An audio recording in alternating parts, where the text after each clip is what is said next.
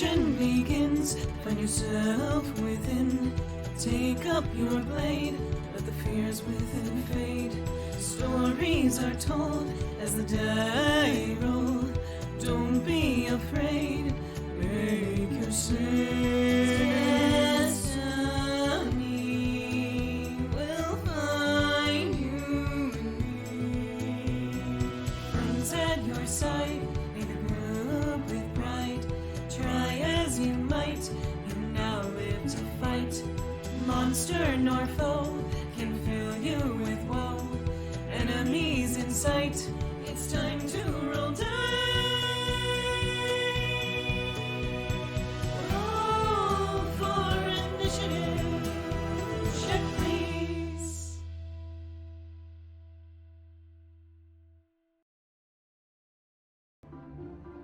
Hello, checkers and pleasers. Welcome to Check Please.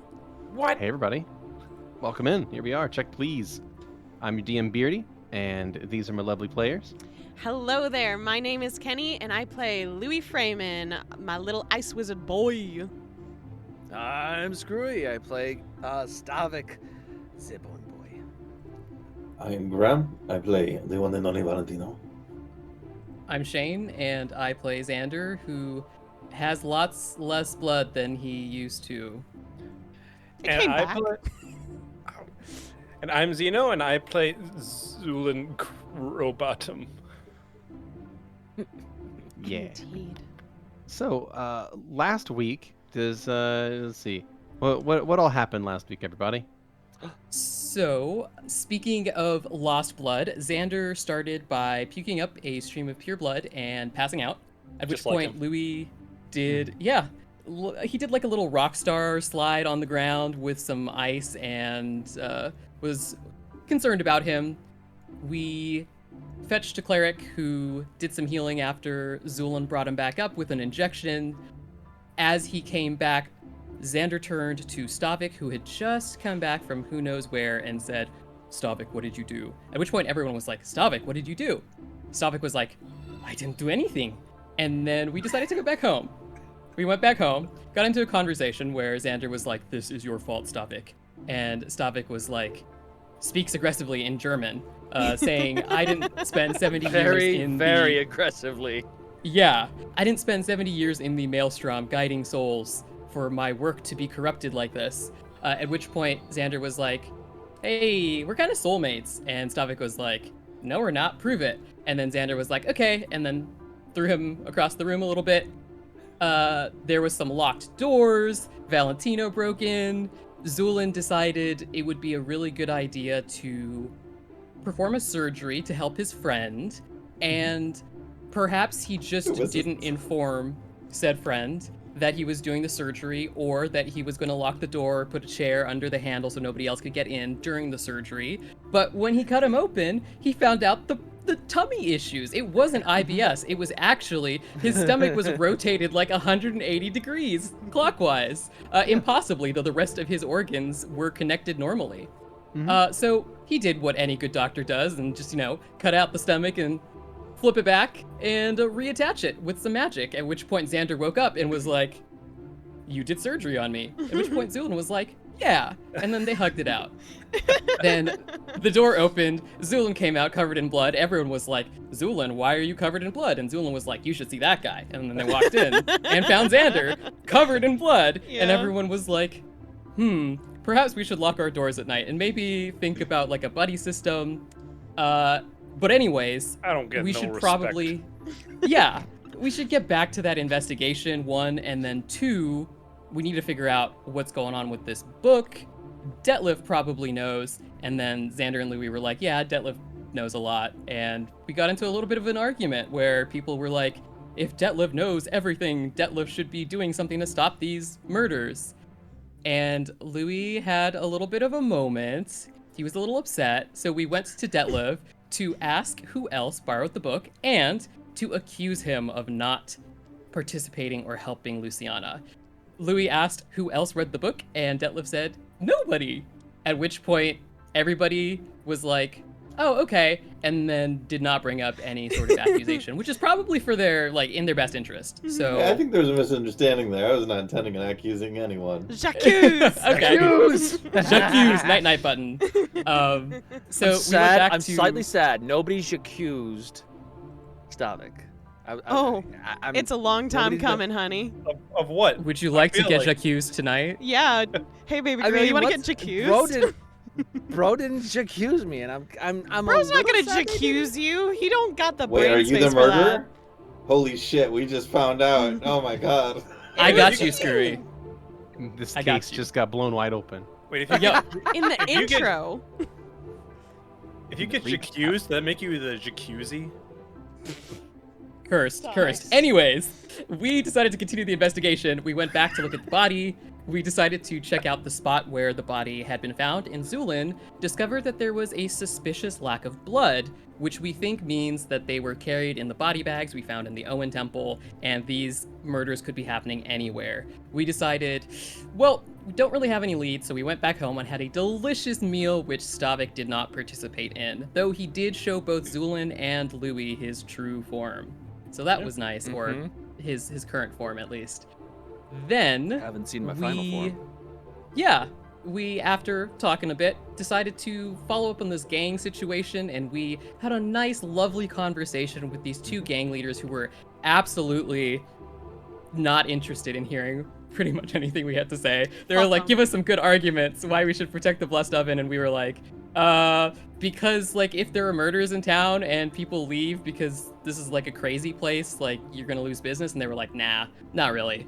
I don't And give a Kyros fuck. gave us, Kyros was like, yeah, I don't really care about people and I don't really have morals, but that's not why I don't care. I don't care because these people aren't really murdered. So figure that out and then that'd be good for you. Anyways. Also, they're bye. nobodies. I don't give a shit about them. No, Fuck no, 'em. that was why they're not murdered, because they're nobodies. Exactly. And then Renwin was like, I hope you remember that there's at least one group in this city that cares about its people. Hopefully they're getting those arms from not people in the city. So I do love the idea that the morally good group is Yeah. called the Dead Hands, and they nailed people's hands to desiccated doors. arms. Look, yeah. I like them better than the Silent Hand in Yeah. Sejun, so I'll take them. I'll fucking take them. those Yeah. those Kidnappers. savages. What if they just have someone that they have in their gang that they cut the hand off, regenerate, and they just have to do Yep. that's their job That's in their the job. gang. Oh. They're the hand I- guy. Okay. I still stand by the idea that they haze their newcomers by joking that they have to cut their hand off and seeing who does it. Damn. But we ended the session with heading home and leveling up for the first time in this campaign. Yay! Yay. What Yeah. what session is it? 14 now. 14. Yeah, 13 Damn. sessions to level up once. Good job. Wow. We did We're good it. at But this. we're on track. Yep, 140 26. episodes to go. Yeah, they're about. Alright. Welcome everybody. We made it. Hi, I'm Beardy. Hi, So Beardy. we are going to start today with being in your lovely little offices. So let's switch over to there. And as the group makes their way back home, the evening of the 27th is going to pass by with relative ease. Is there anything the party would like to do on this day? Is it the same Overnight. night that we talked with Yeah. Kyros and those guys? Yep. Then? Yep. So Okay. basically, when you get back, when you Um, return home on the 27th of March, that evening, is there anything folks would like to do that evening? Yes, Stavik would be going into his room. Well, while everybody's eating, he is just papers away in his room, just trying to make connections and trying to remember what was written and the incantations of all the nonsense. You gotta go around the stairs to get in there. Yeah, apparently. It do have an incline, so you can't just go into it. It's Yeah. not how stair work. Yeah. So is there anything that folks wanted to do during yeah, the actually. evening of the 27th? I think Valentino will actually break off before returning with everybody. Mhm. Between the extra murders this day and the general unhelpfulness of people that he thought were going to be a little more helpful, he's just got some steam to burn off. So he's going to be kind of prowling around town, seeing if he can, like, his intention is to see if he can catch the murder in the act, but honestly, if he just catches anybody up to any trouble, he's gonna want to get involved. Wonderful. Okay. Awesome. In that case, Valentino, would you like to make me a stealth check followed by a perception check? I would love for you to prowl around and see what you see over that course of that night. Now, how much time do you want to devote to that? The whole night? Or did you want to come back at any point in your sleep? I want to come back and sort of get a regular full rest. Okay. Wonderful. Probably, maybe a little less than normal, just from realism of it, but would be whatever you consider plausible. That's fair. Okay. Wonderful. So, Valentino, you do go out the evening of the 27th, and you spend some time crawling around through the alleyways, climbing up onto the rooftops, going from house to house, sort of just scoping out the place and getting a sense of the lay of the land in this particular part of town. And much to your probably disappointment, it's a pretty quiet night. You don't really notice anything out of the ordinary. And the only times where you are able to find some just folks on the street, they are not interested in being near you, it seems. So either they heard you and they made themselves scarce, or they just happen to have something else that they're trying to do that night. But you just managed to not really find a whole lot out on the town on the 27th. It's frankly to be expected. It's mostly just for him to be able to clear his head, but find something to do so. Mm-hmm. Okay. Well, anyone else? Do you need a roll for the with the research? Oh, just to like read some books? No rolls required. Okay. Cool. Anything from anyone else? Zu'lin? Yep, Zu'lin's going to be spending the night with his typical research, same as the last night. Okay. You got it. If you need me to describe it, I can put it in your in chat and Discord. Sure, if you'd like. Yeah, that's fine with me. All right. Well, in that case, yeah, Bastion is going to sit on the roof of the building and get very drunk off of some of the stuff that he found in that cabinet. And that's going to be his evening plans.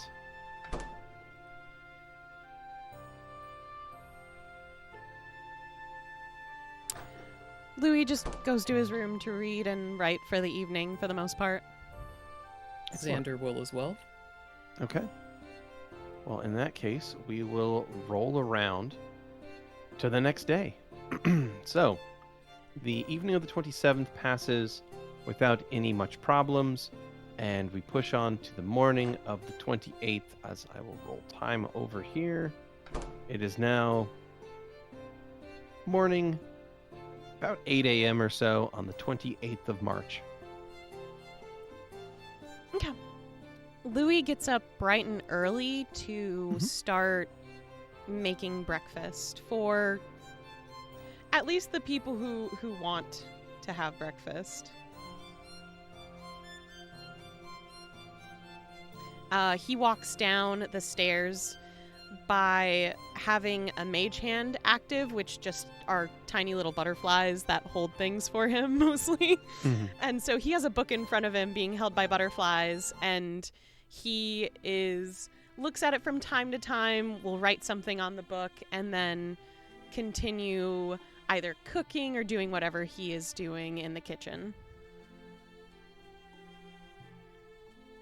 Wonderful. Oh. Well, the question is, what's for breakfast? What does the building begin to smell like? Well, the building starts to smell like fresh baked bread at first. Fresh. It smells I wasn't sure if that fetch. was going to be fish or Akasha. flesh. I wasn't sure which way you were going. Yeah, that's it. Fresh fish and flesh. Which, Cursed. I mean, no, what it's- is a nice steak if not flesh? It's fresh baked bread. Okay? That's what it is. And we're going to leave it at that. Jeez. Okay. And that's what Louie starts doing in the morning. I think that Valentino is kind of single-minded about this point. He's like on his way out, and then gets a whiff of the fresh bread and just like stops partway. All right, maybe stop for a pizza. Stavik will have come out of his room with his has his book, has a book in front of him,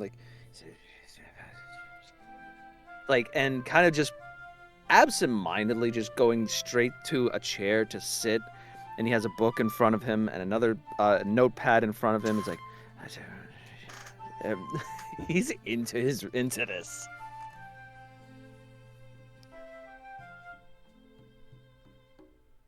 Xander will have gotten up pretty early, and he's just sitting at one of the tables downstairs, just looking off into the distance.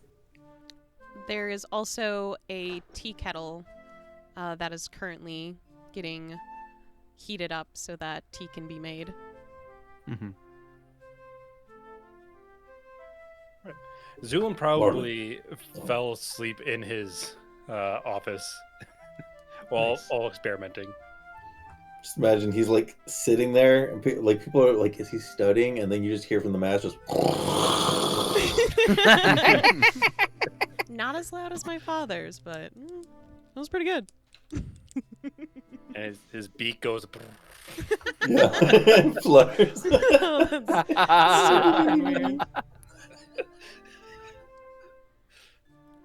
Good morning, Valentino. Yawns and it opens. You sleep?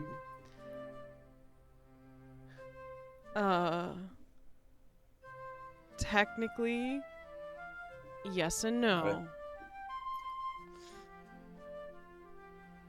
Okay. Well, we're doing good. I'm doing better than I thought I would, actually. I'm doing Why is that? okay.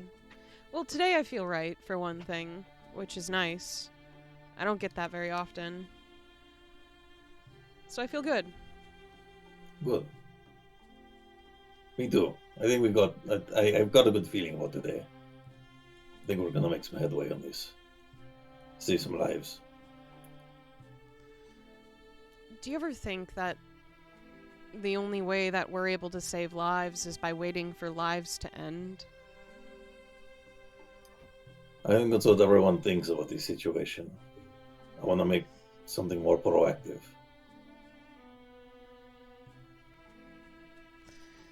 Okay. It's just... I hope we can be, because it feels awful. Same. Yes. We will. We're gonna catch this fucker. We're gonna make him pay. Okay.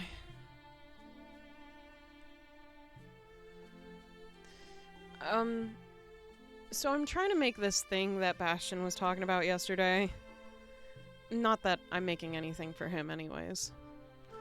But I figured it was good revenge.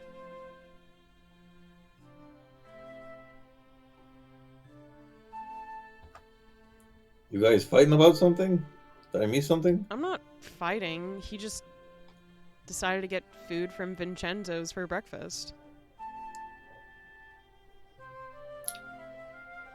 Well, I mean, I can't say I blame him, but fair enough.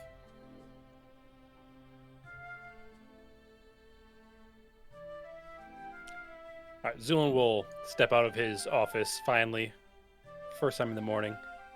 Mm-hmm.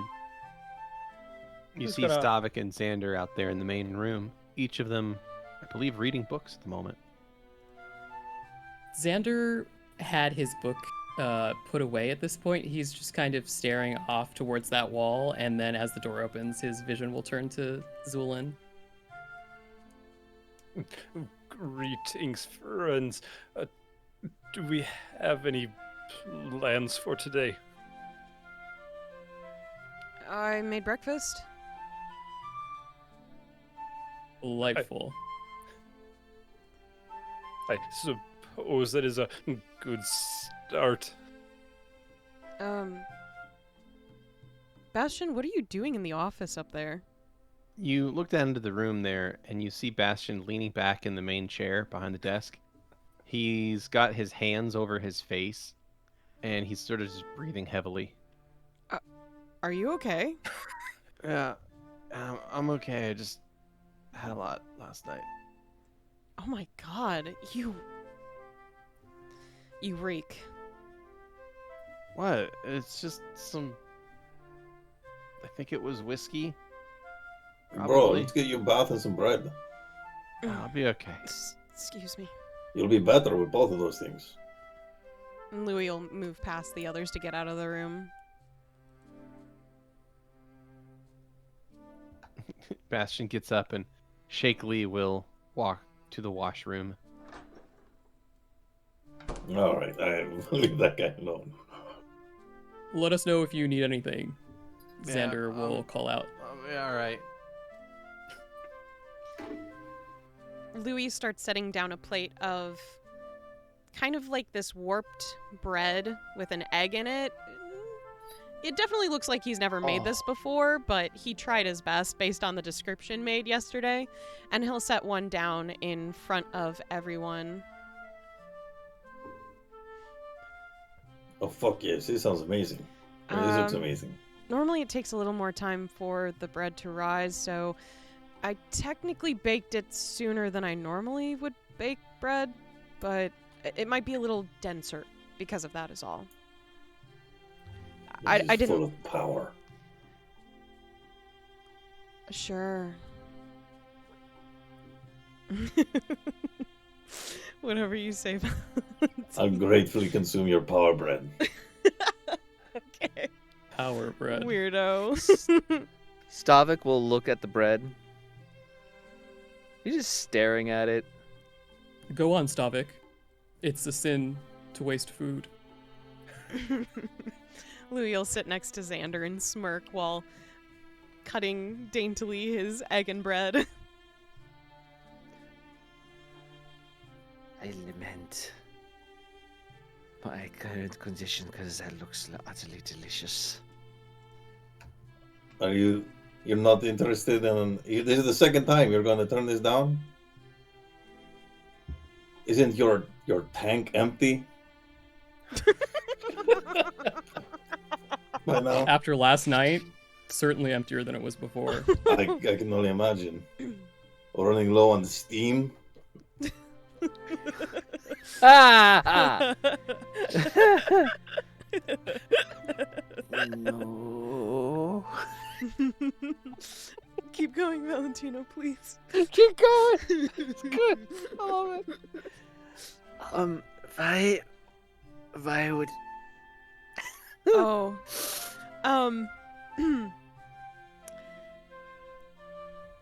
I would could just... love to eat it. I very, very, very much appreciate the sentiment, and I very much appreciate your care. Oh, I do have one question. Can you smell? Unfortunately, there's nothing to smell. Oh, can you feel? Only with my heart. Do you Wait a minute. perchance feel pain?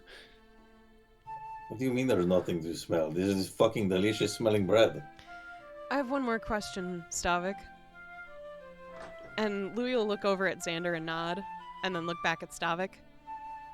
Why do you think I'm the only person who's allowed to read that book? Xander smirks. You've earned the respect of Detlef. You've done the trust.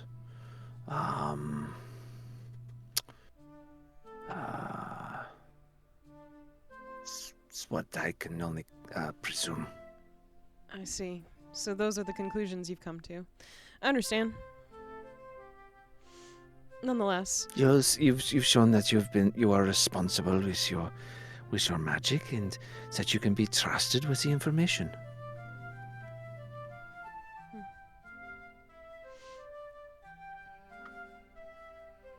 Oh, I forgot. Tea. And Louie will rush off for a second and go grab some and then come back. Speaking of that book, Stavik, Mm. do you remember what Detlef said yesterday? That no one had read it. At least, not his copy. Correct, he did say that, but that's not what I'm referring to. I believe he also said that maybe if one can't remember what was in that book, perhaps it's because it's best left forgotten. And then he'll just smile and put his chin on his hands and just look at Stavik. Does anyone want tea? I would love some tea, Louie. There you go. It would be wonderful. Louie will pull out a mug for Zu'lin and then for Xander. Stavik, friend, I would still be very curious to the answer if you do indeed feel pain. Well, I can tell you when I was seriously injured in that first row against that brute. It's the inn that I did feel my being as if it was being shattered. If you could fathom that. Certainly. What did it feel like yesterday when I, and he'll waggle his finger a little bit. I mean, it felt like you pushed me across the room. Fascinating. So, is this a physical feeling or an existential one? Ooh, I'm gonna turn towards the DM. For a being such as I, would it be more physical or existential? Like your existence is being destroyed?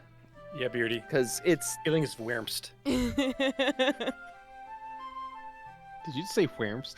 Whamps. he did say Wurmst. I want to hear it again. Whamps. Wurmst. Thank you. Yeah, you feel that taking those injuries obviously came with physical discomfort, and it felt like you were moving toward the precipice of some sort of destruction. Yeah, it's difficult to explain because you've never experienced something quite like it before. But yeah, it was like you weren't able to stay in your body if you had suffered much more damage. I express this towards Zu'lin. So is that existential? So it would definitely I would say it's a little feel both, but yeah. Yeah, it's a combination of each, but it edging towards nothingness. What? Did you really just laugh at that? Yes, he did, I and can't I believe heard the this. word No! in my head, and I Can't heard believe it. this. I believe they term that gooning. I would like to cast Disintegrate, please. Goodbye, allow it. Zu'lin. Thank At you. 30th level. Bye, Zu'lin. Yeah. R.I.P. my dude. Yeah, so you see Zu'lin just like taking note of all this. Bastion Mm. looks up from like rubbing his face, and you can see that his eyes are bloodshot. And he looks over at Stavik and says, "What the fuck are you talking about?" Worry you not, my friend. Our friend has a slight condition is all. Oh. Okay. And he goes back to rubbing his face. Don't worry, it's not contagious. At least I think it's not. Xander turns and looks at Stavik. Louie just makes a "Are you sure about that?" face.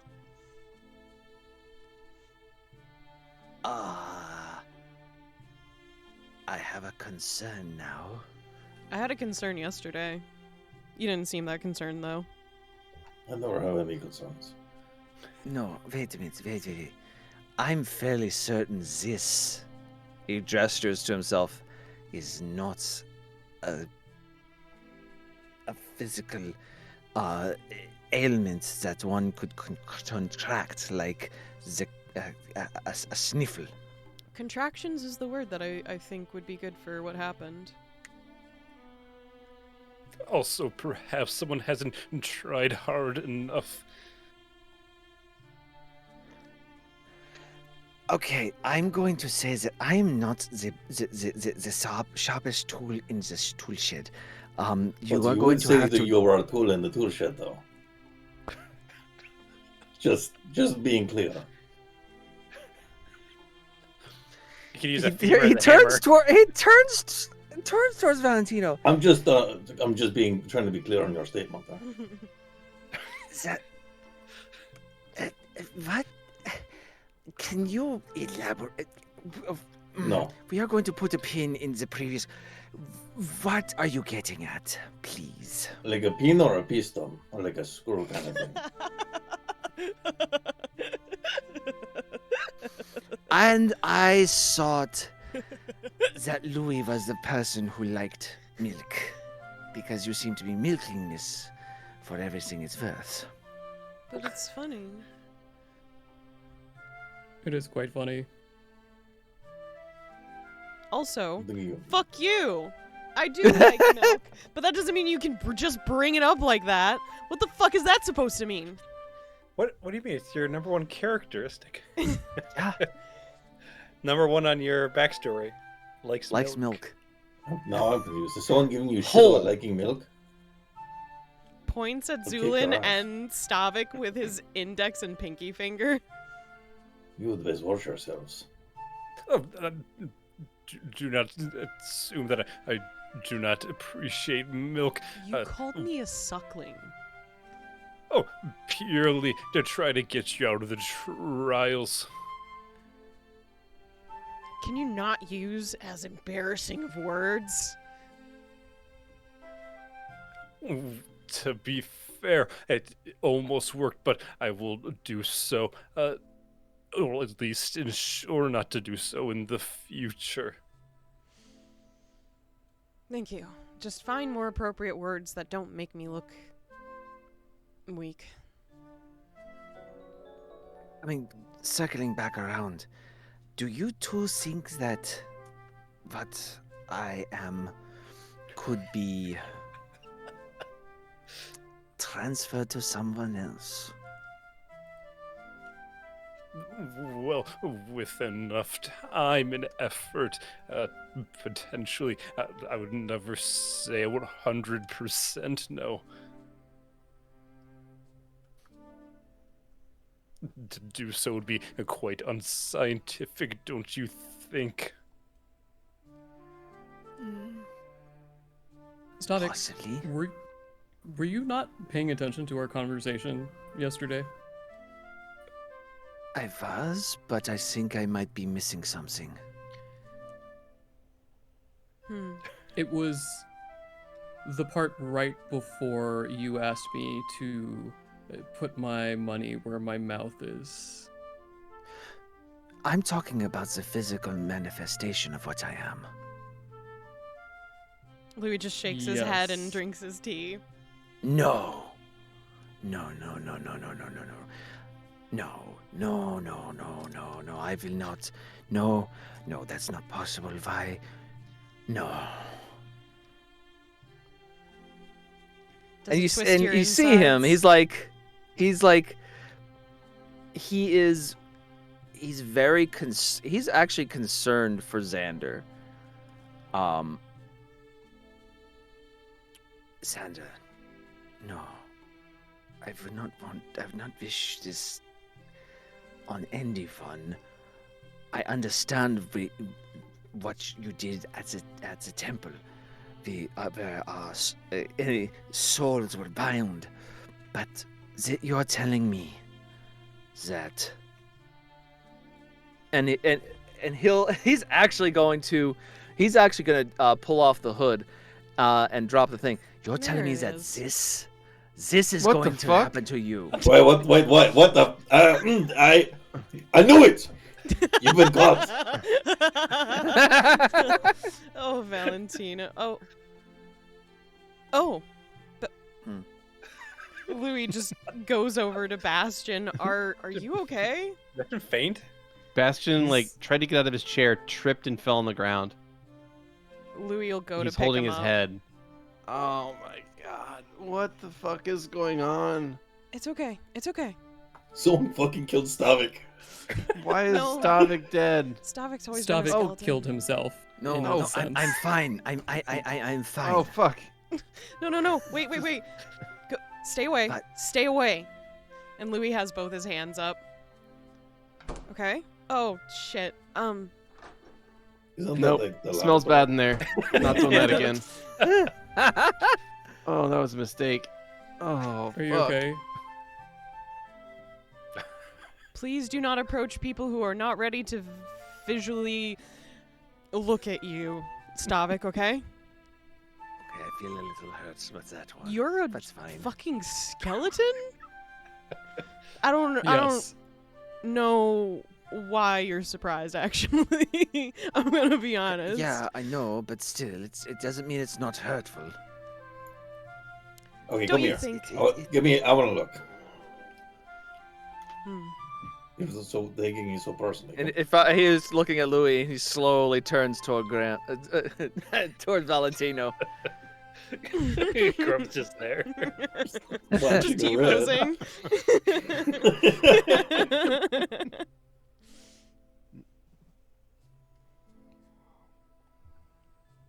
Wait, it's like charcoal. You should. Did you like fucking smoke or something? Yes, if possible, I would love to get a sample. It would definitely help with the research. Mhm. How would you like to get a sample? Oh, just some scrapings. Oh yeah, scraping on bone. That's gonna sound wonderful. You don't have fucking ears. Fuck you. True, but for me, I've heard scraping on bone. Well, The good, you can mental remember image it. of that. It's like teeth Yeah. cleaning. It's fine. Ugh. So wait, hold up. Why can you not smell things if you can see things and hear them? That is a wonderful, wonderful question. I have no idea. Magic. Xander's gonna say, I suppose we could talk to a necromancer. Maybe they would have more information on this subject. that would be potentially inadvisable. I agree. Why? Think they're of how like easy shitty it would people. be to control you. Yeah, what if we took him to a necromancer and the necromancer was like, Mwahaha, I'm going to take him over and use him to do evil. Yeah. That's just what necromancers do. Well, technically, necromancy is the study of life Of evil. and life forces. Yeah. Not necessarily. I'm just saying the possibility is that he could be taken over, but I wouldn't say that necromancers are evil. You're also an anomaly, Stavik, as you're very much aware. I mean, we I found the shouldn't- necromancer in Louisiana. Like, what are the chances that we also have found our killer? I'd like to make a perception check or something to see if I can tell what these bones are. If they're just a miscolored bones, if they're a different substance entirely. Sure. Calling Give it now, me Stavik guy from lung cancer. a heal God. check, followed by knowledge arcana if you have it. They're like, this is why you don't smoke, kids. Your bones So- turn black. 21 to heal, 24 for Arcana. Wonderful. Nice. So it looks like the Stavik's actual skeleton, his bones, are not actually made of regular bone anymore. It looks like Go on.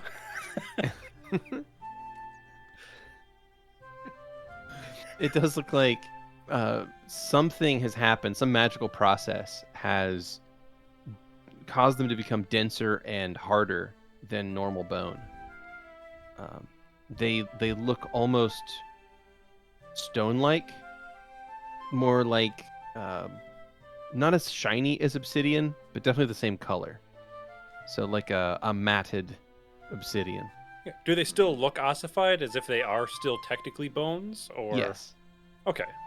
Yeah. I think they might still count technically as bones. So don't you worry Sure. too much. Sure, the studies will come. Yeah. We'll figure this out. We'll get to the bottom of this. Stavik, you and me. We'll figure this out. I'll figure this out. Mhm. You can say Stavik's yes a if you want. fossil. If you Stavik's got them good want. bones. Jesus. To answer your previous query, no, I will not become like you. It'll probably be worse. That makes me feel so much better. I'm glad. Oh, Louie shrugs. you have a lot of sass. Why do you have Sass? so much sass? Sass. That's Sass. I'm serious. genuinely glad that it makes you feel better, Stavik. He's not wrong, though. You do have a lot of sass. It's a great quality. I think it's pretty funny. So wait, It you're does no not worshiper make too me feel now? better Like, that what's you up with will this? have something happen to you. Very worse. That I. Again, I feel responsible for it. So no, it does not make me feel all that much better. I mean, it's kind of is your fault. Xander Oh, is going to you- chuckle a little bit at Valentino's statement. Why would you believe that, Valentino? Well, I don't know. I mean, because why would this be contagious? Actually, how the hell are you undead as a non-worshiper? Not that I hadn't, figured it out. Just, yeah, it seems a little contradictory. Are you like trying to die? Because I can help you with that. Excuse I don't you? know if you can. Well, I'm just saying. I mean, if we go mano a mano, he's fucked, man.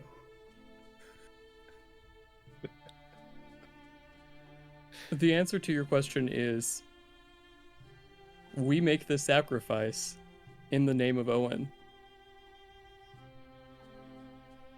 It was only So, like yes. 48 hours ago. When you walked into the knife, it was like a baptism.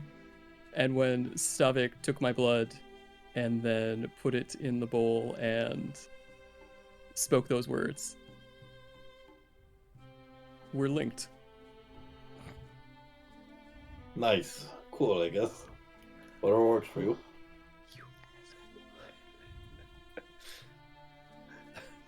Hey, I was saving that to throw it away later. Also, for anyone listening, Bastion ate Stavik's egg bread bowl or bread boat. Yeah.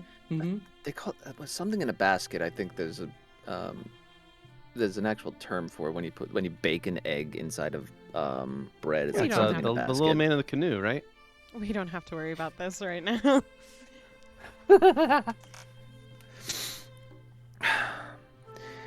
We make this sacrifice, but I don't want any more. I don't What want did I tell any you fun. right afterwards, Stavik? Blood that has been spilled cannot be unspilled.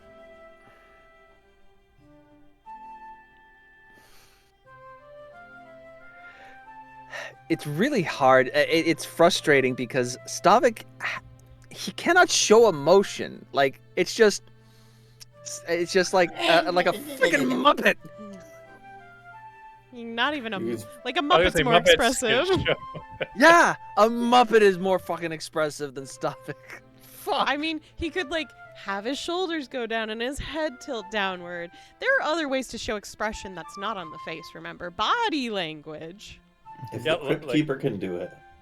Yeah. True. I mean, Or- you can have or your whole jaw papyrus. fall off to show that you're surprised. You could take off your pinky.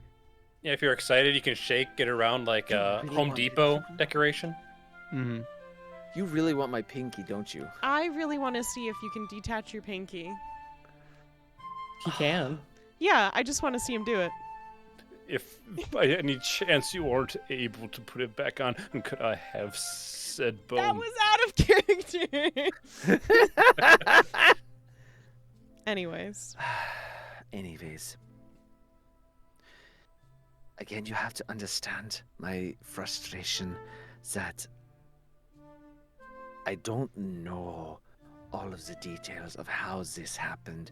I don't understand it, and all I can go on is what I contributed to that book, and if I can remember something that gets at least us in the right direction, that all it is just I'm trying to help us find a direction to go.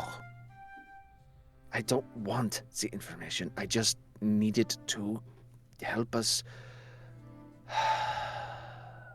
to How do help you think stop it's the going to help killings. us? Yes. What's your plan? To try to remember something from what I wrote, from what my wife wrote. Why So would that we help con- us? I don't know. It's You all think I the can do killer to is- help. Doing something related to that? I feel like they are utilizing information from the book, or at least a copy of it. You know, stuff In here. the Sorry. No, it's okay. I feel like they are using something from it to a bastardized version of it to gain what they think is forcing Owen's return. At least- I'm going to be honest with you. Your whole approach to faith is weird. I don't really understand it. I don't really understand your faith, and that's something I try to be open-minded about. Usually people fall into one of two camps in my experience. They tend to be very rigid and part of an organization, like a church or something. They've got rules, but they've also got a lot of guidance. Or they're like me, and it's just kind of the gods are there, you can't make them go away, so you might as well kind of work along with them. So, might as well. but you're like somewhere in the middle. Like, I don't get it. You seem to have a bunch of rules and stuff, but also don't know what anyone else in your organization is doing, or like what your rules are. They are a offshoot cult. I mean, it's starting to sound like you're the offshoot. It's like just you. It sounds like. Which one, Stavik? Please remind me the name of the That's what Whisper? Death Whisper? there, Desperate, yeah. The Death Whisper cult. They want to, as you know, they want to bring back Owen through unspeakable means. Okay, but what kind of speakable means do you want? Because you seem to want the same thing. Or do you?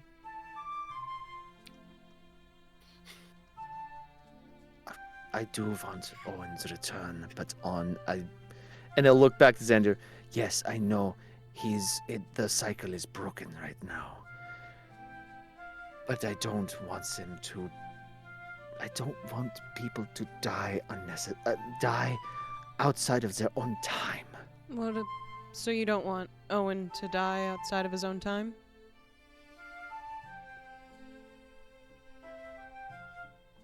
If Owen is in a mortal vessel, then if a mortal is mortal, if they are keeping him alive unnecessarily, yes, we need to intervene. But if he is in his normal mortal vessel, then it will eventually end. Let me Yes. ask you a question, Stavik. If you imagine a train, or if you imagine a track, right? The track goes in a circle, and there's a cart on this track. If I were to break apart sections of the track, You need to and fix then the track. if Owen was in a mortal vessel and did die, if the cycle was broken, how would Owen come back? The cycle is Owen. Louie nods.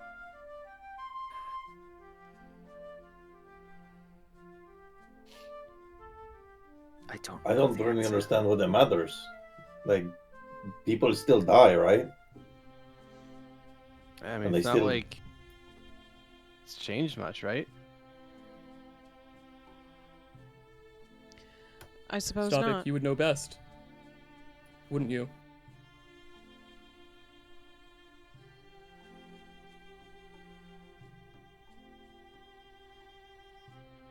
Who was that to? I didn't hear To that. Stavik. To you.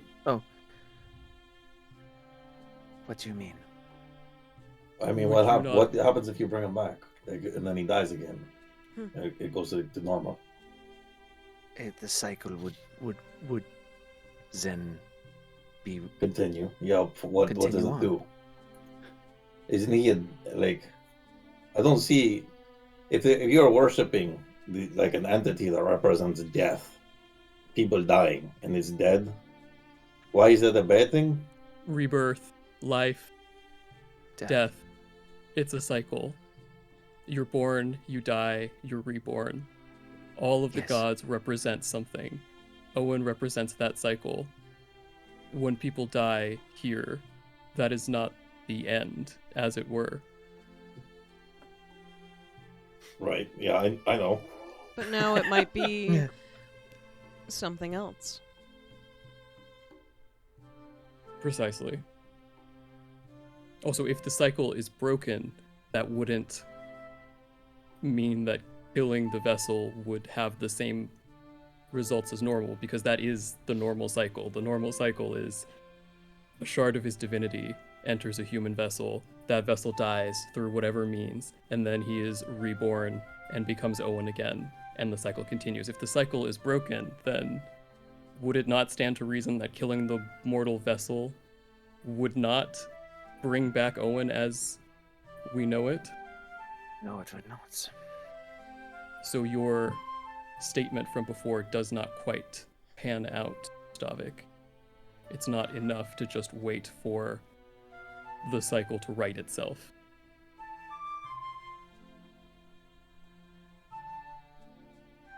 But there has to be another way, other than mass murdering people. There is.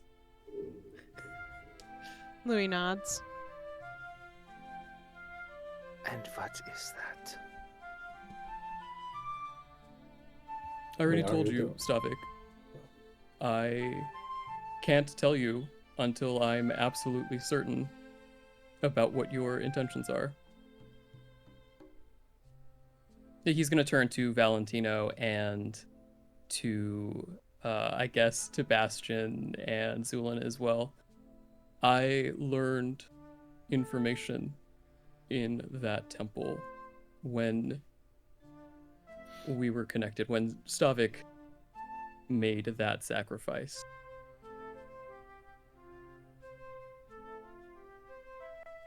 All right. What'd you learn? You're like, what?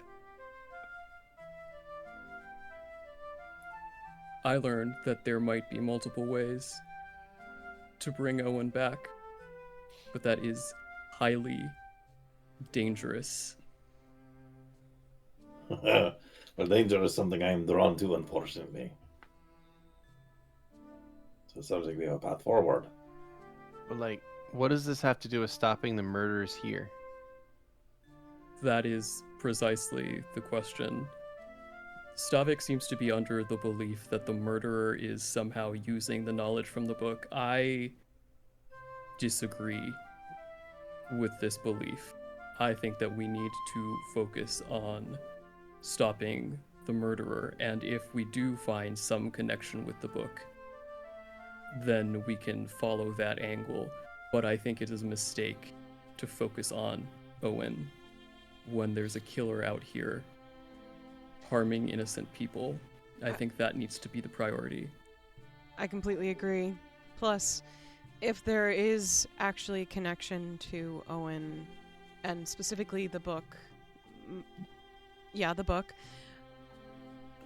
then you have your greatest asset right here to look into it. That is correct. Not that it's very You'll fun s- to use, but You'll see Stavik kind of consider, like, shaking. You are right. I'm focused on the wrong things. I am sorry. I was taking it appreciate personally. Well, let's get focused on the right things. Before we get though, we should check out the temples. But before we do that, I think we should run down what we've figured out so far. I Excuse me, also- bro. Why are you a skeleton? For you not... No, I guess we didn't actually go into that. Okay, well, I tell you what. Quick recap. He does the short version. God damn, bro, you can't just ask someone whether they're a skeleton. Oh, he can, and he did. He did. Bro, I've got the secret for you. Underneath all that meat, you're also a skeleton. I don't Following your believe that. Following every action you do. Before we actually head out, I know it's not important, but I was wondering if you guys could help me with something. Sure. Of course. Yeah, anything. What's up? And Louie's just sitting at the table. He's got his left arm propped on it. Well, I'm sort of trying to publish a book, and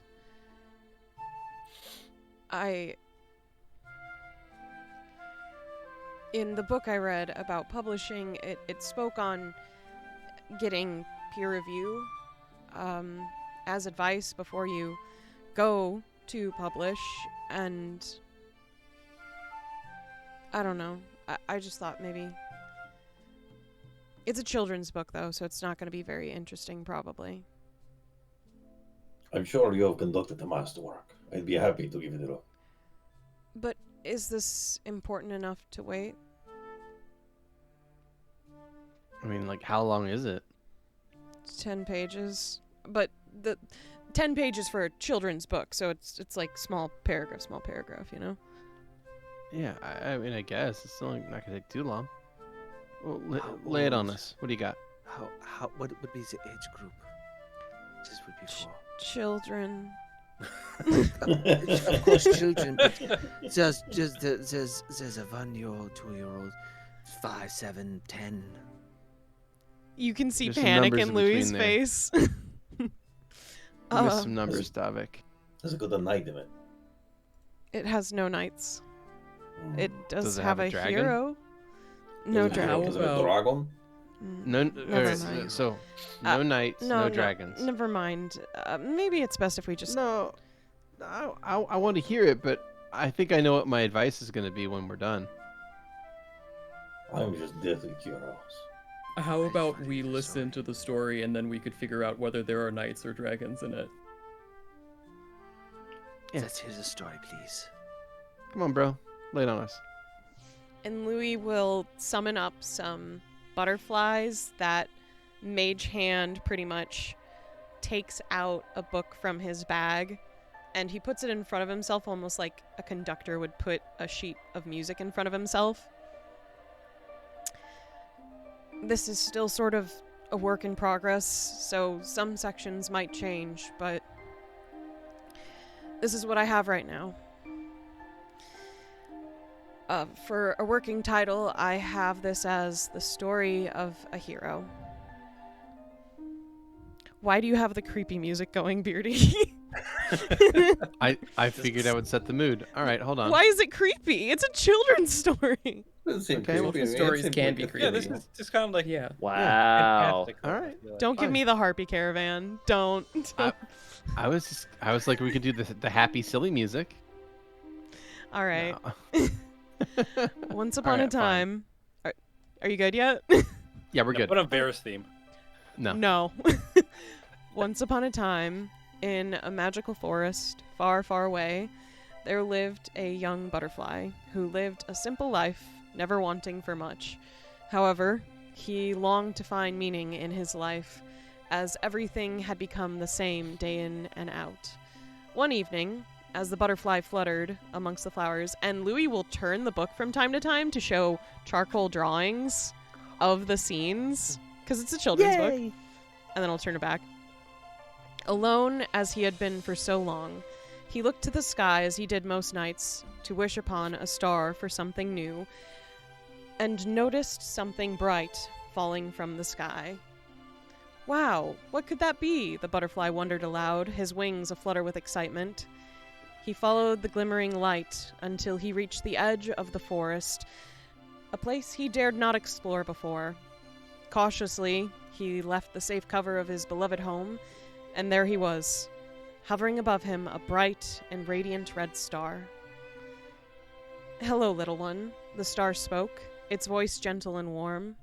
"I am the guardian of this land, and I have been watching over this forest for a long time." The butterfly's eyes widened with awe. He had never seen anything so magnificent. "You're so beautiful," he exclaimed. "What are you?" The star smiled kindly. "Although I wish to tell you, the time isn't right. Worry not. I have come to request your help. With good time, I will be able to tell you everything," it assured him. The butterfly, unsure of the star, but enticed by such an entity, nodded. He was scared, but truly wanted to be like him. In a moment, a new desire sparked within his tiny body, and the desires to help others, to make the forest a better place. And so, the butterfly and the star set out on their journey to save the forest together. But as they ventured deeper into the thick woods, they encountered a dreadful sight. Deadly snakes had begun to spread like wildfire, like thorned vines choking the life out of the once vibrant plants and animals. The multitude of such a horrific sight had never been seen by the butterfly, as it had always kept himself near the outer edges of the forest where the flowers were. "We must stop them," cried the butterfly as he saw his home being sapped alive by the deadly beasts. "If we don't do anything, they'll destroy it all." Though he was afraid, his determination was unwavering. "I knew I was right to pick you," the star spoke gently, enveloping itself with the butterfly, warming its body and making it stronger. Even with his protection, the butterfly still feared many things now that he knew what the forest held, especially those snakes. Yet he knew what he needed to do to make the forest a better place for all. With the star's guidance through the days, the butterfly learned how to dart and dance through the tangled snakes without being hurt. His delicate wings brushed against them like whispers in the wind. The star's radiance illuminated their path, guiding them through the darkest corners of the forest. And together, they faced countless horrors and challenges, battling the relentless snakes at every turn.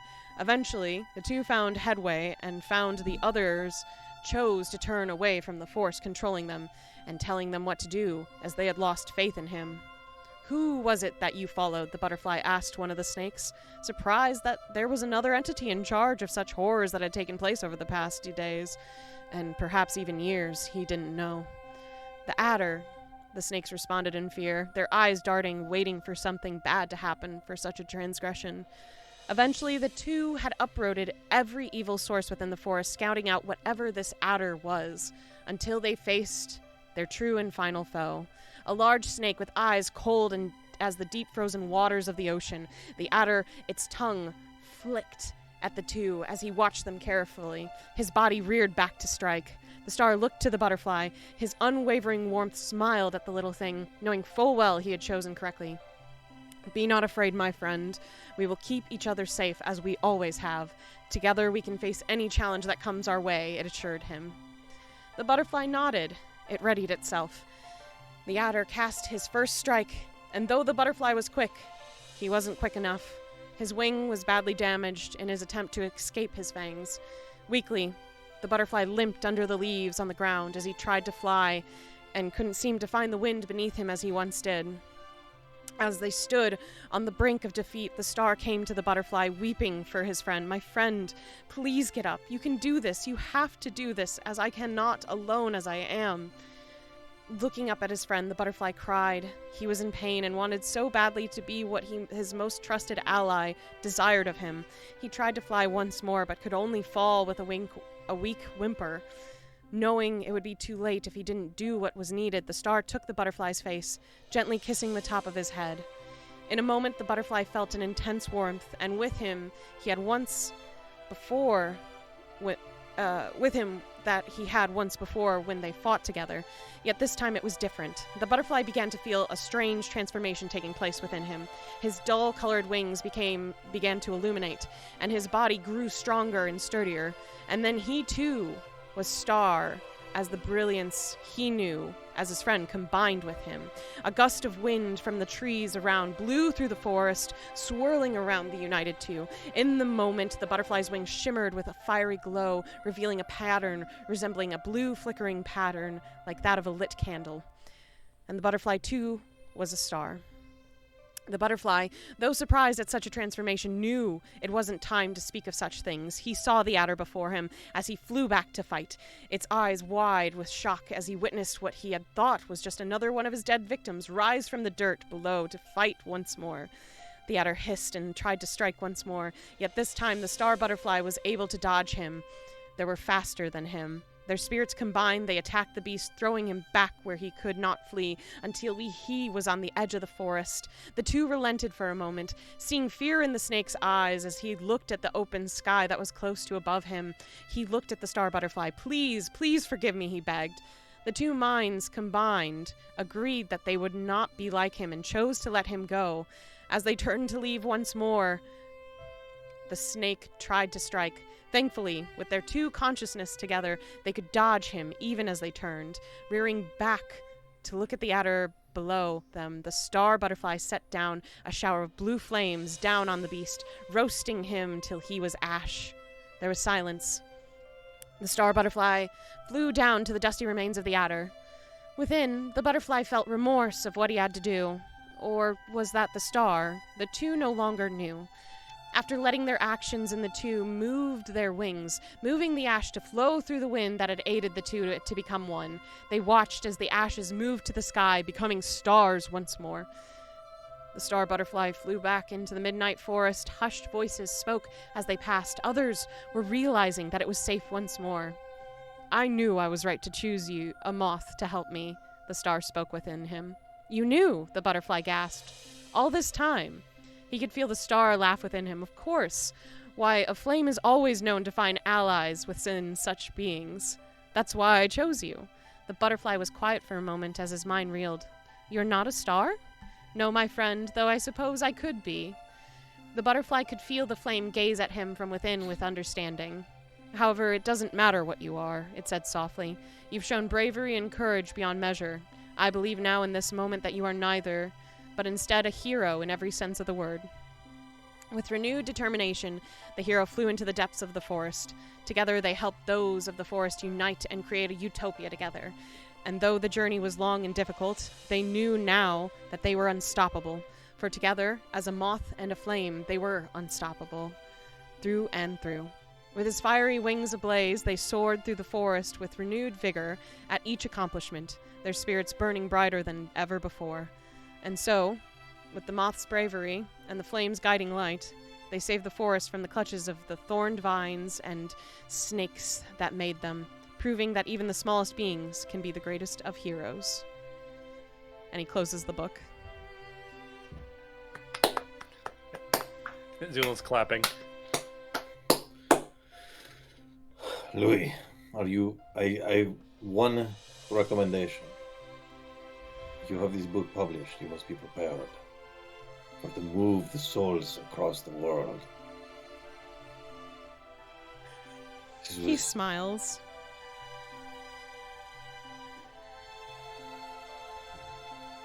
I think I'll probably use a pen name.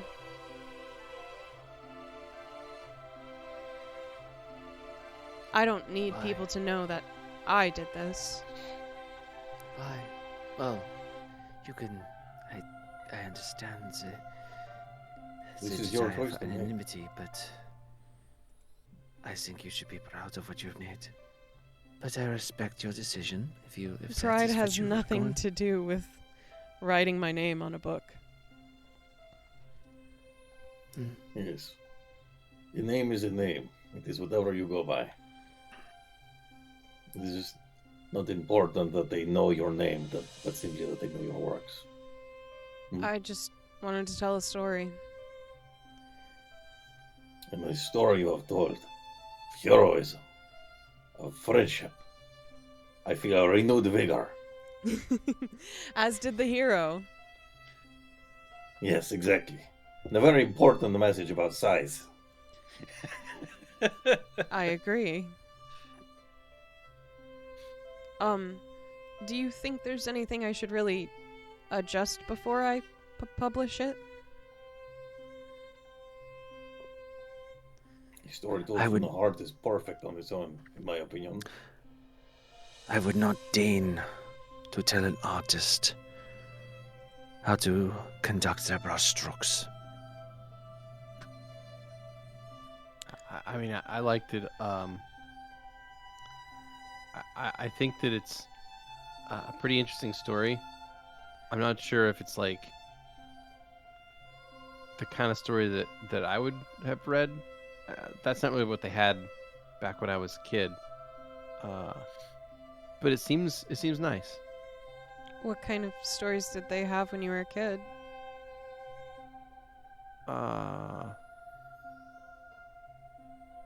Different ones. We'll talk about it later. Yeah. Zu'lin? Or like ghost Xander? stories? As I was saying, I thought it was quite good. Although I did hear the word pattern twice in the same sentence. I noticed that when I was once. reading it out loud, so I do have to edit it a little bit. Oh, fantastic. Then that was the only mark I would have had. Okay. Xander has been quiet the entire time, staring at Louie with his head tilted ever so slightly, with just an expression of... It's a very complicated expression. But he seems to be very moved by said story. I think the story is perfect the way that it is, Louie.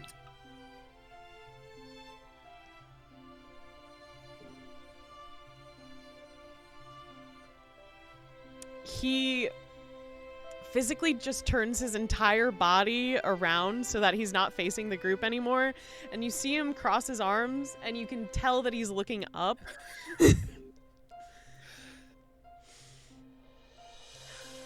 Okay. Other than adjusting some of the verbiage, I think it could be ready to be published soon then. I'll start. Yeah, I mean, as far as like little grammar stuff, you probably ask Dottie about that. She's been really good about that with me. Oh. I think it's best that if I write it myself. I try not to use too much magic when I'm making things. I don't.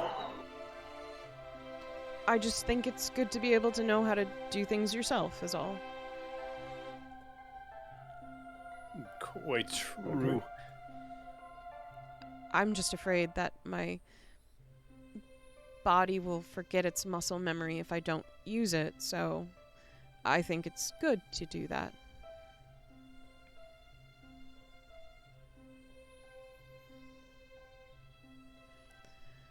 I apologize that took a while. We could probably start our next step of the investigation, go talk to those diviners. Well, we need to go over what we've figured out so far, I think, first. Oh, you're right. And he goes to sit down and perches his head on his hand while listening. Well, we got a few leads, I think. A lead, some leads. I'm going to be honest, that Kyros motherfucker has got me suspicious. About what? I mean, I feel like it'd be too easy if it were him, but the details add up. He doesn't. It's all happening in his territory. He's a practiced killer, What? and he doesn't give a shit. I thought the killings weren't happening in either gang's areas.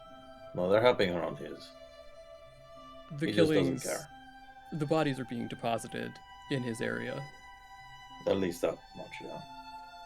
It isn't him. You sound pretty sure. Just a feeling, I suppose. Well, my gut agrees with you, but the details do support that so far. He's our highest suspect, at least. It's got to be somebody who could have fucked up those paladins.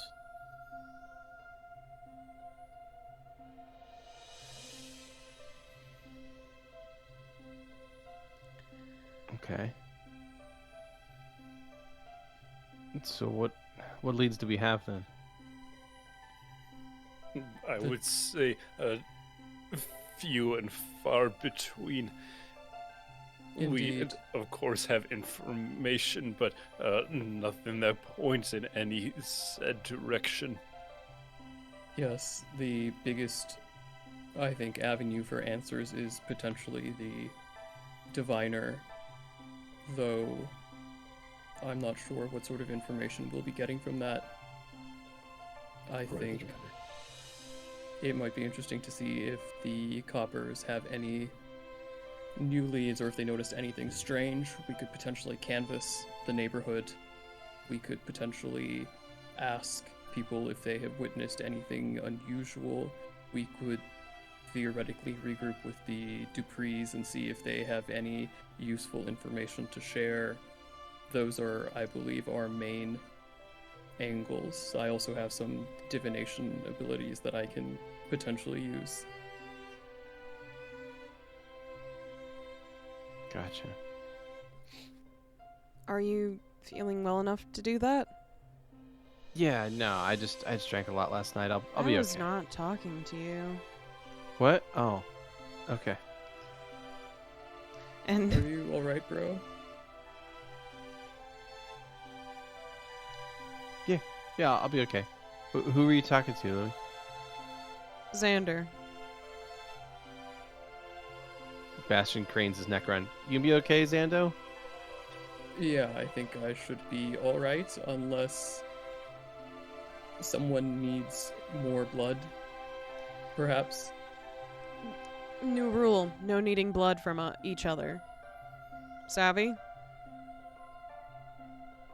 Yeah, I heard about some people who traded blood before and they got sick from it, so I don't know if it's a good idea. Mm-hmm. Louie's eyes look at I'm good at my Zu'lin. level.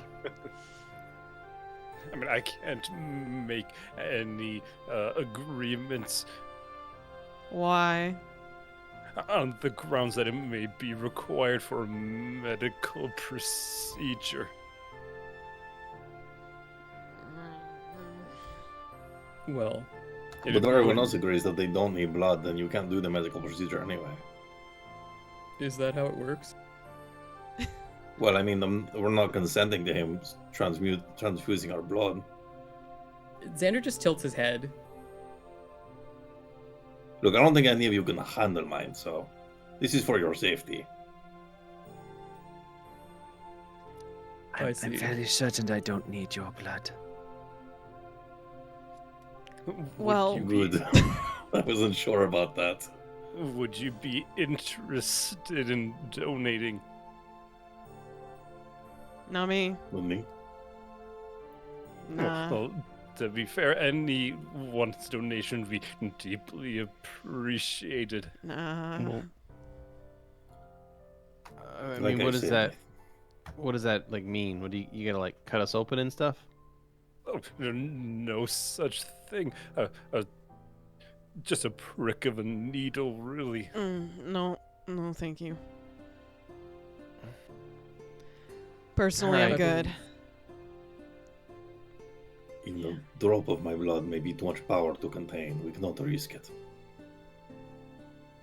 But if we don't test it, how could we possibly know the exciting thing? I trust your intuition. If it comes up in the moment and it's absolutely required, you are a professional. Indeed, I am. I will surely be waiting. Shall we Is continue the Bastion, investigation? is Bastion letting me take some blood? Yeah, he's gonna offer his arm. What Wonderful. the fuck? Zu'lin is going to put down a surface anesthetic Okay. just around the area, and then poke it in. These are bigger needles. They're not great, Mm-hmm. but so he'll just take some out, and then put them in 3 separate vials. Okay. I just can't help but imagine Zu'lin's needles and his crossbow and stuff having like fucking skulls on them and shit. Being like some Warhammer 40k ass shit, just with the big ass, where you can see the hole by looking at it from like Ugh. feet away. I hate There that. you go to me. He's like, I sharpened my turkey baster. Much appreciated, friend. And Zu'lin starts wrapping just with a very small, like linen sheet, cloth. it Okay. is. Nice. Bastion's rubbing his arm. Yeah, it's a little sore, but all right, I get it. It Hope that will helps. Be sore for approximately, I'd say, 3 hours at least. I hope it helps. I guess. Oh, indeed, it will. I'm sure of it. Cool. I And- believe you have enough of mine already, Zu'lin. That I do. And Zu'lin goes into his alchemy shack. And just going to put the and put the vials assorted. Mhm. Write Wonderful. I down love that. a Xander's gonna note turn for which one's around. which. He's gonna give Bastion a look. What's up? Why'd you donate blood? Because he asked for help. I He looks see. at you like that's the simplest answer he's at. This is the easiest question he's been asked in a long time. Understood. Xander, as you approach the door, there is a knock on the other side of that door. Oh no. Oh, Right as you walk up to it. is there a key? Is there like a peephole? No. Yeah, we gotta put a people. Where do in here. people? I guess I will Louie's- open the door. You open the door, Xander, and you see in front of you a member of the Copper Brotherhood. Mm. Good morning. He looks at a missive in his hand. This is the investigation office, right? Yes. Okay. Let's see. There's been a witness that's come forward, and apparently you're to have first crack at them, according to what the captain said. Of course. Take us to these windows. Sure. Follow me. And the member of the Copper Brotherhood will turn around and let you all follow. This could be it. We could finally have an answer. I told you I have a good fucking feeling about today. Things are gonna change around here. Stavik is going to pick up his papers, and aside from like the books that he actually was like the books and the actual scrolls, he's going to take all of his notes and as he's crumple them up and just toss them in the latrine and then head out. Okay. All right. Well, your group leaves and makes your way out into the town of Luciana. Wonderful. So, out in Luciana, you follow this member of the Copper Brotherhood, and he takes you all deep into East Town. And as you make your way to the east, Bastion looks around as if he recognizes some of these streets. Everything okay? Yeah, no, I feel like I know this particular spot in town for some reason. And he's like rubbing his head. I drank way too much last night. Sorry, guys. Oh no. Oh yeah, no. and then oh. Yeah. And as your group walks up, you see a building ahead of you that appears to be draped in colored silks on the front of the building. Out in front of the building are two more members of the Copper Brotherhood. They're here apparently acting as guards, you guess, or perhaps bouncers for this establishment. But what you see is a painted sign on the front of the building that says, "The Feather and Lace." And Bastion goes, "I know why I remember this place now." It's the next building over, right? Like, it's not here. It's not this building, right? The Copper Brotherhood member turns and looks at you and says, no, it was one of the employees of this establishment apparently saw something. Cool. And as I said, the captain said that you all were to have, well, first opportunity to interview any witnesses. Indeed. And the Brotherhood member will give you all a nod and join the other guards in front of the building. So, as you all move your way toward this place, you can see that it is, again, done up in beautiful multicolored silks with this big old sign out front of it, and welcome to Feather and Lace. There we go.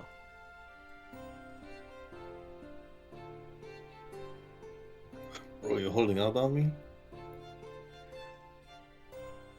I mean, I haven't been here in a while. Like, I mean, the last time I was here was like when I was visiting this town the last time, which was like a while ago.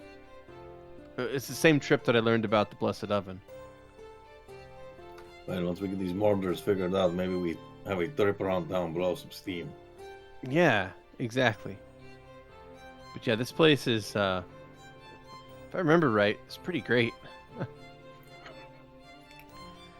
All right, but well, hey, let's go. Yeah, let's go check this place out. See if it's as good as I remember. And Valentino, you stride forward, you push open the front door of this location, and as you step in, you are greeted by beautiful sights. There are smells, perfumes, floral scents, citrus scents, sweet things. It's a heady aroma of just this mix of all kinds of different things. It's a lot all at once. There's huge amounts of light and color, and even at this time of the morning, which, by the way, by the time you guys get here, it's we'll say about 10 a.m. By the time you get here, It's still vibrant, and there are a number of people throughout the building, and as your eyes adjust to this cacophony of light and sound, that is where we're going to take our break. Okay, cool. Uh-huh. Hello, checkers and pleasers. We are back. Hey, everybody. So, entering this place of light and sound and smell and just brightness, you also note a familiar face. Behind the counter of the bar appears a person that you've seen before. A young woman with autumn red hair, shining blue eyes, and fair skin, wearing a simple green dress with ruffled fringe along the top and a built-in corset. You recognize her as Clara, the lady you met on the road some days ago. I'm not going to call her out unless she's the person we're being directed to. I feel like that's kind of a dick move to be like, hey, I know you. You work in a whorehouse now. This is really where we're Yeah. Oh, man.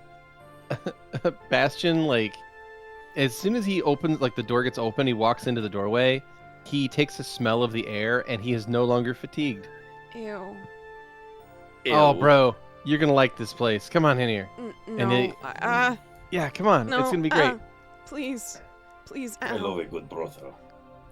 Please stop dragging me. I wasn't dragging you, bro. Mm. You're dragging yourself. Fuck off. With that bad attitude. Shut the fuck up.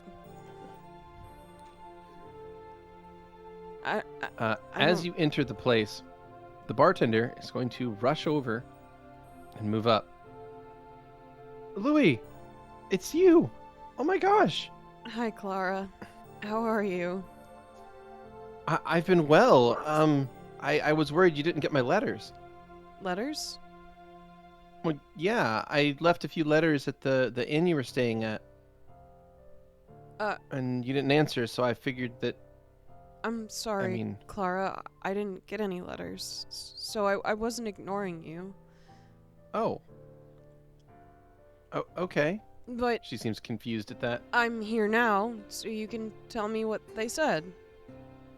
Mostly it was that I was just telling you how things had gone for this in town. I'm sorry that I didn't have a chance to tell you in person. But anyway, yeah, I've got a really good job here. They needed a new bartender, and I learned enough from my work that, I was pretty decent at it, so it's a pretty good spot here. Does your friend also work here? My friend. The one you said lived here? Oh, no, that turned out that didn't actually go so well. I want to sense Um, motive. Sure, Same. go for it.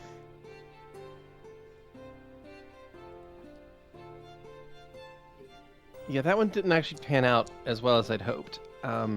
So no, I made my way here after that kind of fell through. Okay. Turns out you can't really trust some people. Oh. She shrugs.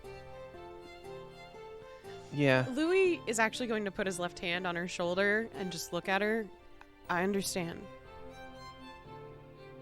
And I'm sorry. Louie and Xander, your sense motives are enough to tell that she's probably telling the truth. You don't sense any deception in her voice.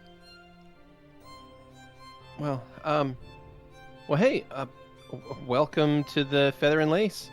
Are you drinking anything today? It's a little early, but some folks still like to start the day off strong. I don't drink. Okay. I do have some milk for tea. I can heat some up for you. Okay. All right. Huh. And she goes off to work behind the bar. As Louie's she does gonna that, lean over to Bast. Actually, he's just gonna kind of lower his voice for the group.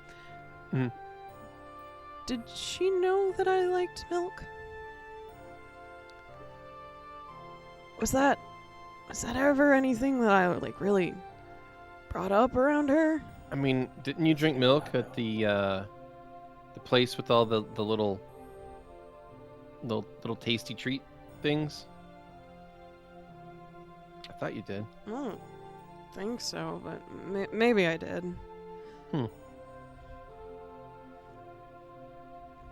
Got him. Got him. Case closed. I knew too much about milk. Well, So, who is it that we're supposed to be talking to? looks like Valentino's talking to someone. Well, Valentino, He sure is. you walk over and you see a woman who is stunningly beautiful, appears to be in her mid-20s, with long raven black hair, deep brown eyes framed by dark lashes, and her full lips are painted in a bold red. She wears a vibrant, colorful clothing in an Eastern style that is adorned with gold jewelry.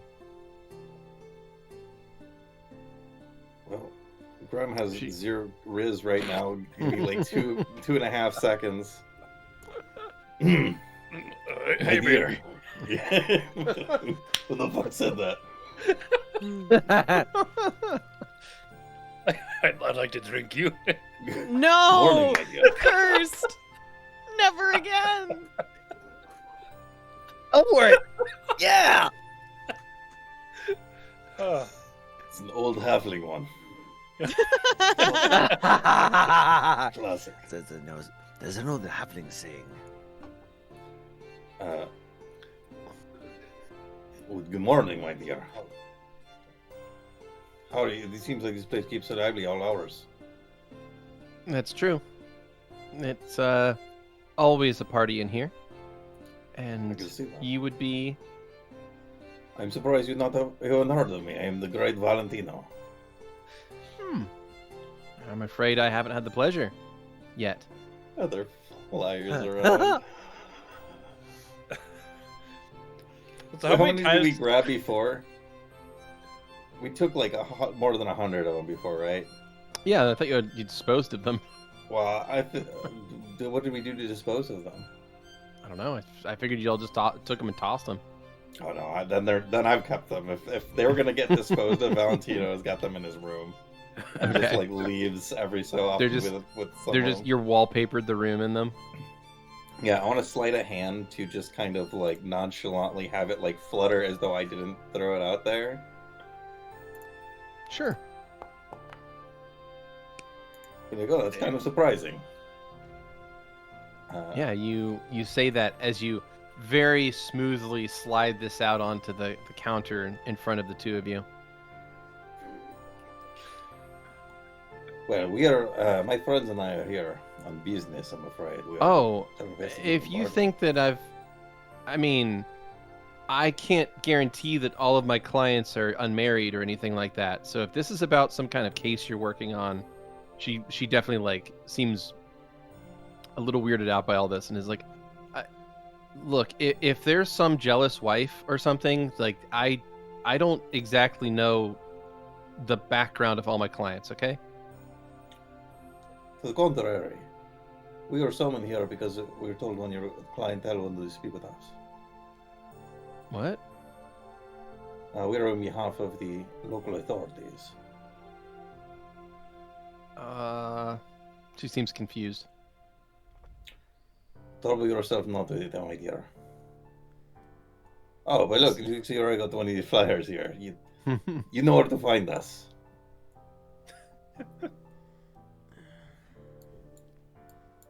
So one of them steps over to Bastion and they begin having a quiet conversation with each other as Zu'lin and Valentino both walk up to it.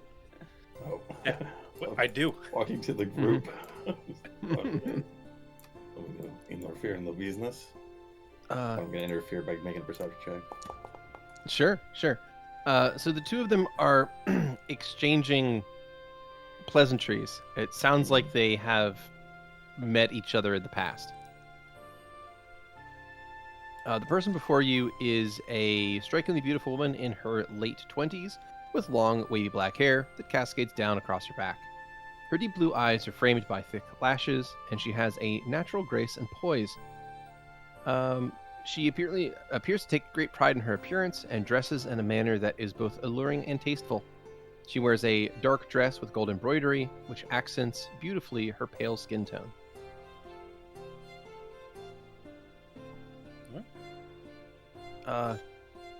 Yeah, and then...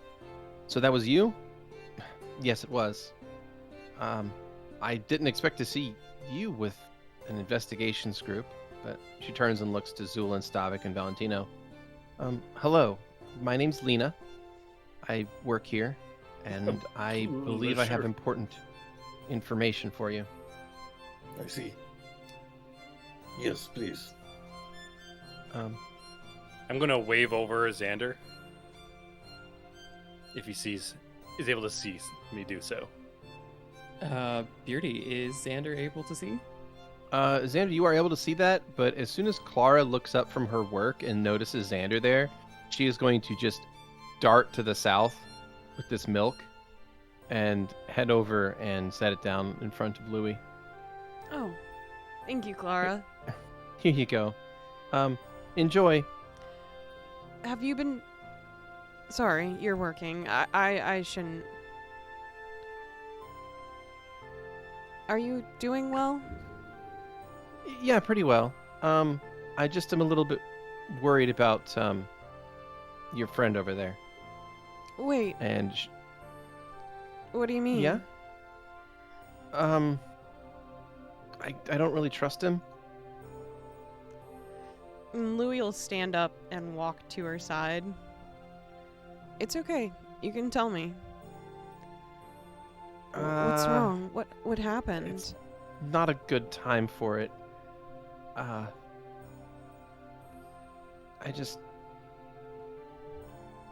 sorry. I really don't want him to mess up this for me, okay? This is a good job, and I don't want to lose it. And, Of well, course not. You won't Yeah, lose that it. Xander gets to be a wild child at brothels, I know. Did he do... can we talk later? yeah. Just swing on by whenever, okay? Okay. And she'll walk around.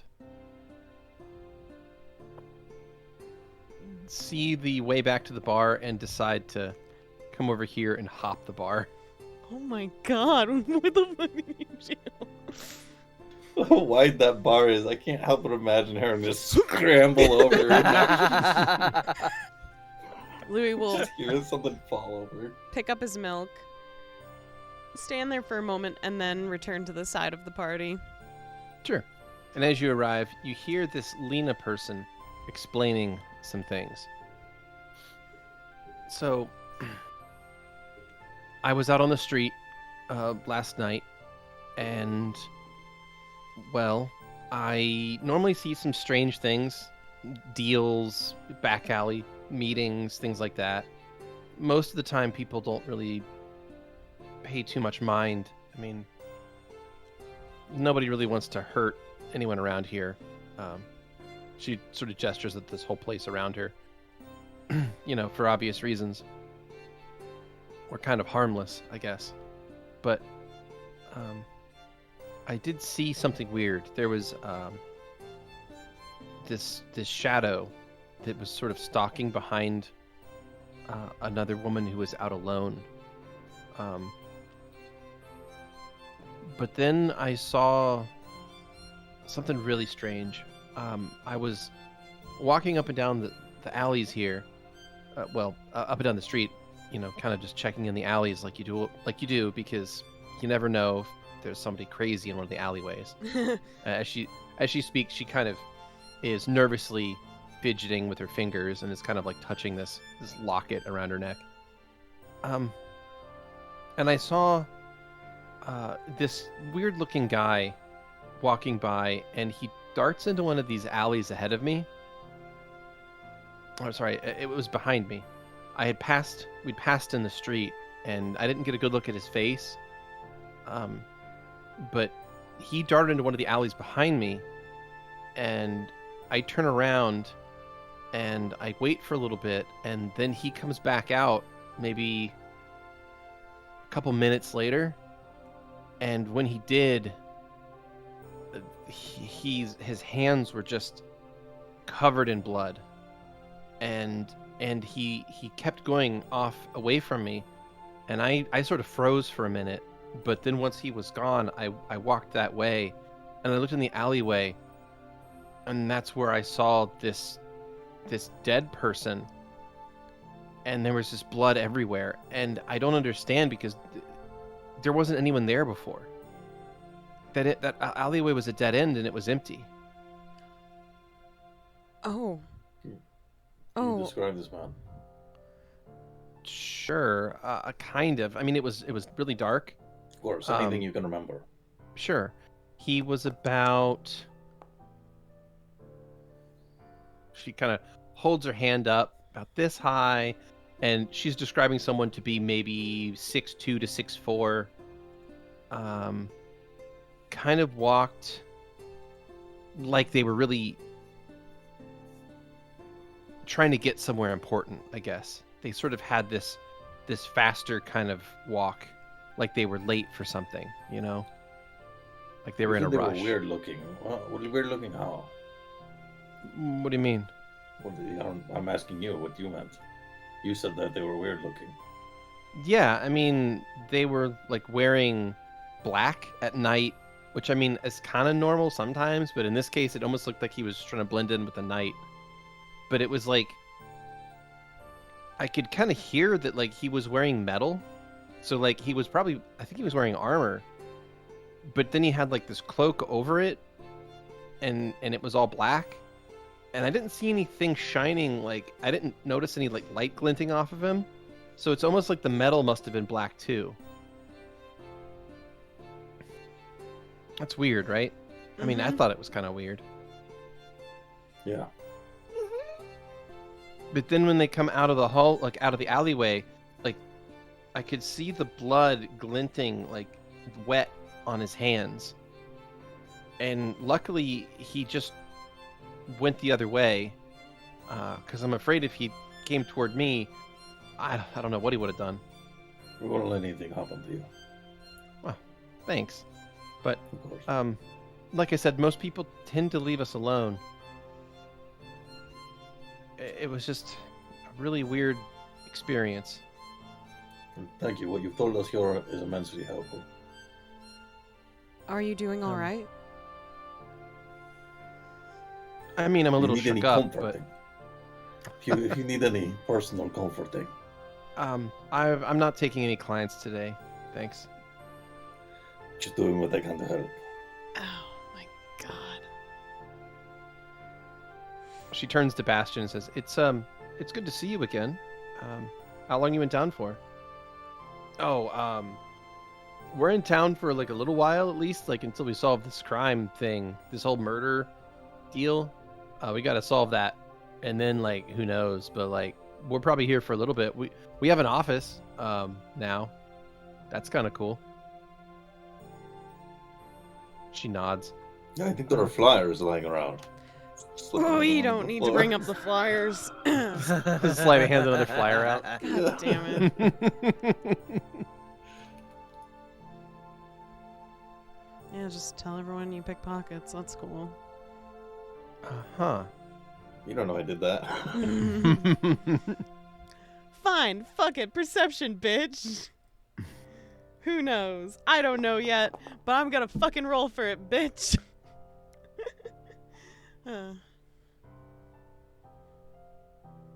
Well, I'm not sure if you noticed or not because I didn't get a sleight of hand from Valentino for that one. So, Valentino, could I get a sleight of hand if that's what you were doing? If Yeah, that's I what you were was sure doing. you If need you a fresh weren't, then one. that's fine. Yeah, Louie, you noticed that. He does mumble that under his breath. Yeah. Hey, no mind. Don't even act like I noticed. Yeah. So Lena will take the flyer from you and look at it. Oh, wow, this is well made. All right. Well, if I see anything else, I'll swing by your offices then. Okay. Thank you very much. Yes. Um, Thank you for everything. of course. Well, if you need anything, if you have any other questions, I'll be around here, just sort of taking the day off. But I wish you luck and everything. Thank you. Thank you. And she's going to go and sit down at one of the chairs nearby. Poor girl. Huh? Why is that? Like, just because she had like a run-in with the killer? It just seems a little traumatizing, don't you think? Oh yeah. I mean, wait. So Yeah, it's pretty So- so like if she saw a killing nearby, like why haven't we? Why haven't we seen a killing nearby? Yeah, like nobody told us. In the very least, I think we should check out the alleyway that she described. Hold on one moment. Okay. Xander is going to walk over. Excuse me, ma'am. She looks up at you. What is it? Did you get a chance to look at the body? Not closely, no. I just saw that there was a pool of blood and a body, and I panicked and left. I went to the coppers. We have a few that stand guard outside of here, and told them what I saw, and then they rushed off and I guess got all of you. And this was this past night. She nods. Yeah. Could you let me know exactly where this body was? Sure. And she describes the alleyway. It's not far from here, so a few buildings down on the right. Perfect. Thank you. Also, Beardy, I messaged you something. Oh, lovely. Secrets. Secrets are no fun. Mhm. Secret, tell someone. I did. Me, It was Beardy. I'm someone. Anytime. Anytime. Nice. So Stavik's the killer. Xander will come back. Did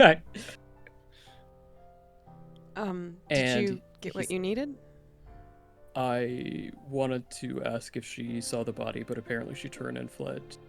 But she did tell me exactly where she discovered it, so perhaps we should check that location post-haste. Exactly.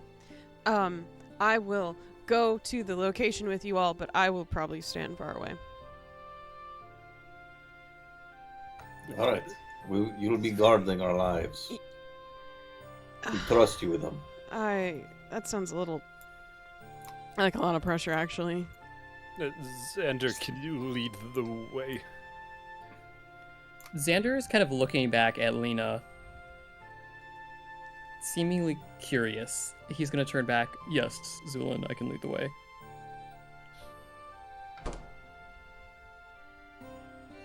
All right. So you make your way away from that place.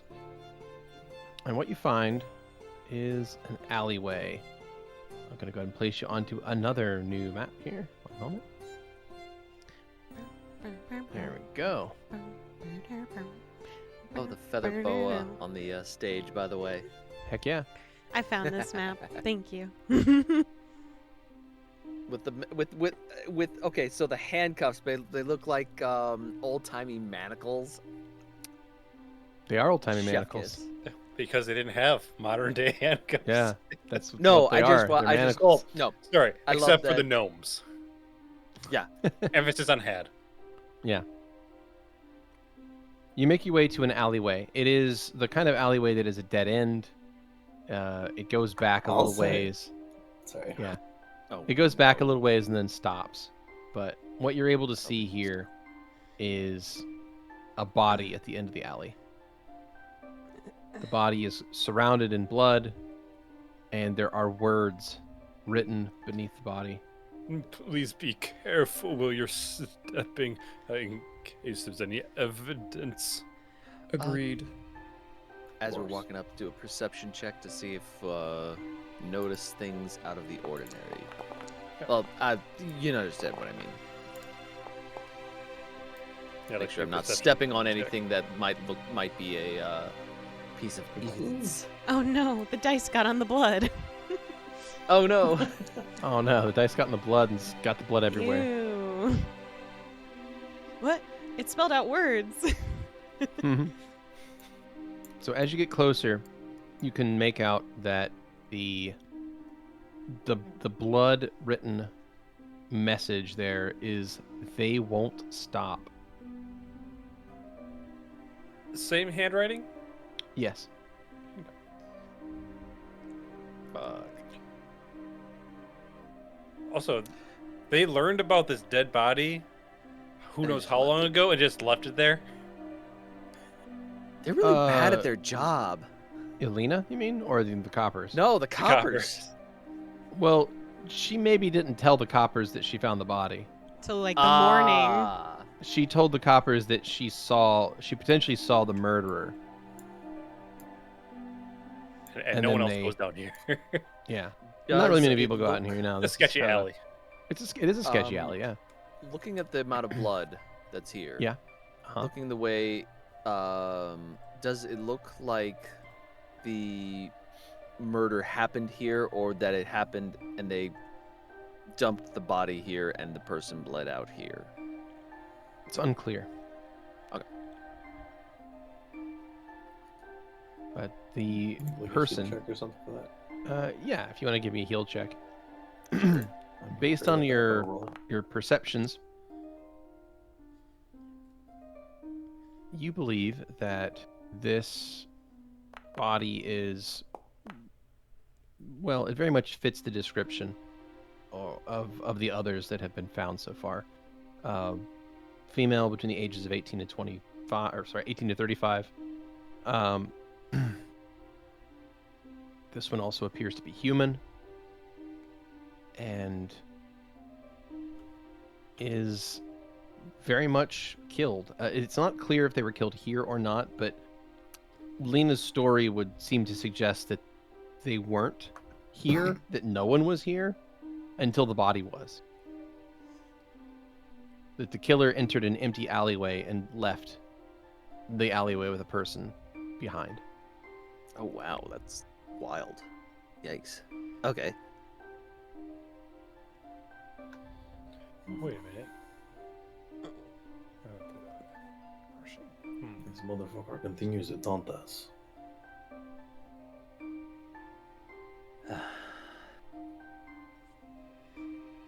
Zu'lin, are you able to check what organ is missing? Well, first let's see if there's even any marking. And Zuma's gonna walk up and it's going to inspect the area that normally it's under the navel. Is that correct? Yeah. Yeah. He's going to check and see if there's any Owen-esque marking.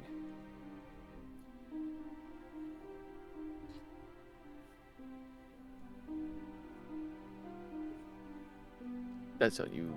Yeah, is there?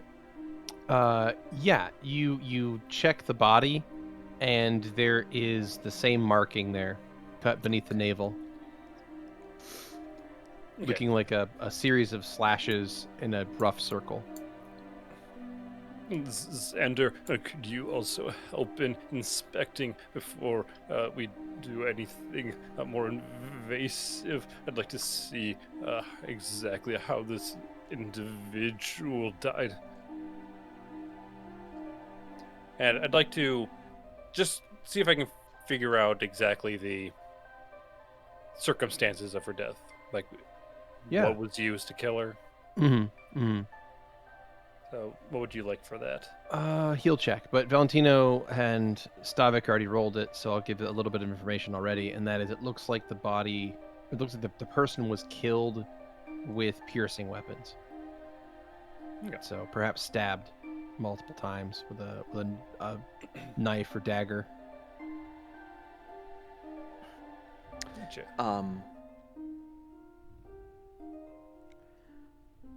Let me know when you are complete. I wish. I don't want to disturb the crime scene. Zu'lin, did you want to check the body for missing parts? Yes, I would. Okay. When Zu'lin called out to Xander, Xander was staring at the words and the body with intent focus, and Zulin's words are going to kind of break that focus a little bit, and he will approach and say, "Yes, Zu'lin, I can assist." All right, so we're going to first up, same old. We're going to do the pat down, so you can feel anything. There definitely appears to be a cavity, like a missing part, in their lower abdomen there. Almost right underneath where the mark has been made. Right. Zu'lin wordlessly points at the location. He's going to take out the scalpel and open up that, make an incision, Sure. and just you verify. You got it. You pop in there, and you're very quickly able to verify that this body is missing part of its intestinal tract. A good chunk of it, in fact. Yeah. Enough so that there was sort of a divot in their abdomen. And it just like the others, it looks like there was no... It's not like it was severed and removed. It looks like where it should attach is simply healed over. So And there's no... It looks like no, it just like, wasn't hole there. at all, right? Right. Yeah. And it's just like the GI tract just doesn't connect. Same as we've seen before. Once again, healed over. This time, another portion of the intestines.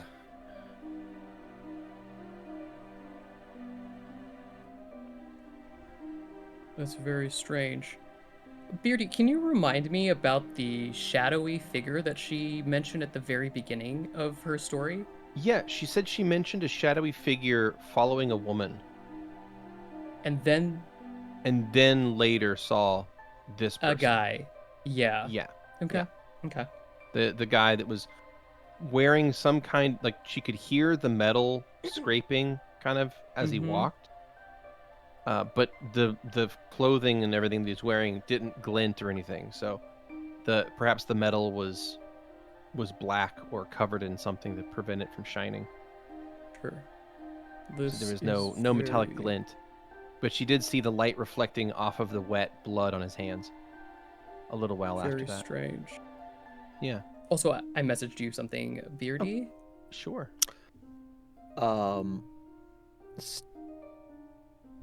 Stavik will look up to Zu'lin.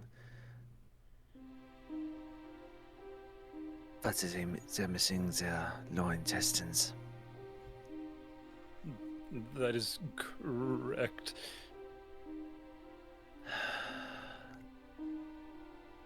How much do you think?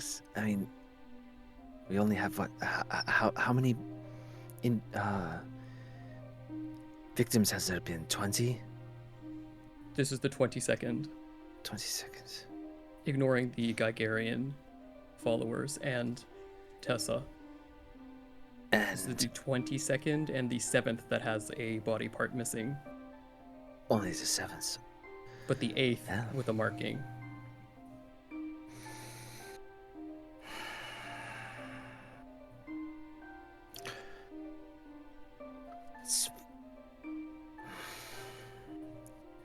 He's just gonna shake his head, and he's actually going to kneel down, next to the like that, not kneeling in the blood, but like crouched down, and he's gonna like touch the top of the victim, and I mean, if he had eyelids, he'd close them, and you see him start to say a prayer for them that they will. I think this is actually the first victim he's done this for. No. No. Well, you've definitely touched a victim and said something to them. Mm-hmm. Oh, my apologies. I But please do it neglected that. anyways. Oh yes. And actually, for this one, he's actually going to take off since everybody now knows who he is, what he is. He's actually going to take off. He's going to look around. I'm going to do a perception check before I do this. Make sure he's not Just any. hear Exactly. It's the killer. Stavik, you look around the alley and you believe that you are alone here. In fact, you currently don't see Louie. Louie appears to be gone.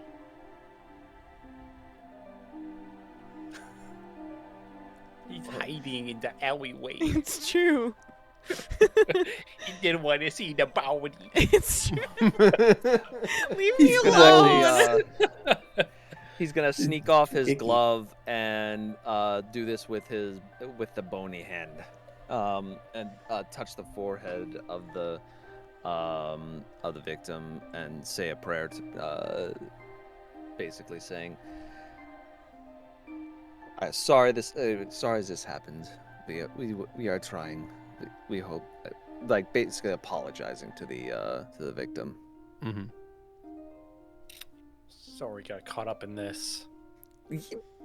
And one of the pieces of information, with your heal checks, you believe that this person was slain potentially 8 hours or less ago. Where was Valentino? Slacking, it seems. Well, say that again. No, that was Come over that here, was say it to my OC. face. Oh, hold on. Let me crouch down for you.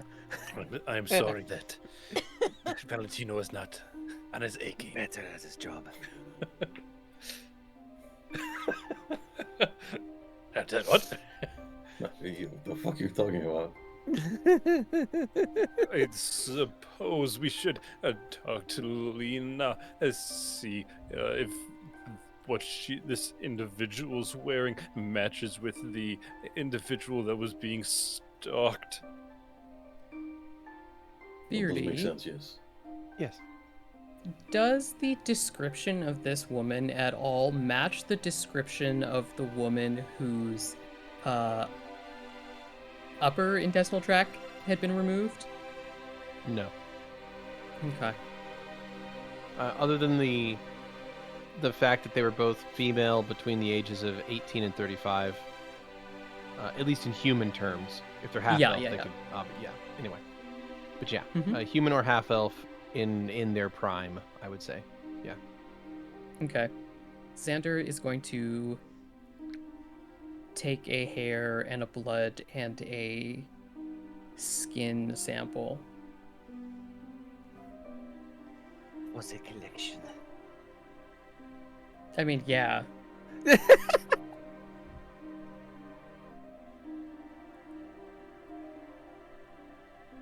Well, so you should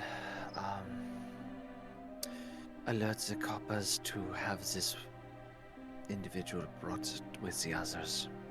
Certainly. But first, we should look around the area. Now, if I recall, she said that she didn't see anyone in this alleyway prior to the man coming in. Although it Precisely. does appear that there's many entrances here. And Dylan's gonna walk around Sure. and look. Like there's access points here, correct? There are some doors that lead into this alleyway, but they all appear to be the back doors of buildings. So places where you would perhaps throw out your soiled water into the drain, things like that. Yes. Is there like a grate cover? Is this accurate to the scene? Yeah, there's a great cover over the sewer there, yeah.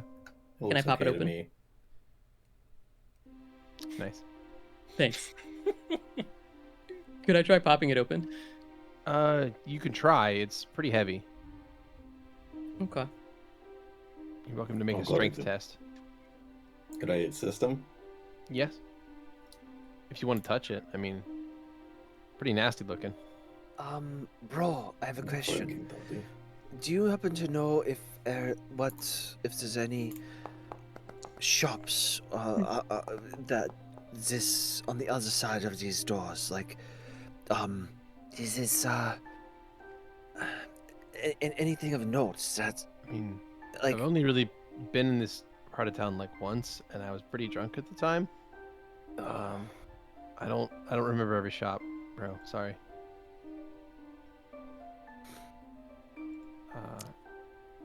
Maybe.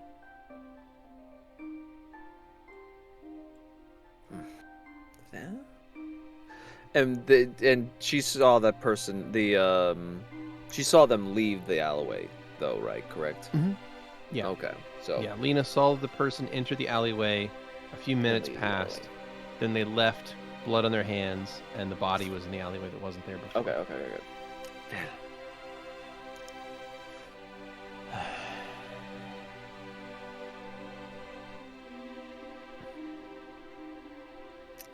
Damn. Any foot traffic, like markings around this area? None that you can see. Okay. Not recently, at least. Shall we return? Yes. I would like to make a just general perception check just around the area, see if I see any items of any sort. Sure. Yeah, go for it. It could be related. Yeah. No, we're not checking the grate. You weren't able to move the grate. You try, and it won't budge. Like it's just part of the whole thing here. It should be. I don't think it was meant to be focused. moved. Yeah, Louie. it's clearly just decorative. I think you can via through here. You can extract from the shadows. And Zu'lin, you do a final cursory check of the area for any other items around that would be relevant, and you don't find anything. Okay. Lastly, so I'm going to go back to the body, and first thing I'd like to do is she wearing shoes? Yes.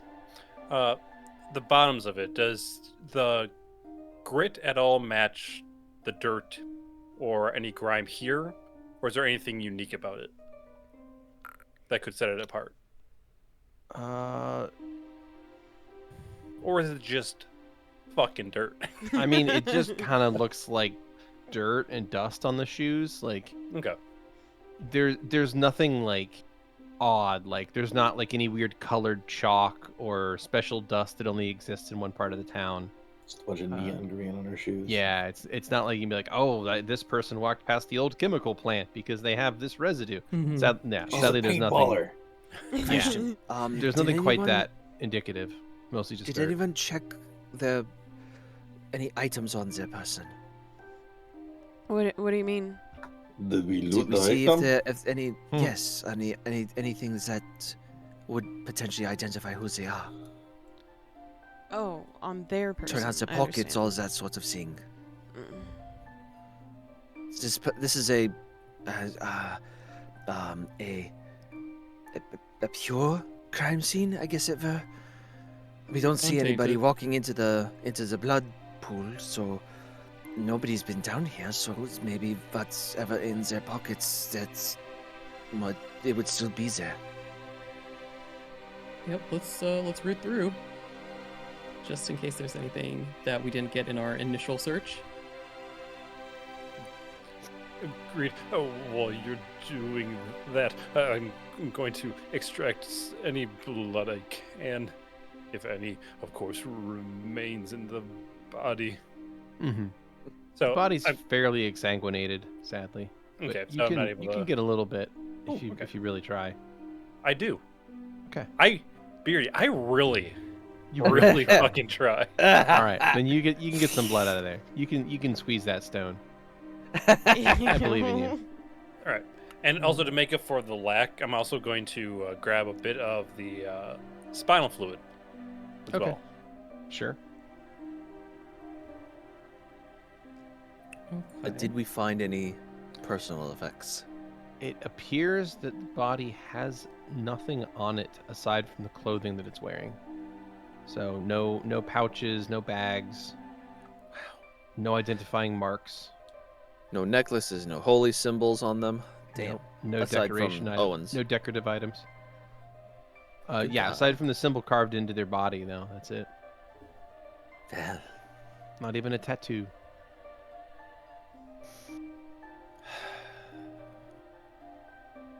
Shall we? I guess we should go speak to the diviner next. Only if you guys are ready. yes. You can come out. You've done a good job. We've all stayed safe. Yeah. You don't have to patronize me, you know. All I right. beg your so- pardon. You don't have to patronize me. I I didn't. do So not where to? patronize. I My didn't. compliments are genuine. Mm. He looks like he does not believe you. All right. So the party heads out of the alleyway. Where would you like to head next? God's home? Sure. In the Yeah. middle of the street. God's home. All right. Travel from the east town all the way down to the God's home. In this smack in the middle of the town there. All right. You arrive at the God's home, and as you get there, what would you like to do? Where's our diviner? Are they outside or we have to go inside? You can go inside and find them. I'll meet you guys out here. Sure. Feel free to let any of the coppers out here know about the body if they would like to bring it over. Okay. Yeah, as long as we can do that, I'll let them know. Okay. And Louie will set about making that his little mini mission in the time being.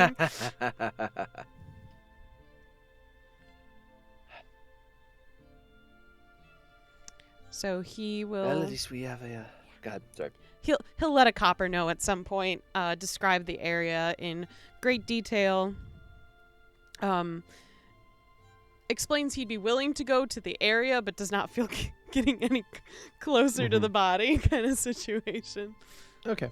Yeah, you describe the information to one of the Copper Brotherhood, and they will go off and secure that area. Then The rest of you guys head into the God's home and look around.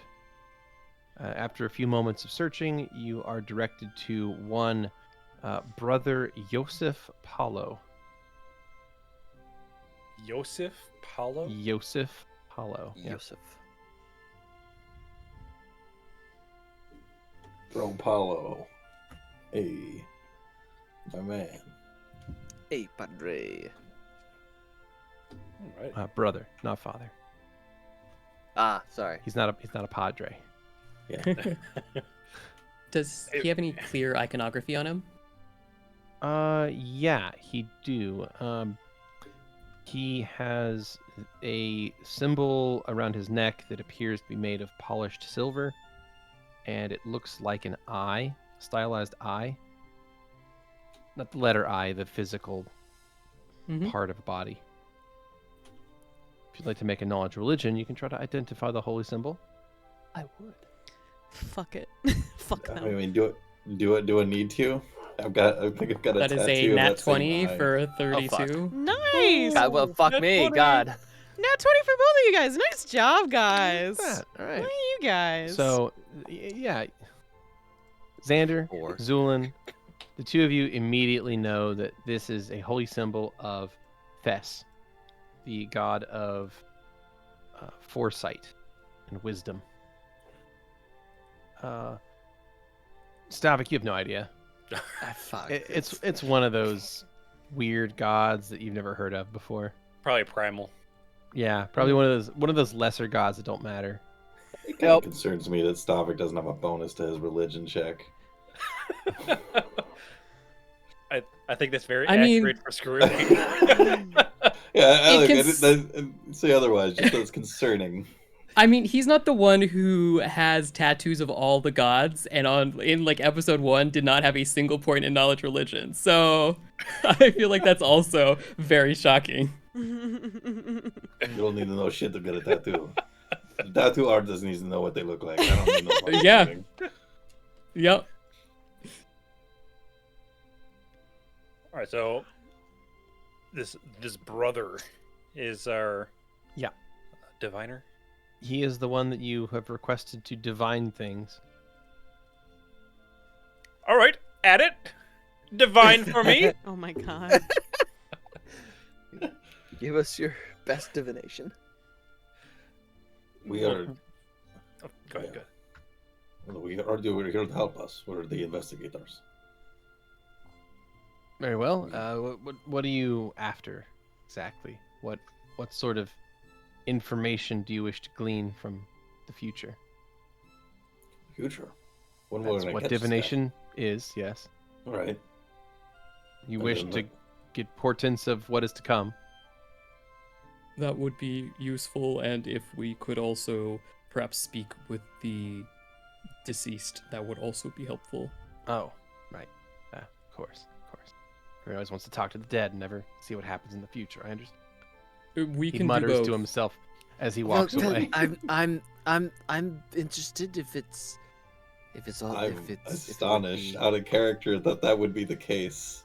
That blows my mind. If someone was like, "Hey, I could let you talk to the dead, or we can see the future," I'd be like, "Future, please." Yeah. Future. If I'll be interested. It would be. He's gone. It- He's already Aw. left. He's turned and walked away. Fuck! Any, We'll follow it. Damn it. I was thinking of going to the casinos later. Well, shall we follow him, or are we going to stay here? I'm I You already believe- see, he's following. gathering some Yeah. things over on a table. Oh, Gonna follow. Okay. He's gathering various oils and perfumes and incense clusters, putting them in his pockets. All right, where's the body?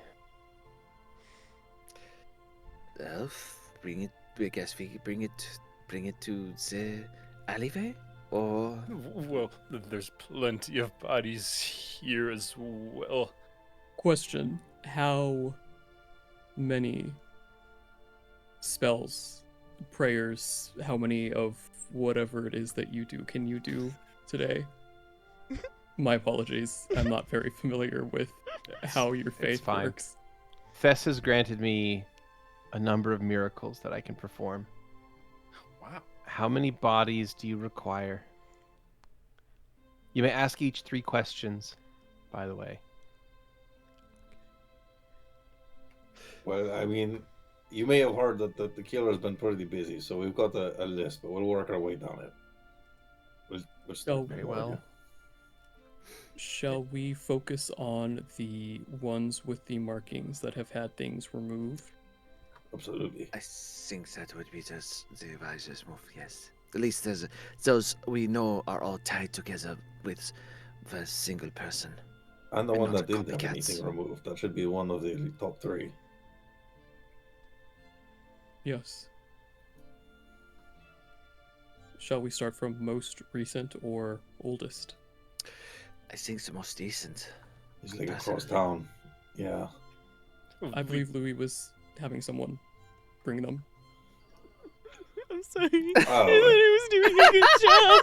All right, then, yeah. All right. It should be here by now. I trust him to have that shit taken care of. I was just doing what he was Oh, thank you, Louie. It's okay. You did Yeah. good. Thank you. So let's start with the newest one that's actually here. So that would be the half-elf with green eyes, around 44 years of age. Yes, No that organs missing. precisely. So Yup. victim 21 then? Yes. Okay.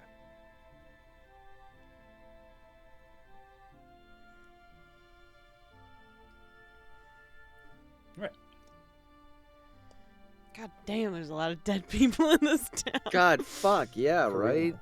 Oh my god. We should be careful about the questions that we ask and perhaps prepare a little bit before he casts the spell and we waste questions. Looking at you, Xeno. What? I did nothing. Could you tell us who the killer is? Do you know? You sure?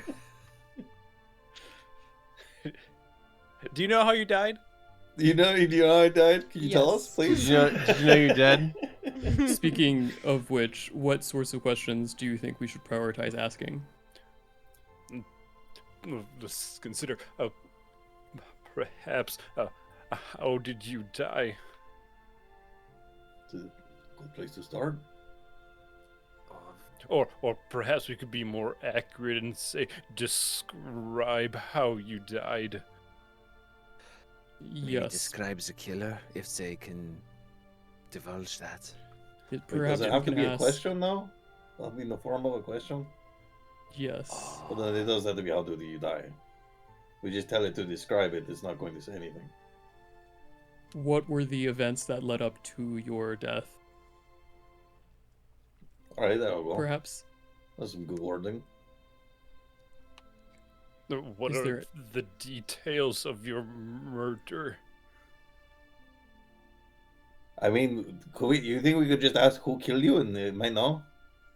Like, that would make things Perhaps. easy. You know, at least that's a safe enough question, I think. The only thing is, Kiros did mention that these weren't murders, and if that is actually true, and it wasn't just him playing word games, then the question may not actually work because they may not have been murdered in a traditional Then- sense. Then we'll just rephrase as killing.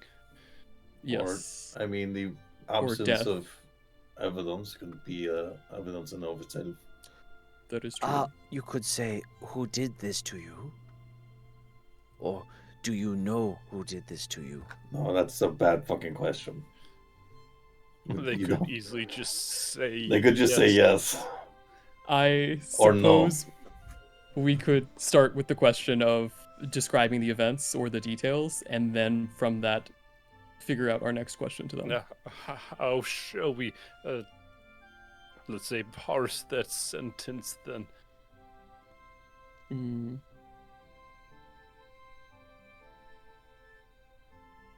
What? That's right. What are the details of your killing? Does that make sense? Why don't you say death instead of killing? Because Yes, let's say death.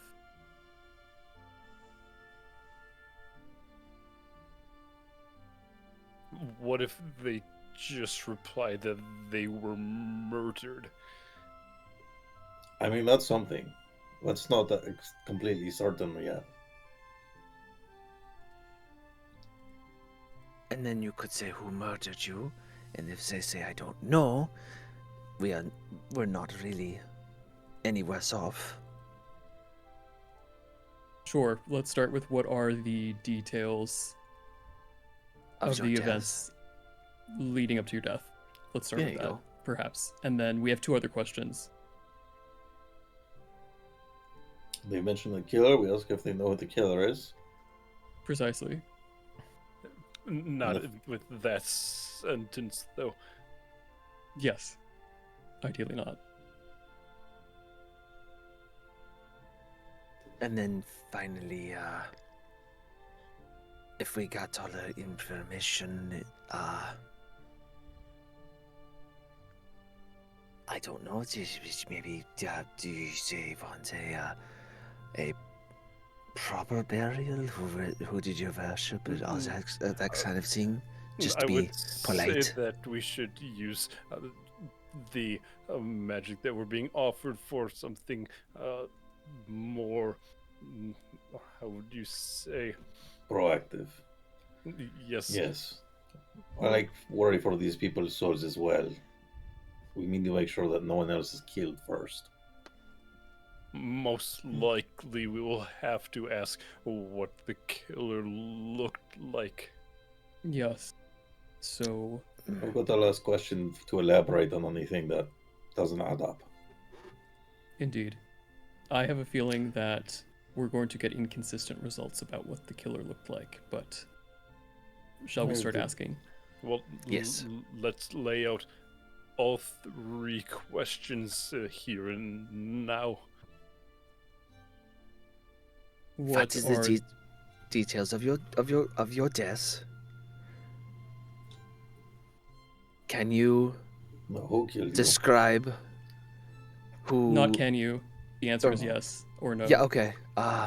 Describe the individual who did this to you. What That's is not the a question. description of the person who killed you? That's like a command.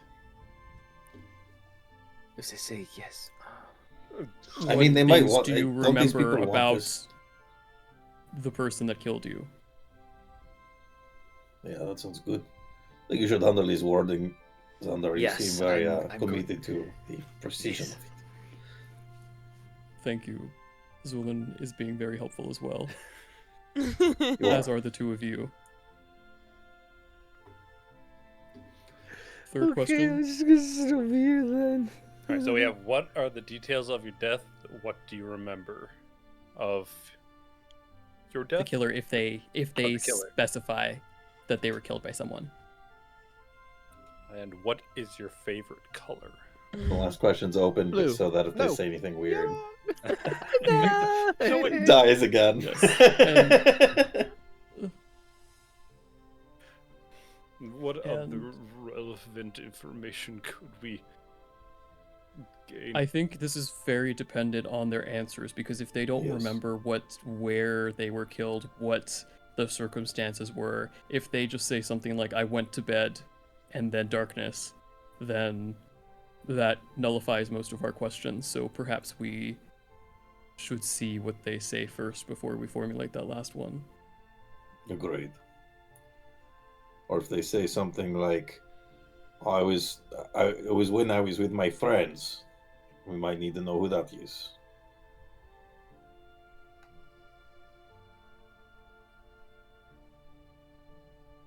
Sounds good. Let's do this. All right, and Zulin's going to back up, give Xander the stage. Okay. so just to make sure, your first is going to be on victim number 21, Yes. the half-elf woman that you believed was Mhm. around in their 40s. Yes. It was marked but missing nothing. Mhm. Yes. Okay, cool. Then let's begin. You call back over Brother Yosef Paulo, and you head back into the back of God's home where they have the morgue set up. And from there, you select the person, you select the victim from the lineup, and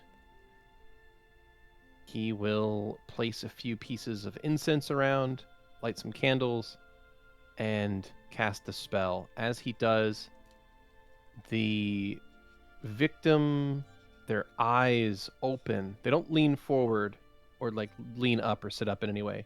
Just their eyes open, and their eyes sort of glance around the room in a very odd way. The body is, of course, still cold and very dead looking. So it's an odd sensation to see it move around like this. And the diviner will look to your group and nod as if to let you know that you can ask your question. We'll look around to see if anybody is starting to say anything or if they want him to begin. Looking at Xander. Oh, you got this, buddy. What are the details of the events that led up to your death?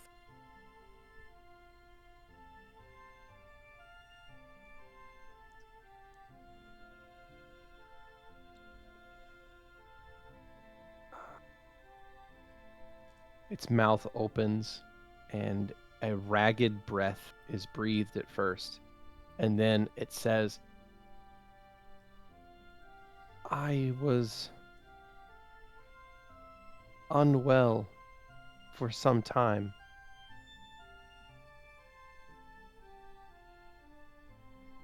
I believe it was something I caught on a rainy day.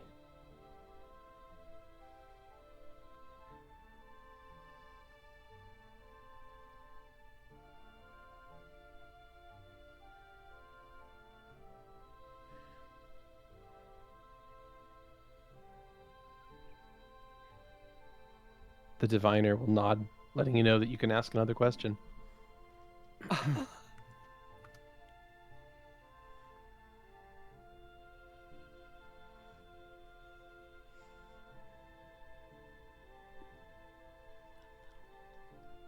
Should we clarify How- the murder?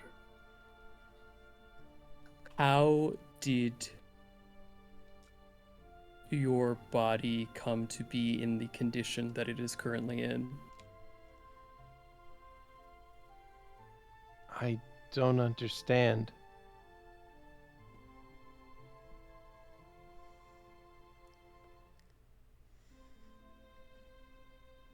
I died. As everyone does.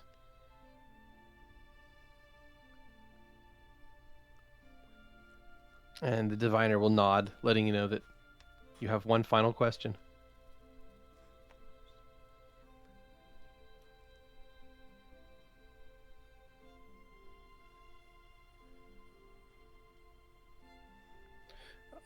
Zu'lin will approach Xander with a piece of paper that has writing on it that says, "Who are you?" question mark. Xander is going to write under it. That's a good idea. Potentially where this person is from.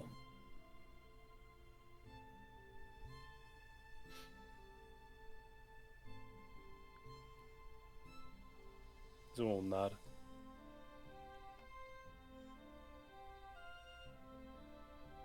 If you were to send a letter to someone you did not know, what information would you put on the outside of the envelope for them to contact you back?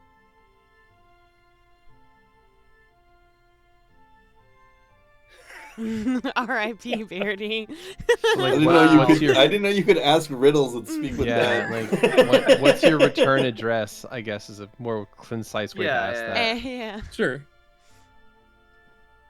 But that's not how Xander talk. You know that. No. Yeah, God. he doesn't talk like that at all. I just love the idea of you casting Speak with Dead and being like, if you have 2 pearls, and one of them Imagine you had one canoe, but 5 people. You must make 3 trips, but the dog and the cabbage cannot take the same trip across the river. Oh my God, I Because the hate cabbage these. will eat the dog. Exactly. God, could you Exactly. We've all imagine been there. Could imagine waking up from coming back from your eternal rest to be asked of a word or problem. just Xander coming back to like a quiz or something. They're like, how did you figure that out? And he's like, a corpse told me. Yeah. A very clever corpse figured out the cabbage dog riddle. Mhm. What if Finally. you're just sitting there going, and the poor corpse is like, I don't know, I'm not. That's an answer. The corpse doesn't have Oh. to know it. Nor does it Okay. have to get it right. It just has to answer the question. And I don't Yeah. know is a valid answer. Oh wow, true. I mean, it's one of those things. People, I think, in modern day forget that I don't know is a valid answer to a question. For Mhm. real. Yes. People want to just bullshit if they don't know the answer, and that can be dangerous. But Mhm. anyway, I'm just thinking about I having digress. A party member who dies from like a sphinx. You cast it on them, ask them the same riddle. Their answer is "fuck you."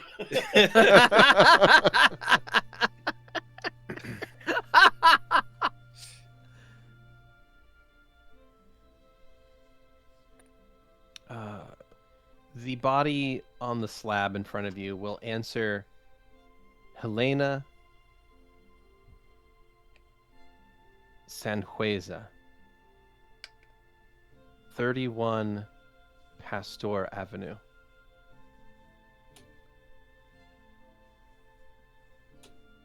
Luciana.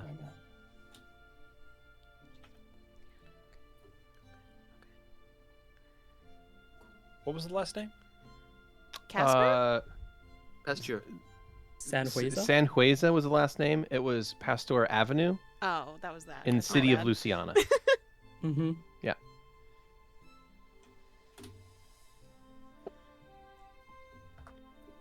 All right. This is good. We're getting progress already. This is like better than the last few days. San Jueza. That was surprisingly effective, though Yeah. this one doesn't actually match the general MO of the killer, so And we're going to need to try this again. yes. Shall we revise our questions? I mean, that worked out pretty fucking well. I don't know how much revision they need. He's gonna look at Zu'lin and Stavik just in case. I agree. So there was a marking on this one, but no organs missing. And no form of stab or anything, correct? No, she was stabbed to death, it seemed. So- Point at it. Pointing. Well, Yeah, the so- 27 but- stab but my- marks. But that's Yeah. my Yeah, thing. she wasn't born They with thought those. they caught something. Yes, on a rainy day. Mhm. She, They as caught far their as she death knows, They catch their That's- deaths out there apparently. Could be more complicated than that. perhaps. And keep in mind that we weren't accessing every portion of the body. It's very possible she could be missing a piece of the brain as well.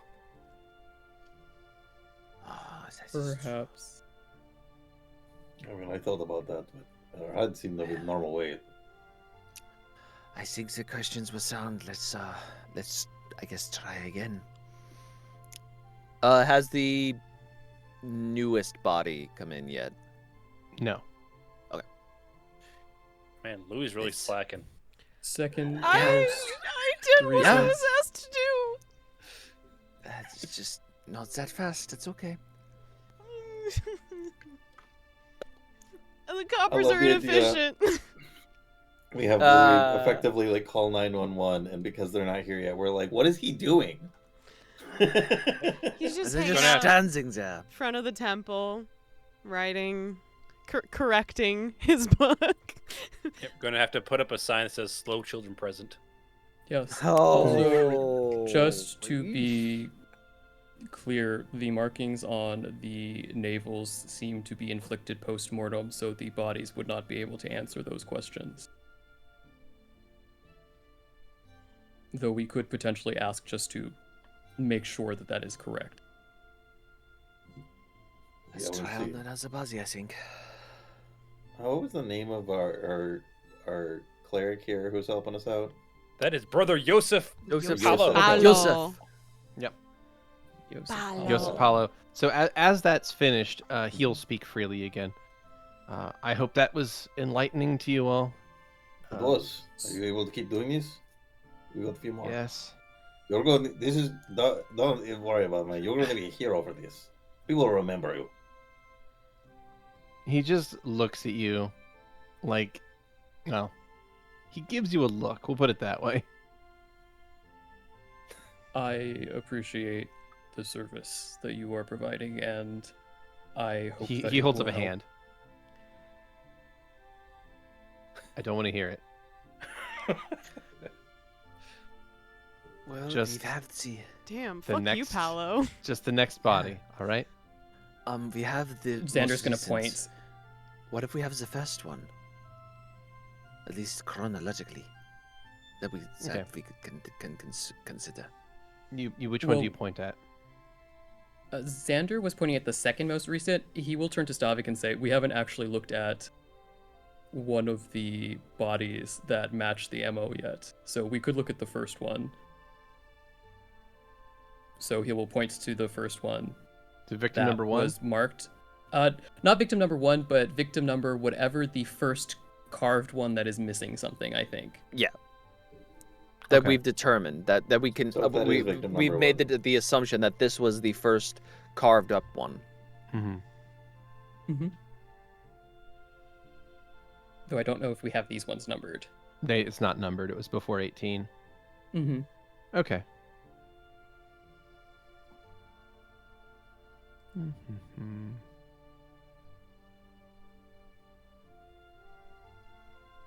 That is a good question. Is the first murder, does it have the I symbol don't on think it? so. No. No?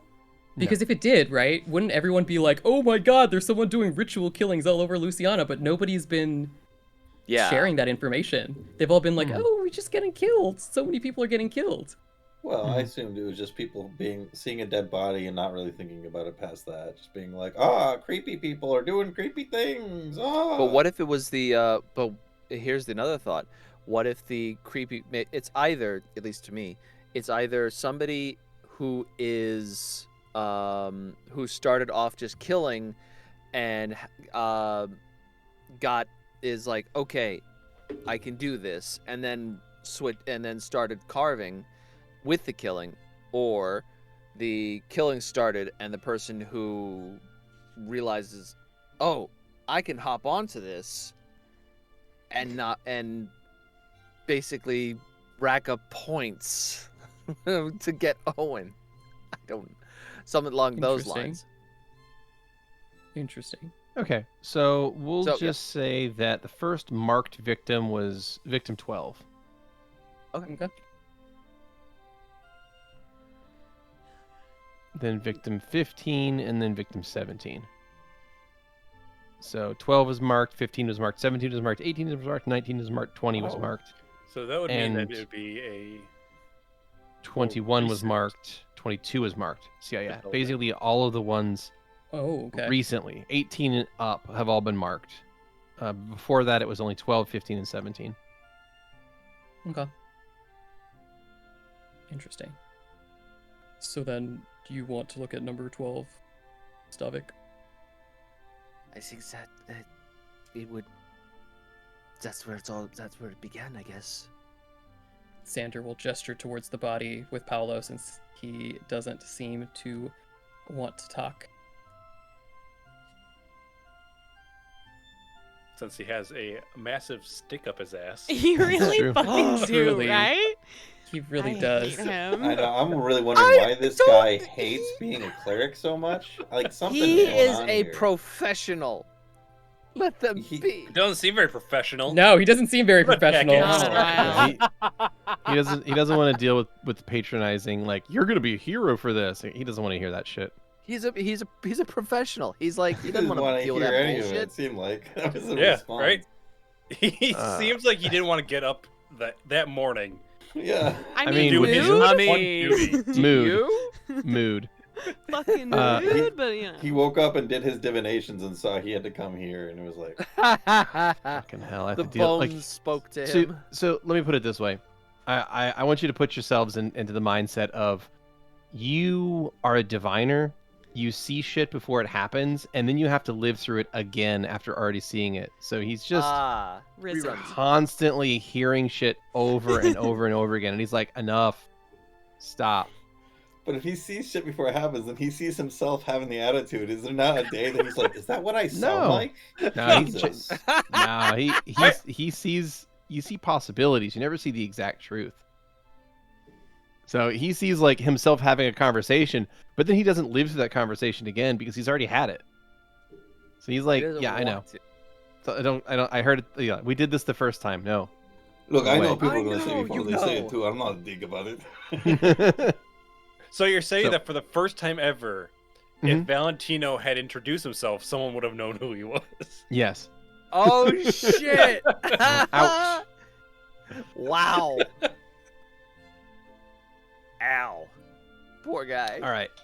So Yosef, he is going to go and wheel over victim number 12, which is a woman found with a carving and no message at the scene of the crime. Believe this person was missing something. I don't have it in my notes. I don't know. They were missing a piece though. Pancreas. Sure. Doesn't it's inconsequential. Okay. Appendix.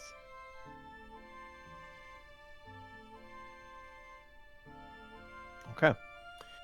So Yosef will nod at this one and as if to ask, like, this is the one. All right. Xander will So nod. he sets the incense out, lights it, says the prayer, blesses the body, and same thing happens. Its eyes flick open, and it awaits your question.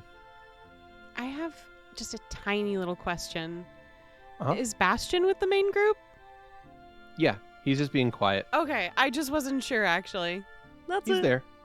He's just not saying anything. Sorry. What are the details of the events that led up to your death? I was walking. I was trying to get home. I stayed out too late that night. I was visiting my boyfriend, actually. And, well, I didn't want to get caught out all night. My parents would have killed me. So, I was rushing back, and then everything went dark. I remember being pushed hard from behind. My head hit the ground, and I felt pain. And then nothing.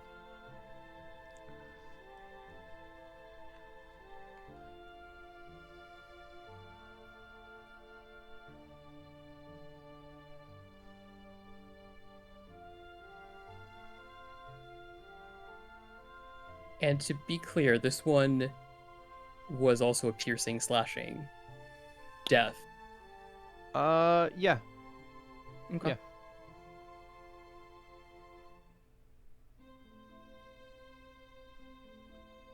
What is your boyfriend's return address if he were to send a letter to someone? You could just ask what his address is. It doesn't. Xander, fine. don't talk like that. Let's see.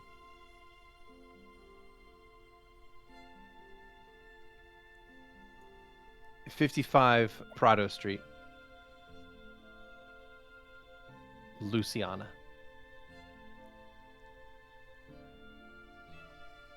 Hand Xander a piece of paper. Say, should we ask if she's had a pancreas when she was alive?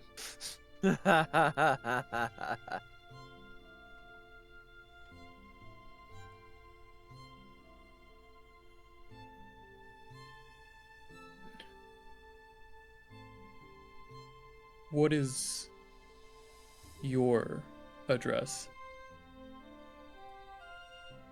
I'm gonna scribble it out and write, "You passed the test, good job." 19 de Pedrero. And then her body will go cold again and stop moving.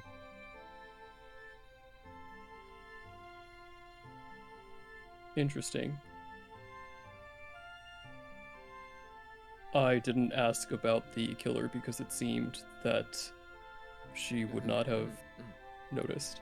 To be sure, it's a valid deduction.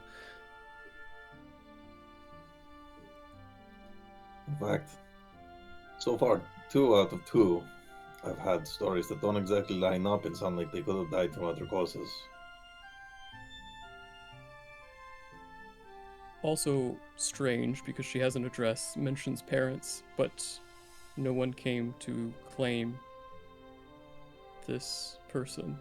I've thought about this. They both had addresses. Indeed.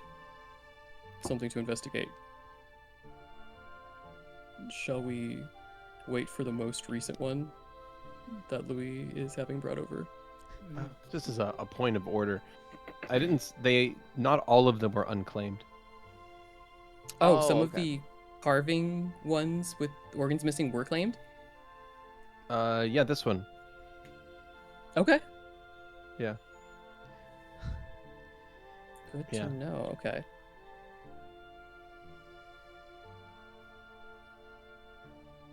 Lovely. Okay. Which other ones were claimed? Let's see. The other ones that were claimed would have been victim 17 was also claimed. Okay. So let's not do 17 then? Now, the before those, there was quite a few that were not identified, or at least rather Okay. not claimed as people being like there were no missing persons reports filed that were corroborated with these bodies. So most of the original 18 victims were unknown, still are Okay. kind of unknown. Sure. So of the carved ones, only 12 and 17 have been claimed. Yes. Well, of Cool. the carved ones up to now that you're talking about, 18, 19, 20, 21, and 22 have all been very recent. Yeah. So there's ongoing investigation. These are going back a few weeks. Mhm. The ones that you're talking about now, the 12 and 15 and 17. But again, 15's Shall- unclaimed. Shall we wait for the body Louie is bringing, or try another? Louie gets there around that time. Louie rushes back in. You made it. What? Who's controlling me? What the fuck? It's the killer! Ah!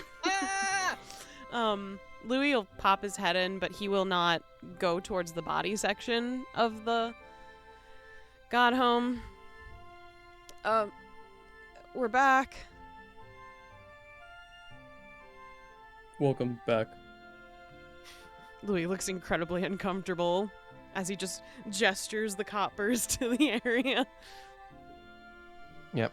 They come into the area and they are bringing with them the body that you found from that alleyway. Victim number 22. They lay it on another one of these spaces in here. Guess we'll gesture at it.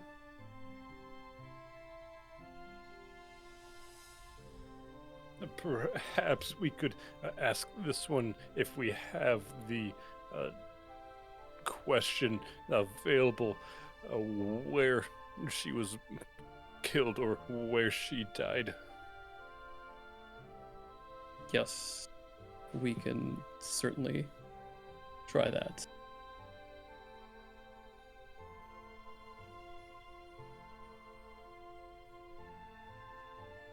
Louis will duck back out and wait outside the god home. Okay. All right. Well, Brother Yosef is going to, point at 22 as if to confirm that this is the one you're after. And then he will Yes. perform the same ritual, lighting up the incense, saying the blessing, and the body will jostle and shake as its eyes open up. What are the details of the events that led up to your death? I was running. I was scared. At first I thought it was my mind playing tricks on me. I could hear footsteps behind me, but every time I looked there was nothing. I started running, and the footsteps started running. And then darkness.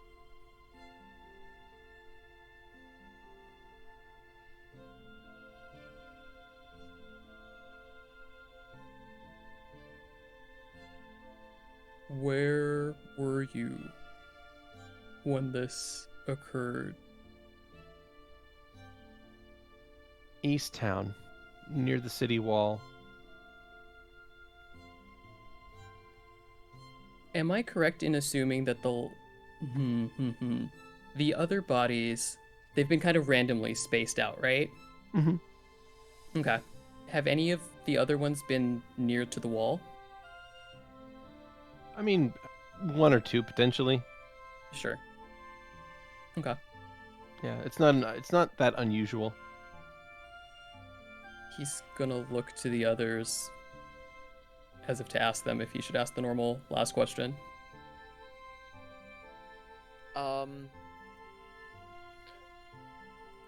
Zone will nod.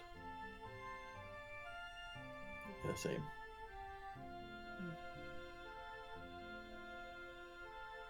What is your address?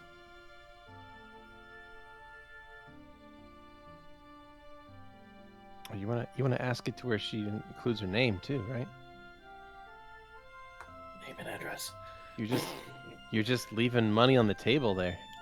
Oh See- my god. You guilt him in that way he's wording shit. And then this happens. Fuck you, Beardy. Fuck you. I'm the worst. I am the Wow. worst. You I'm can sorry. go die Yeah. in a ditch. Yeah. You know. I'm sorry, everybody. That's fine. That's fine. No, it I'm ain't. just the worst. It's not okay. It's not okay. I thought it was a little funny, but hey. I mean, it's fair game. It's fair game. All right. So the person will respond. Vanessa Soldado, 41 Ferriero.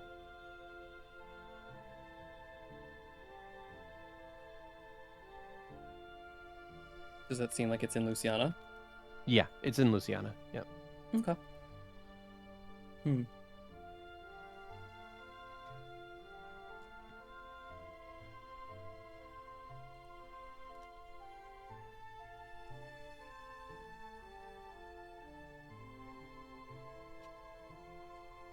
Wait, was that the second or third question we just asked? That was That the third question, I believe. So, with that, body goes slack again, stops moving. Yosef cracks his neck, sighs. Are there any others you require to speak to today? Shall we see if one of the ones that aren't marked have any differences in their killings? Maybe they will remember. Sure. Shall we focus on these slashing, piercing victims or the other ones? We should focus on the first one, personally. That's fair. Victim number 1? Yes. Okay. So that was about a month ago. Body was discovered. So what you know already is it was about a month ago. Body was discovered at the Basilica of St. Sildine at the north end of the Forum. And it was sort of the beginning of the whole series of murders. Yep. Okay.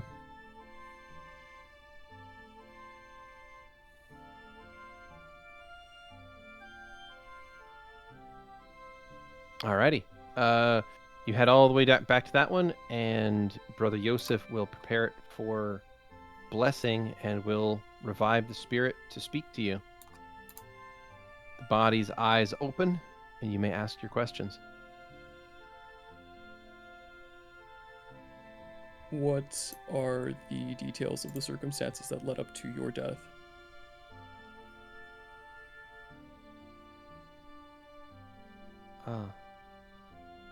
I suppose you could say it was brought about by eating too large of a meal. The corpse smiles a little bit as it's reminiscing. I had just finished a big plate of roasted meat over rice. And my husband said that he fancied a swim. And I've never been the most powerful swimmer as far as that went. And, well, I suppose when you get to my age, it becomes difficult to digest a large meal and swim at the same time, and I got this awful cramp, and the next thing I knew, I couldn't keep on the surface of the water anymore. I'm afraid I drowned.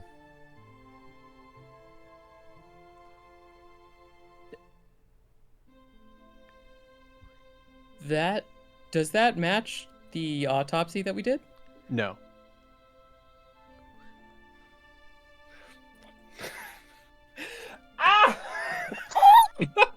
What?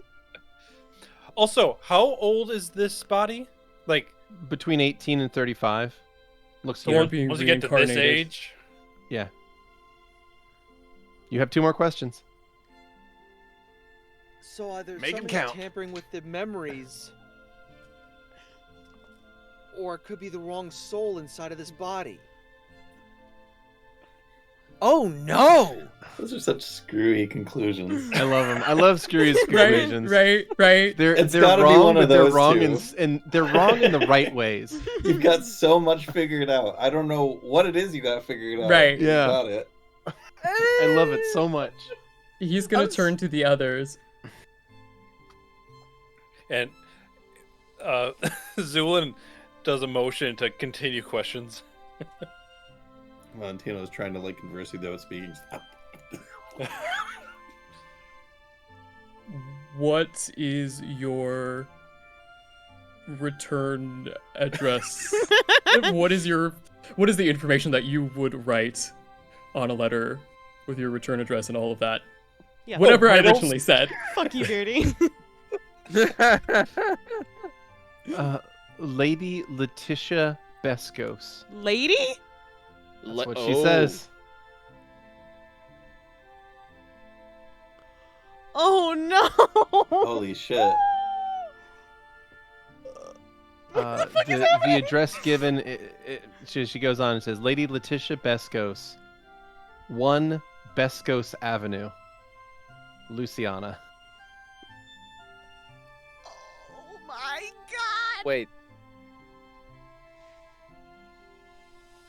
Yeah, the street name and her last name are the same. oh Mhm. no. Okay, so that was 2 questions, right? That's 2 questions. You have a third. Correct. Yeah.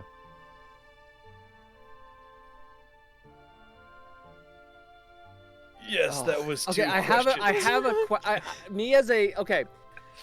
Yeah. Uh, I'm thinking that was your Stavik's second gonna- question. Stavik's gonna get a piece of paper, and he's gonna scribble down to Xander. I know this is crazy. Asks him which deities they worshipped.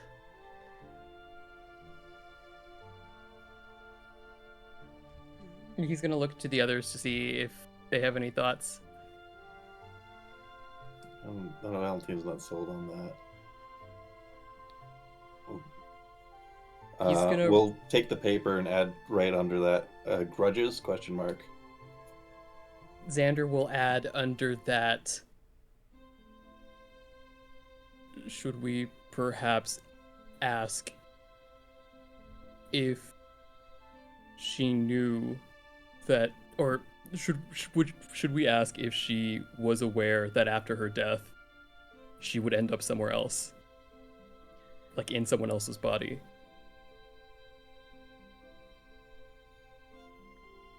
I feel like that would just be a no. Zu'lin, right? It could be, but it would potentially rule out one possibility. What should we ask?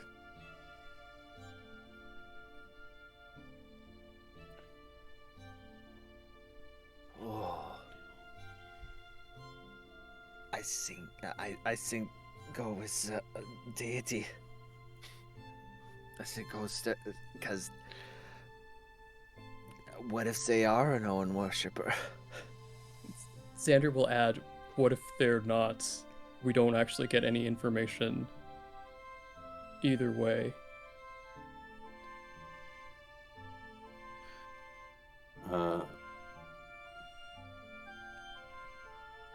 Valentino will write down, why hasn't this been mentioned before? Xander will underline that and write, that's what I would like to know, period.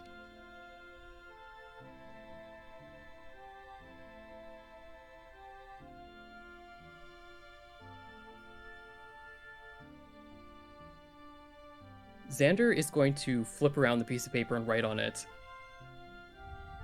She was swimming with her husband when she died. So, why, how, question, Can I do a knowledge check to see if I'm familiar with this house name, or if there was any news about them whatsoever recently? Yeah, absolutely. Knowledge and ability. Could I do that same knowledge and ability on that too? No. Yes, of course. What? Yeah. Sure. I 18 for Valentino. That is a 24 for me. Damn. Well, 11 for Stavik. Okay. Valentino, Stavik, you're not familiar with the Beskos family. Xander, you in your readings, various times, maybe in the library, you think you recall the name, and then it dawns on you. You do remember seeing the name.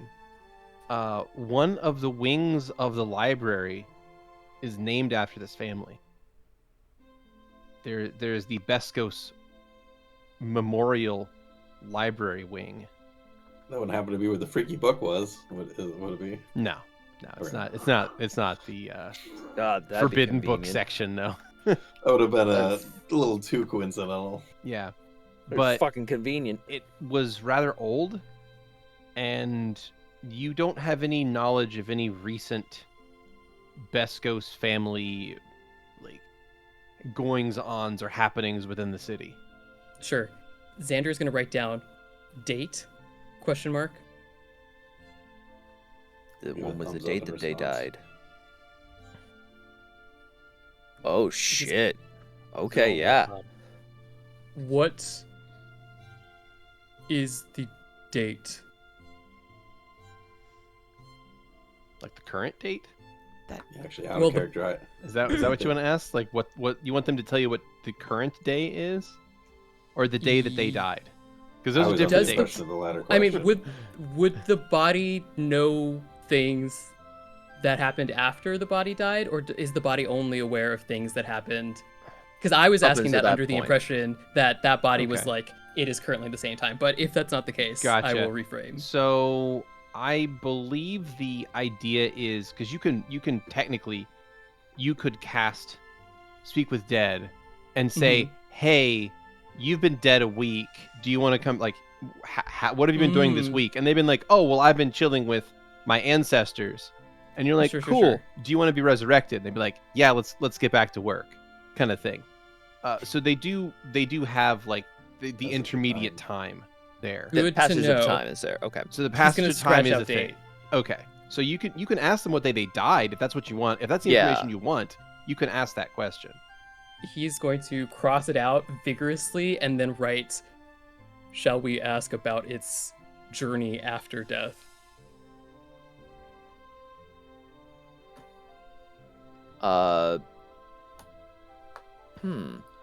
Shrug from Valentino. Not my realm of expertise. Oh. Uh, Okay. Zu'lin. Thought, Sorry. Okay. Zu'lin Go ahead, will go ahead. put a check mark next to the what happened after, and we'll write under. We can verify when she died through records. That's true. If this person's a noble or whatever, like Yeah. yeah. Well, I mean, I was thinking making sure that those line up. That's true. Okay. Gee, random thought. What if this is one of those lost souls that that Stavik would have helped? Well, if it was a lost soul, it would have been destroyed in theory, right? So There would be no soul to talk to. Hmm. When you say lost soul, Oh, sorry, not that's like a- the lost that's a soul that term. was. Yeah, that's a sorry. specific term. Not like Oh, lost soul from the a soul that is lost. a Yeah. soul Yeah. that is lost. That was meandering in Okay. Okay. Hmm, That's what- yeah, Enter that's- Doomslayer. Yeah. the. makes more sense. Potentially. Stavik is Uh, going to look to Xander and write in. This could be one of those souls that I guided in the maelstrom. You did a bad job at guiding the soul, dude. I mean, Xander did say that's not what you did, Stavik. Oh, So Mhm. oh, So would you like to ask the question then? no. he's gonna look to Valentino just to verify because the other two seem to have been okay with it.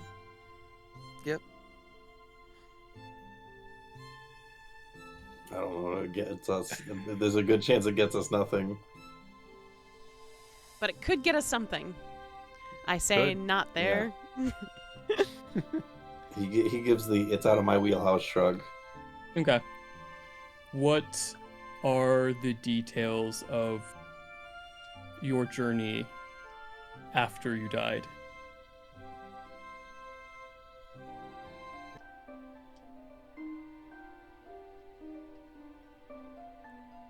Nah.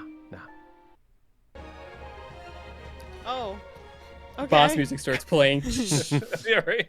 Jumps out, Latin. bites us in the neck. You hear a moment pass, and then the voice will speak back up. The time between that day and now, it has been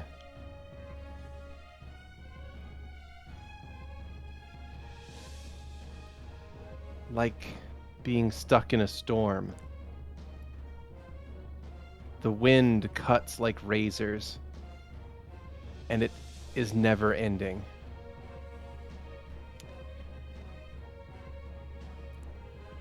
All one can hear is the sounds of 1,000 screams echoing and never stopping.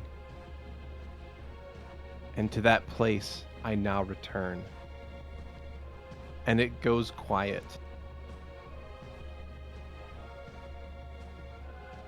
Well, that certainly answered a number of questions. Yes, brought up new ones though. There's a few different avenues that seem strangely possible here. Yes, but new questions are quite good to have, are they not? I agree.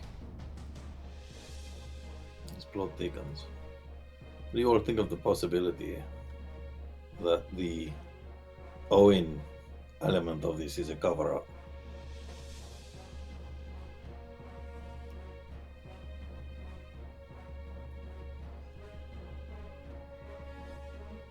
I'm unsure. I still feel like they're related in some way. I just can't quite figure it out yet. Well, I suppose my thinking here is that we were invited to solve this by the nobility. They never mentioned that someone else, the nobility or someone important, was one of the victims. It sounds like someone may have a grudge. And it's a lot easier to bury a grudge under the guise of a serial killer. This is indeed possible, though I'm believing that the multiple killer theory may be accurate, or at least there is an explanation for why some of these victims don't seem to match. Yes. Maybe a cover-up went wrong and a copycat picked it up.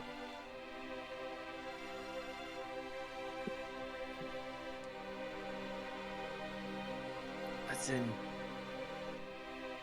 the bard in the inn. That's where we all met. They had the carving on them. Indeed. Which we know So to be inflicted post-mortem.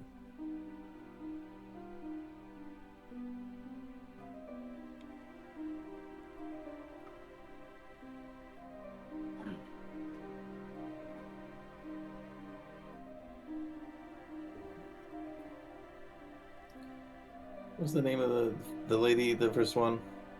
Victim number 1, Yeah, Lady Letitia Bescos Vescos. was how she introduced herself. And Well, she it lived seems- at 1 Bescos Avenue. It seems like Ms. Beskos is going to have the most information revolving her life, so it seems to me the best place to start. Perhaps, yes.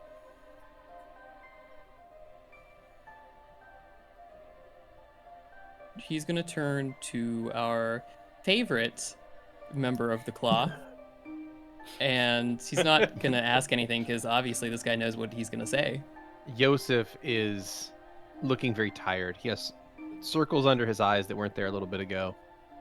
And he is looking your way.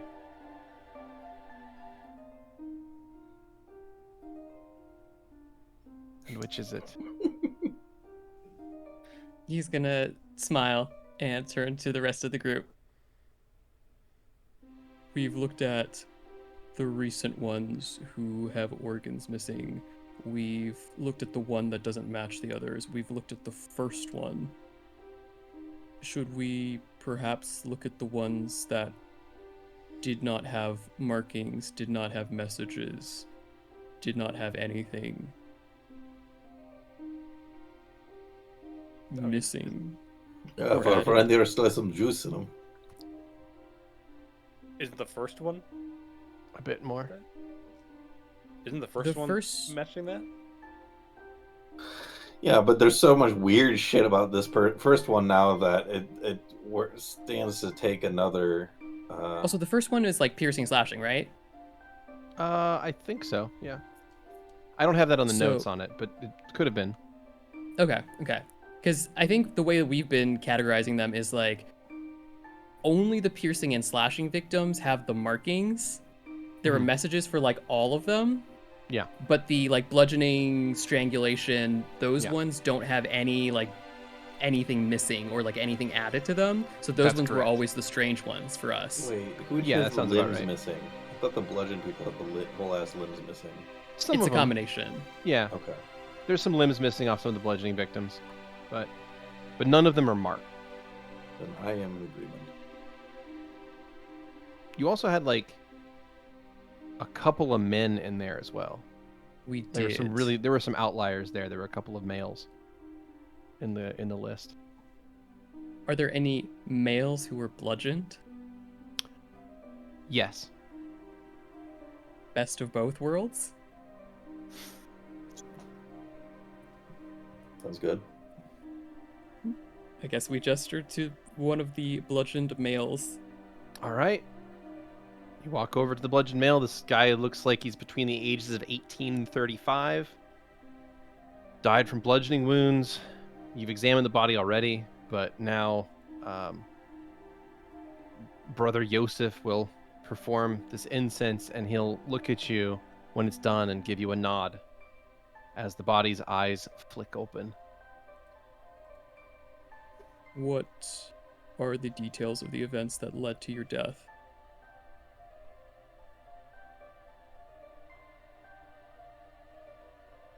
I was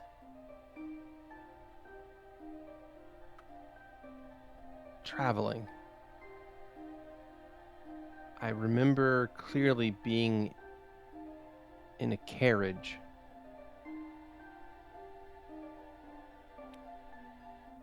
It's strange. I'm having trouble remembering exactly. But suddenly I heard the driver shouting, and the horses began to pull much harder than normal. And then carriage, it began to twist and tip, and we must have fallen. I felt weightless for a moment, and then nothing. I had my stone vampire mask with me. Oh my god, Pat. Get this Child. JoJo reference out of First. here. Yeah. Gone. Get out! Yeah.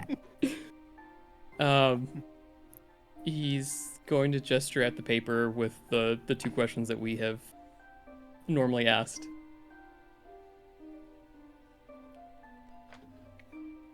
Let's see.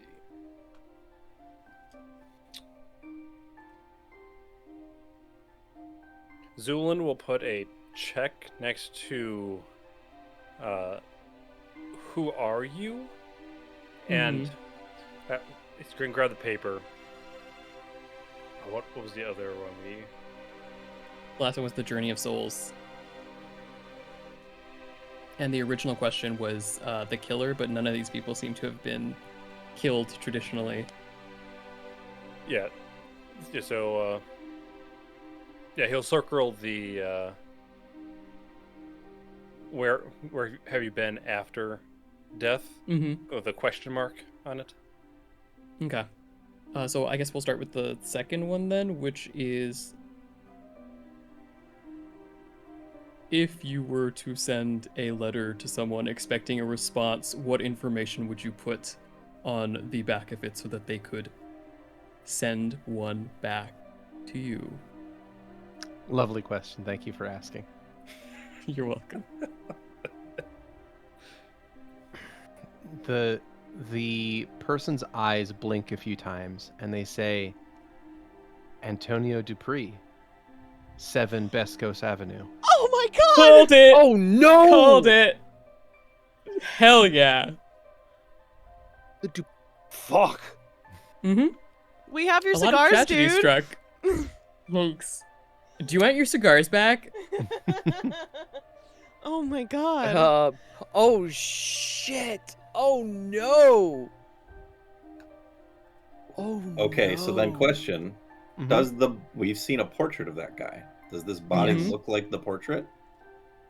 Not exactly. You can see now that he said it, there's certainly a familial resemblance, but he's like way too young.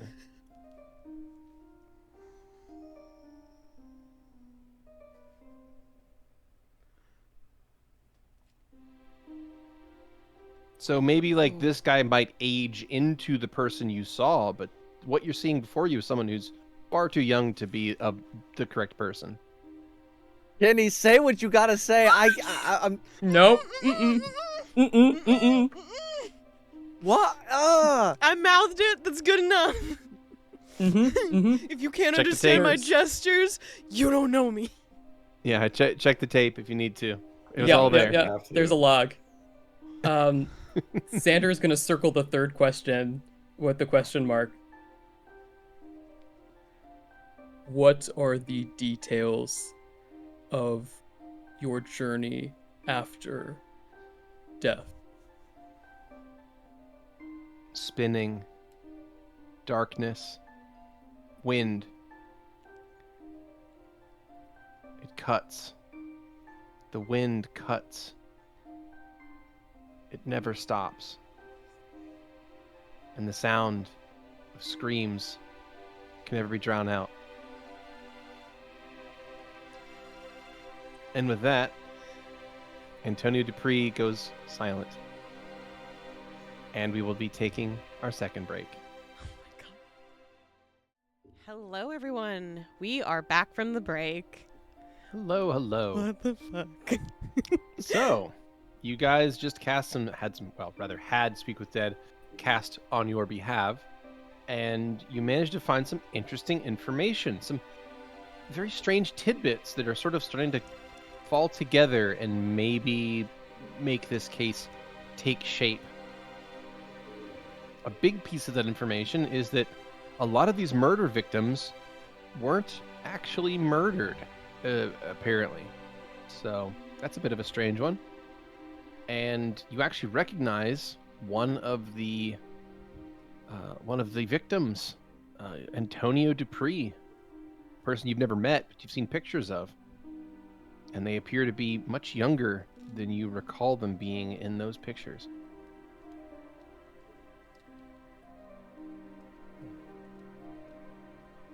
Fuck.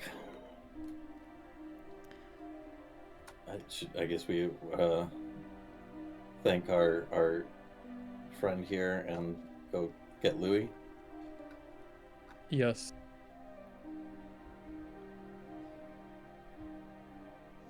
All right. You leave the back room of that area, and you find Louie pacing in the front of the God's home. You can see him with a couple of butterflies holding up a book as he's scratching out lines and rewriting, and then he has another book that he's holding with another hand, and he's just doing that pacing. He looks up when you guys finally exit.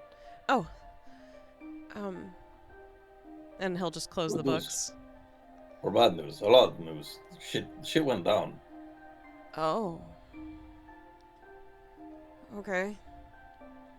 Well, some of it lined up with what we knew. Some of these women were, well, they just kind of were attacked or just remember being taken out in the middle of the street. But some of these people, they were not murdered.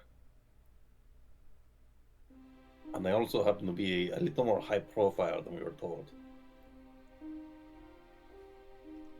So you go through and explain that, what all the stuff. Yeah, Xander's Louie. going to explain all the details. Louie will stand there. So the unmarked ones are bodies that are being taken, changed, and then posted around randomly to look like a murder?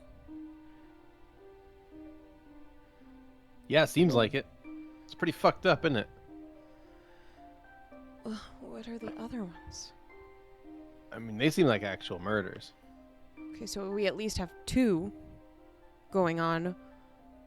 Probably 2. Okay. Probably 2, though. They didn't seem to be murdered by anything that was actually there. Maybe that's the shadowy figure that the divinations couldn't, like, see, right? Well, how many divinations were specific for the marked bodies, and how many divinations were for the unmarked? I guess if they were looking for the murderer for those other ones, they wouldn't see anyone because they weren't. So, None of the ones that we asked saw any particular individual that was a killer. okay.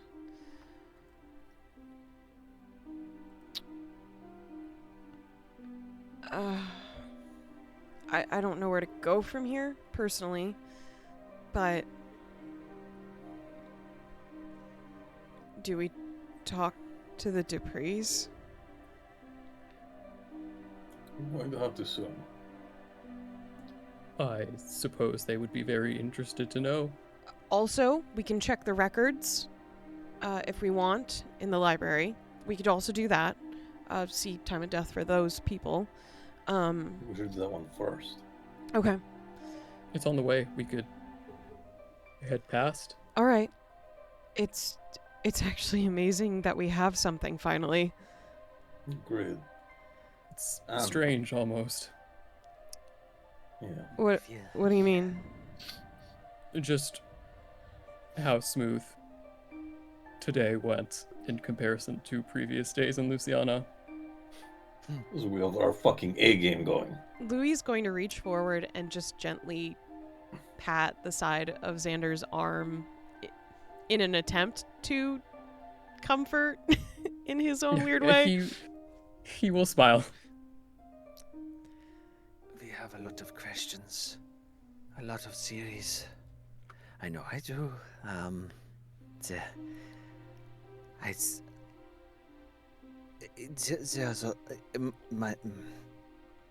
I have a lot of thoughts, but nothing concrete. He's kind of I'm not just full of darting thoughts, I'm around. full of action. So let us find the library. Put this information.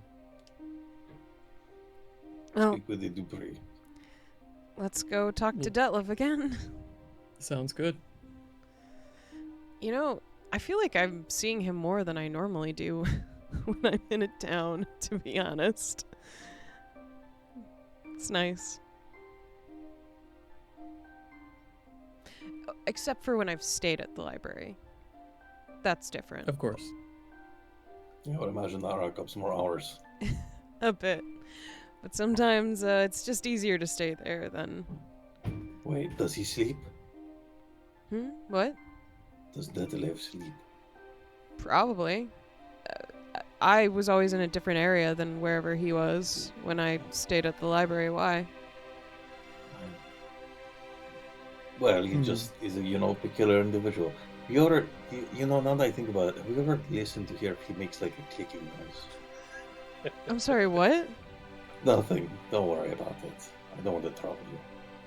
Click, click, click, clicking? Don't worry about it, Louie. Alright. I guess I won't, but being told not to worry about something instinctively makes me worry about it, to be honest. That seems insane. Like, if you're like, there's a small dog, and so it says, don't worry, it does not bite, and you are more worried it will bite. Yeah. Oh, I must suck. Oh. Sorry, I just have a hard time believing people, I guess. But you can always believe Valentino. So your group makes its way to the north, to where you get right up here to Ivy Park, to the northern edge of the Artist Row district, where the Luciana Library sits. You arrive there, and it is about noon. Whew. Been a crazy morning. It's going to get crazier. Let's keep this going. Yeah. Alright. I'll head inside. Bastion's still You being hadn't- quiet? Yeah, Bastion's just walking along behind you guys. Okay. You head into the He's just library. hungover as shit. He is hungover Yeah. as shit. I mean, he felt a little better at the brothel, but then you guys left, so he's just been quiet since. Pussy ass bitch. Rude. Something He's like that. baby. Sure. Oh, they did that. He was like hungover, and Clara's like, "So do you guys want any drinks?" And he's like, "Yeah." He was like, "Wait, I should know."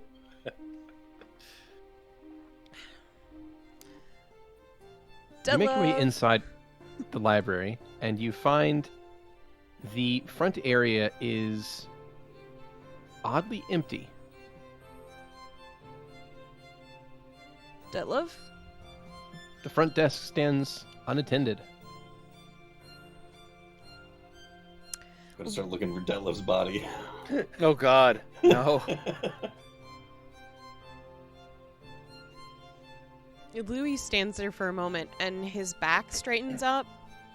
He kind of almost looks like a meerkat the way his head's turning back and forth. And then he just walks off in a direction. Okay. You give me a perception check then. Okie dokie artichoke. Stavik was going to just take a book and just drop it on the floor, Drop it like it's hot. Okay. just to make a Xander's really gonna peek behind loud the desk. noise. Yeah, you all make a lot of noise and generally be bad visitors to the library. I didn't. Not you. Not you. Okay. No, Valentino's Catching perfect. Stavik's book. What do you notice? Louie, you hear a sound coming from the other side of some bookshelves. There are some reading tables over there that you can't quite see from this angle. But as you walk over there, you find, and mind you, this is just after 12 o'clock. You walk in there and you see Detlev sitting at one of these tables, and he has in front of him this round food item that is bread with cheese on top, and he's currently eating a triangular piece of it. He just stands there politely letting him finish his bites first. As soon as he looks up and sees you, he puts the piece down. Oh, hello, Louie. Hello, friend. Well, hi there. Sorry, I wasn't at my desk. It's my lunch break. That's okay. We wanted to look at some records of nobles' deaths. Oh, all right. Well, I know, a favorite subject. well, yeah. It always helps to mark the passage of time. There is some books of noble families. Quite a few, in fact. The ones from There's here, a- please. Sorry, say again. The The ones from here, please. Oh, Luciana Nobles? Of Mhm. course. There is, of course, that one right over there. And he points, and at the front of a shelf of books, there's like an aisle of bookshelves. But on the end cap of that aisle is an enormous looking book. It's kind of one of those giant reference tomes. Huh. The whole thing's like maybe a foot thick, maybe a little more than a foot thick. And the book itself is probably 2.5 feet long and 2.5 feet tall. So it is this enormous tome. And it's currently opened up to like a midpoint. It's a giant reference book. Mm-hmm. And it seems like this is a chronicle of the birth, marriage, and death dates of pretty much every member of every royal or noble family within Luciana. Okay. Well, this works, I guess. Thank you, Detlev. Oh, of course. Well, everything you need there, Louie.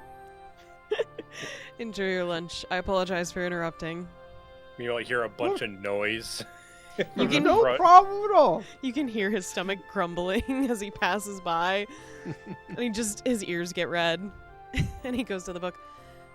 And he will cast message and whisper to a little butterfly and send it to Xander, which will just say, it's over in the back ways over here. Book's really big though, so I can't carry it. Sorry. Xander is gonna start walking that way, and then he'll call over his shoulder, Louie found Detlef this way, as he begins to write something down. I'm gonna pat Stavik on the leg and be like, Louis found Delta's body. Follow. I know it. You should pick that up, Stavik.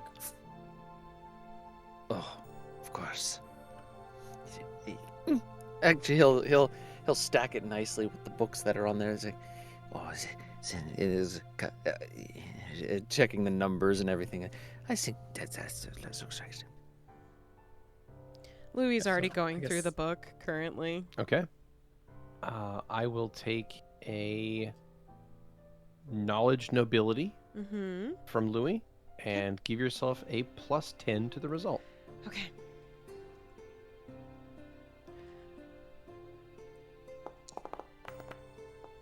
Okay, that's a 36.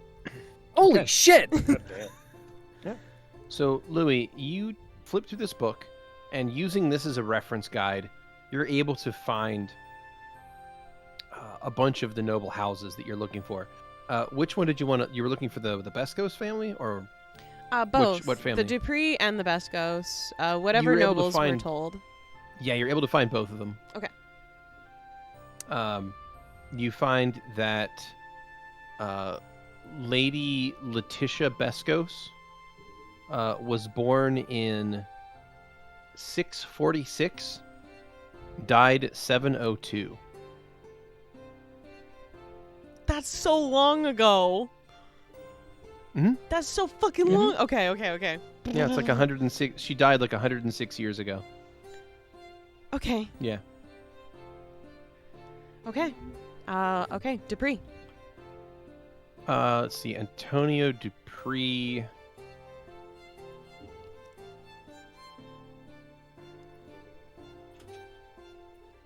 Antonio Dupree died in probably 799. Okay, so And 9 let's years ago. see.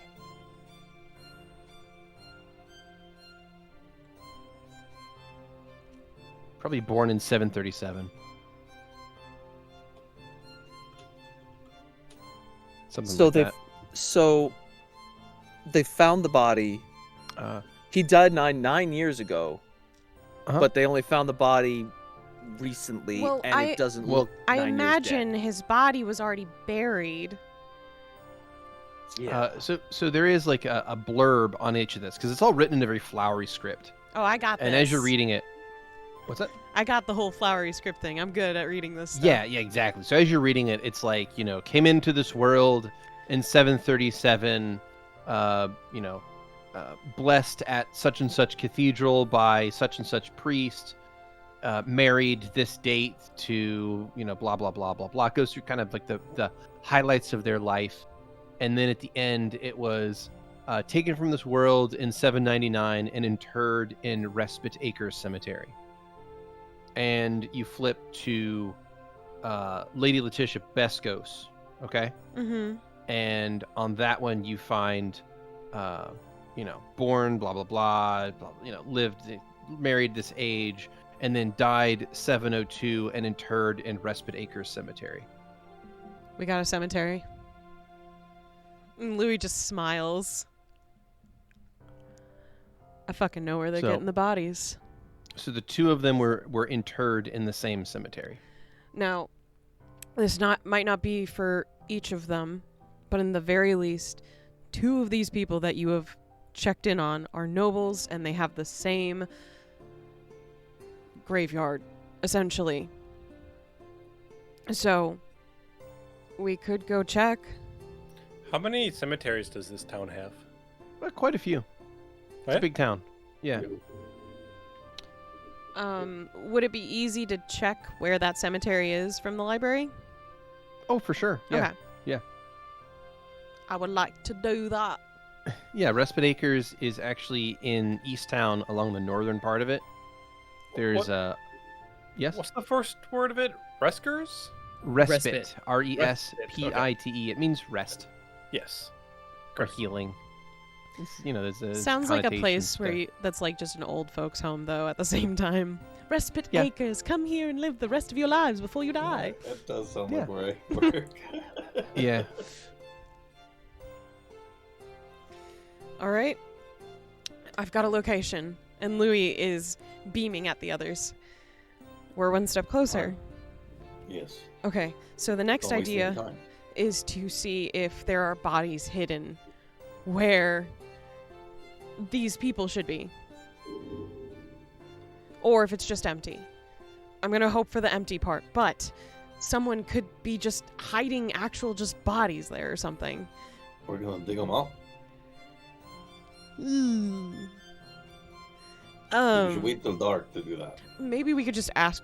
We're part of the we have these stupid badges. Only those stinking badges. Yeah. We made it. Okay. But it would be really easy to just go there and say, "Hi, this is part of the investigation. We need to dig up these plots." Is that a bad idea? Kind of hard. Better than talking to people who may be involved Okay. directly first. Maybe we should go to the cemetery first before we talk to the Duprees then. Yes, that's what I'm saying. Okay. Let's go. Does anyone need to do anything in the library before we head out? Detlef just smiles eating his lunch. Xander is sitting across from Detlef, just smiling. I didn't get any books from the when I had meant to go get trying to cross-reference stuff. I didn't get anything from the library, correct? No. Okay. I just was making sure because I would have returned it. Well, I didn't realize how big these things would be. If any of you haven't had any lunch and you're hungry, Louie's already sliding over. Valentino as well. Seeing no Wow. I'm so I sorry. wish to relieve you of your pardon. You can hear his stomach Oh. still grumbling. well, here, dig in, everybody. Thank you. Have a little bit. Mhm. Except you, he says, looking at Xander. What? Why not Xander? Wait, oh. wait. Why not Xander? He's not hungry. Yeah, it's for the best. It's part of his diet. Yeah. Louie will keep eating and then just stare at Xander and then look back at Detlef. I'm gonna. I would like. Ooh, I sense motive on that bull. On who? On Louie's. Okay, go ahead. I mean, that makes sense. That's achievable, probably. Mm-hmm. Maybe. That's a DC that's Nah. within human realm Yeah. of success. No. 11. 11? Nah, 11. Well, Oh. Oh wait, no, Valentino's sorry. like I was looking at the. No, I was looking at above it. Yeah, so, yeah, sorry. no, they're auto That was blind, a buddy. I'm private. sorry. Yep, sorry. Yep, Yeah, yep. I'm you gonna ain't try seen and that. sense motive on Detlev. I don't know if he knows my Sure. human. So Stavik, you take a look over at Louie, and Louie,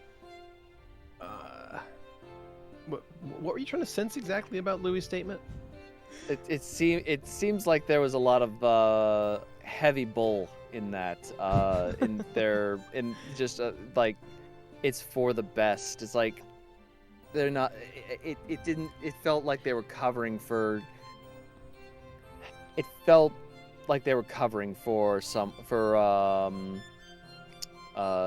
Xander. Yeah.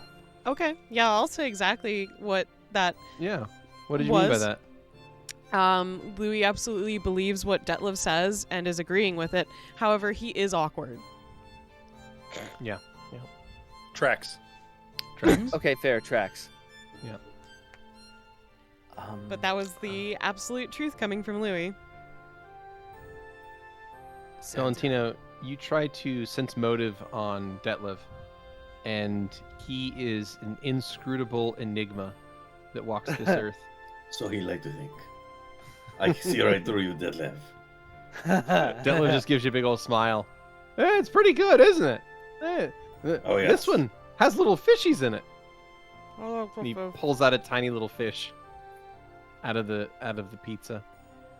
Yes, every Well, they one can of them swim. is a salty challenge to be conquered. A seafood dish is way better. Well, good luck out there, everybody. I'm sure you'll crack this case soon. I hope so. I believe in you. Then it'll definitely Thank you, happen. Detlev. Mm-hmm. I'm gonna listen real close to it. Like scoot over and listen for any whirring of gears before we go. He'll lean a little bit forward across the table towards Xander. Come on by after hours, and we can have a chat, okay? Thank you, Detlev. That sounds Well, you're lovely. welcome. It wasn't quite like you all can hear that. He wasn't like trying to keep that from anyone else's ears. Oh, that was my role to hear my obligatory to role listen to hear for worrying. For the whirring of whirring? gears inside his Yeah, body. no, you don't hear the whirring of gears. No, Jeez, how does it so well. you hear the distant roar of the ocean. No, I don't know. You hear nothing out of the ordinary. Detlev seems like a perfectly regular guy. He's hiding it so well. Xander raises an eyebrow. Oh, that was in Valentino's head. Yeah, and I see. we'll discuss this. And he takes a piece of paper and slides it off the table and puts it in his pocket. That sounds like a good idea. Well, wonderful. Well, I hope you all enjoyed the pizza. There was no way I was going to finish it myself. And it would have been a real shame to not finish food. Some would even say it's a sin. That'd be correct. Thank you, my friend. It was Alright, really well- good, though. I'm glad you got fishies Mhm. on it.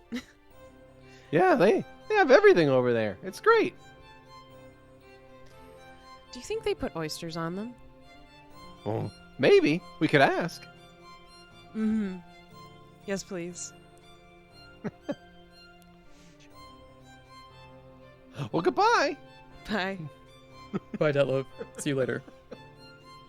And he will clean up the remains of the pizza in front of him and get back to work as you all gather yourselves.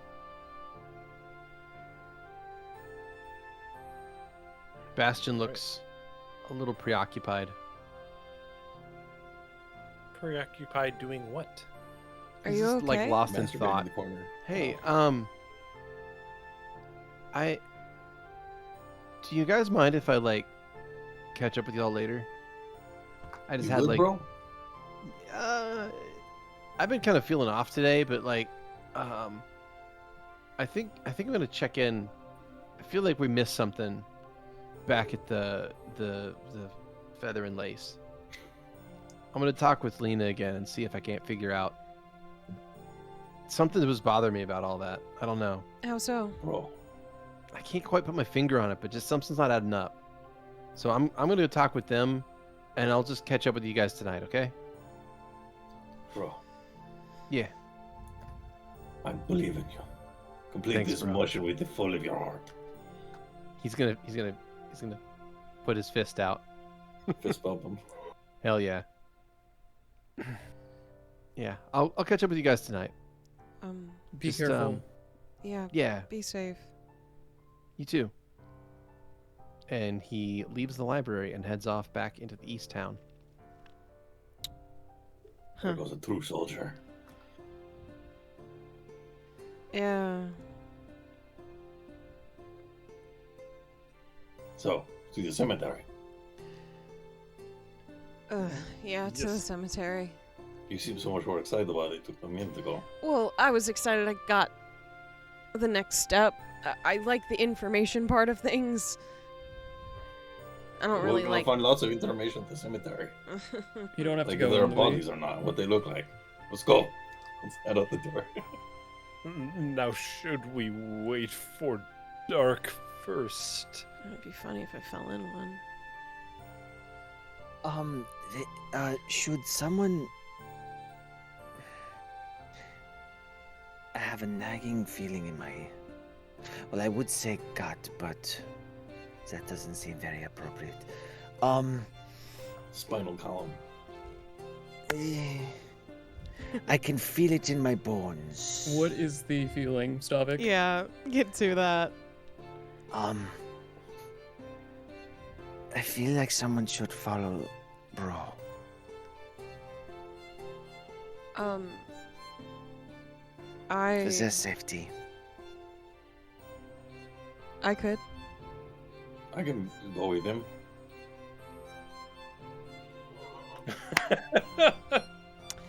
It's very important.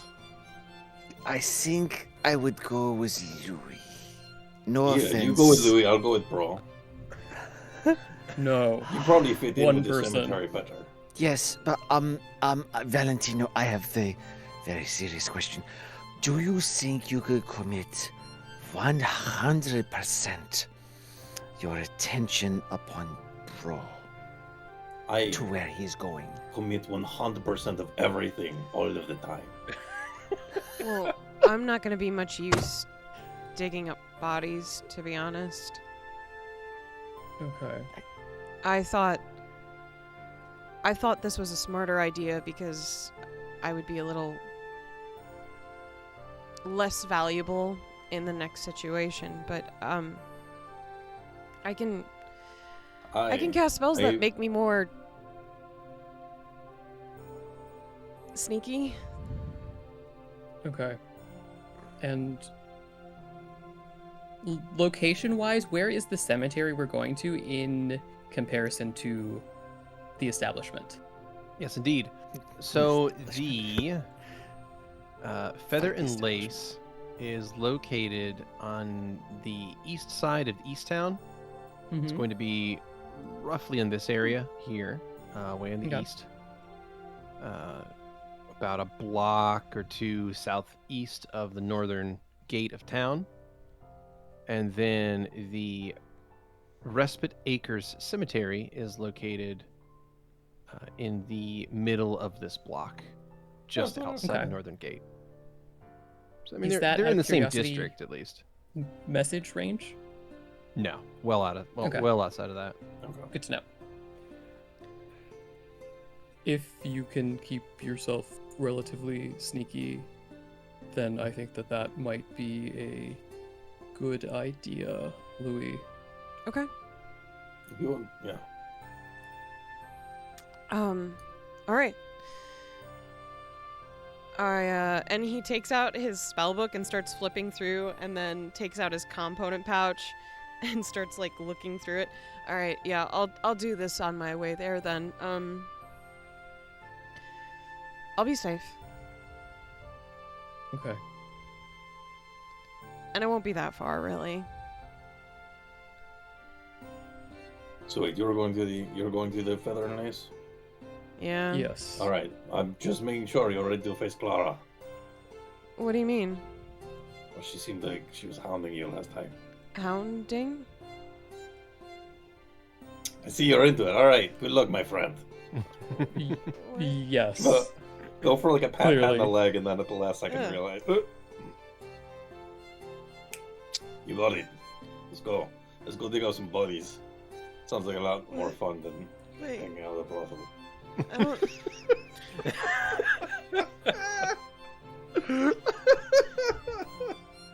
Perfect. No notes. No notes. Okay. Perfect. Perfection. All Now, right. Are we really planning on digging up a body during the day? If we flash the badges during the day, if they say no, we come back. That's what the badges are for. Is it not? Unless we think that they're gonna say no, in which case we probably don't want to give them the warning. Precisely my thought. Recall these are the bodies of nobles. That's a good point. Back to the brothel it is then. All right. I mean, God damn it, this kid. we do. If we are assuming that the nobles are involved in this, then they already know that we are on their Right. tail, right? Because we've been getting messages. If they don't know this, and we have reasonable cause to assume that their loved one's remains have been removed or altered in some way, I can't imagine very many situations in which they would take offense to us taking care of their loved ones' remains. Though I do understand the point about discretion.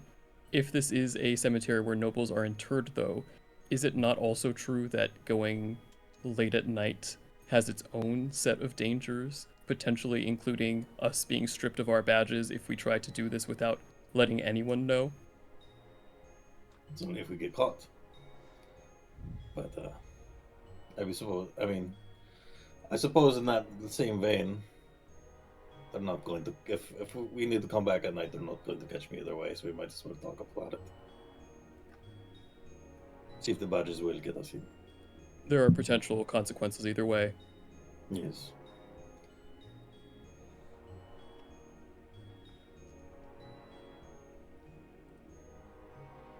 Is there not a possibility that the surviving members of these families have no knowledge or anything to do with these, but the deceased ones do? Potentially. So what should we do?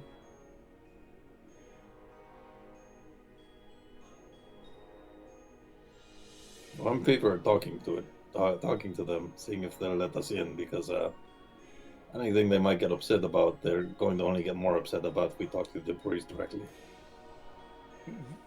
Well, if you both truly want to talk about it first, I would suggest we only dig up the debris, as we have. And he'll point at the papers that Valentino has. A clear evidence that we are backed by their family. That makes sense. What do you think, Stavik? I think with the papers and the badge, that even if someone comes along and asks us what are we doing with the debris, graves, that it should at the very least buy us some time. Certainly. We could say that we were ensuring that that our investigation had proven that there might be individuals who have been disturbing noble plots from the Eternal Rest, and that we are confirming that they are not being disturbed. Sure. If you are also in favor of looking during the daytime, then I suppose let's try that, and we can always decide not to. Or if we're rebuffed from the entrance, then that is also information. Oh, we would just bring Stavik along and tell him we're going to enter him. We have Concept. a client. All right then. Sorry, I'm not okay. That's not a. This one got out. Does Stavik breathe? I don't think so. He's a He skelly should've. boy. I He's know. a doesn't have skelly to breathe. boy. It's kind of weird. Yeah. If you're asking, does that mean then that he could scream forever? Yes. Yes, he Mhm. could. He could But scream without Zu'lin, stopping. if you want to forever. test it, then feel free to. Yeah. Mm-hmm. His vocal cords will never get burned out. He'll never have to stop to Uh-huh. breathe. He can just scream for Uh-huh. all time. Yeah. Oh God. As loud as he needs to. That's That's out it. That's how loud. it sounds. That's That's how how it it sounds. Run, Yeah. Just a Well, car alarm that won't ever. The battery won't die. The people in the middle of the night in their beds just hear it run down the street. Oh no, it's Stavik That's again. awful. That's so cursed. It's like that siren creepypasta monster. Yeah. Oh, Siren Head. Yeah. Yeah. So shall we head out? Yep. Yeah. So my question is, which group shall we follow first? Shall we follow the majority of the party heading to the cemetery, or shall we follow one Louie? Louie. Okay. I know. Jesus. I know it It's bothers even you when you hear it. well, because it's not spelled with an S. That's true. Let's see if we get rebuffed at the gate. If we get rebuffed at the gate, at least we know. Okay. We need We'll to go follow the back big nighttime. party then. So, Okay. the majority of the party makes their way from the library all the way over to the Respite Acres Cemetery. You find that the gates are, of course, open, allowing anybody who needs to come in here and, visit with their departed family members. The first thing you notice is that this cemetery is quite old and full. It doesn't look like new bodies have been buried here in some time. Yeah, I don't think There anyone are else like does. family plots that have some spaces open, but basically that's about it. So this does appear to be a cemetery that is at capacity. Before we go in, Xander is going to say, I would recommend providing as little information as possible to begin with. So that means you do the talking. He's going to smile at that, if that is your request, Stavik, and then he will Look, bow he goes, deeply to him. Look at me. I'm not one to.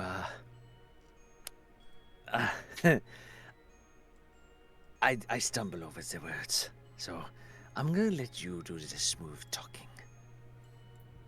You are good at being a man of few words, however. As it's become known, I am also mystery is one of my talents, so Of course, Valentino.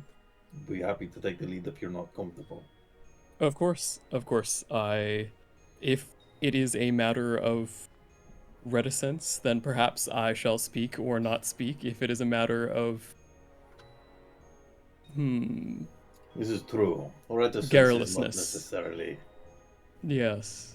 is my strong suit as much as creating an aura of mystery.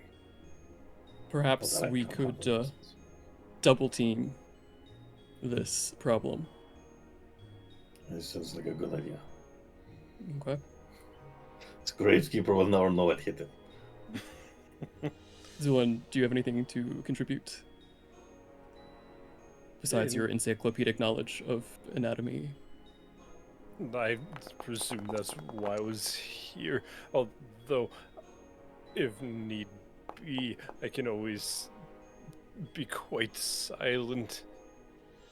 I've been Wonderful. working out a potion to refract light in such a way. Wonderful. Of course, I'm not sure if they'll be helpful in what we're doing right now. Of course.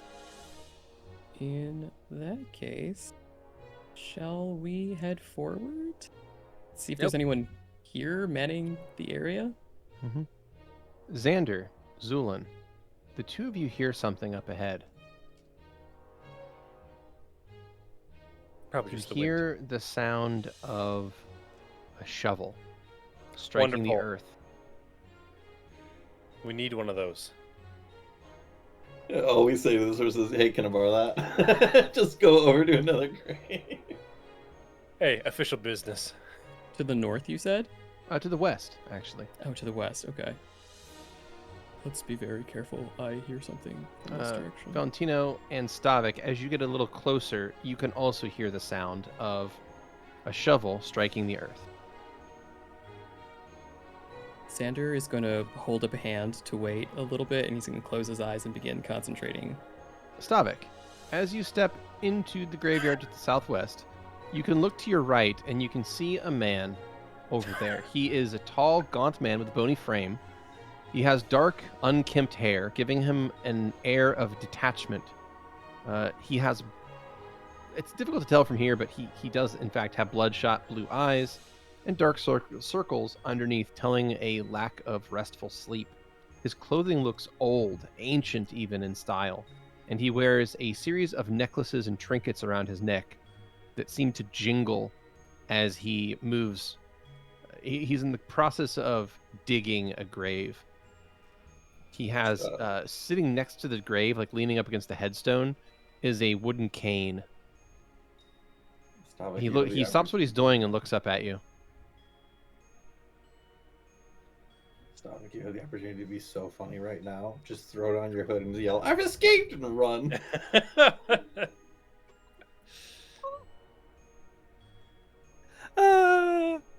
I've come for you.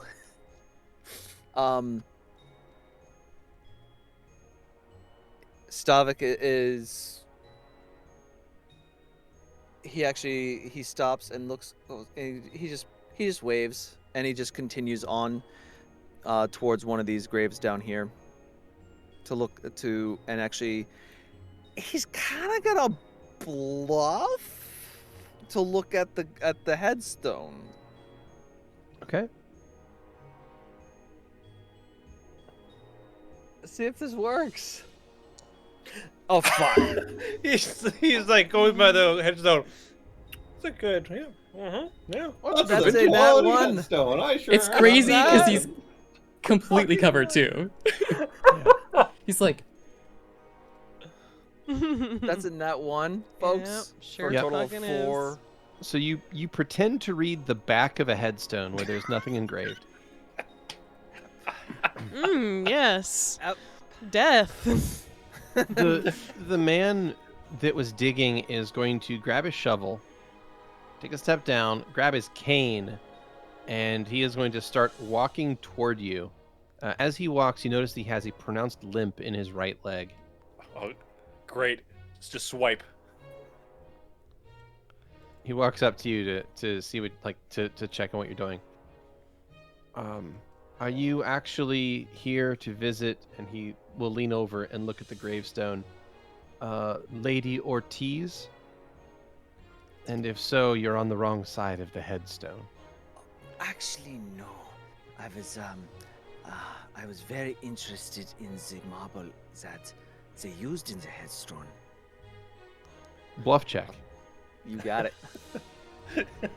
Come on, man. I swear to God. It's swear to God. not even made of marble. Yeah, it's granite.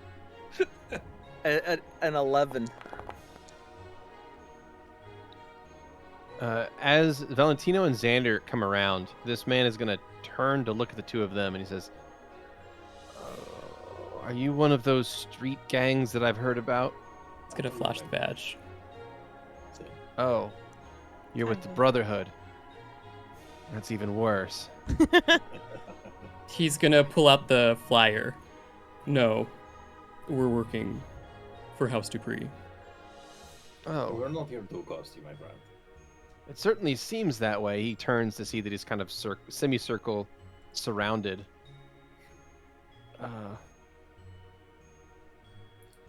Is there Forgive my something friends you here, they just give off this need? sort of aura. That one is very new to this and struggles with basic human interactions. So you'd have to forgive him if you'd be so Yes. gracious. Nothing to forgive. I myself am not the most adept at social situations myself. It's why this line of work suits me so well. We won't take up too much of your time. What is it that you want? I Our will tell you that I'm investigation quite has busy. led us to has required us to discern the state of Antonio Dupre's remains. Oh. He died some 8 or 9 years ago, I believe. Precisely. Yes. I dug Would you his be able grave to- myself. His wife was, he shakes his Hmm. head, devastated. Indeed. It stands out in my mind because it's so rare for noble families to have such a connection. Usually they're political things, you see. Hmm. It's rare to see them truly in love. That is very unfortunate. But his grave is over here. And he will again walk with his cane, very bad limp, and he will take you guys all the way up north. And while we're walking, I'm going to cast message to Xander and ask, so do we tell him that we want to see the body, or do we just get this far and try to get him to go away? I think we get him to leave.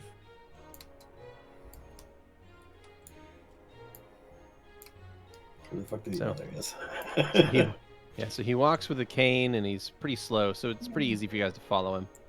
And he'll lead you up to this area in the northeast, and he will point out one of the graves. It's the one directly in front of him. You Thank see so on much it, it for your says, assistance. "In loving memory of Antonio Dupree, devoted father and husband." Thank you so much for your assistance. I think we can take it from here. Sure. What exactly is it that you need? I'm sorry, but currently our investigation keeps us from being able to reveal too many details.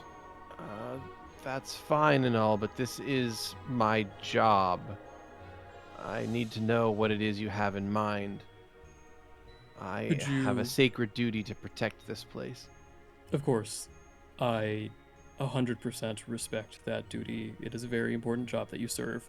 Would it be possible for you to perhaps help or lend us tools so that we can check to make sure that the casket, the coffin, is untouched? No. Because it is my job to dig graves in this graveyard. So, out of the way. And he'll sort of wave you all away from the grave.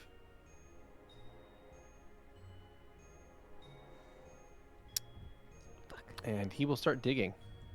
Wonderful. Okay. Nice. So some time is going to pass as he's digging. Because it takes a while to dig a grave, especially by hand. Oh, yeah. So I he know, starts this it. is- Shit. By himself. Yeah, he's by himself and he has a bad leg. So he's going to be a while. So as he's digging, we are going to move the camera. Yeah. You know, this guy, every time he puts the shovel down, falls over in the way. Moving the Oh camera. God. Like, don't worry, I got this.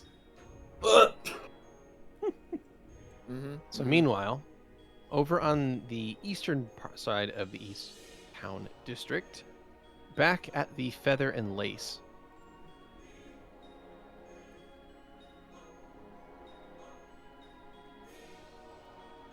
Louie, you have been tailing Bastion, trying to track him and tail him back there. And as you arrive, you, if I recall correctly, you are currently not visible. I get invisible as soon as I'm close enough, because I believe it doesn't Yeah. last that long, so I need to be Less a careful with minute my a level. time. Yeah. Yeah. So you manage to find yourself at the front of the building.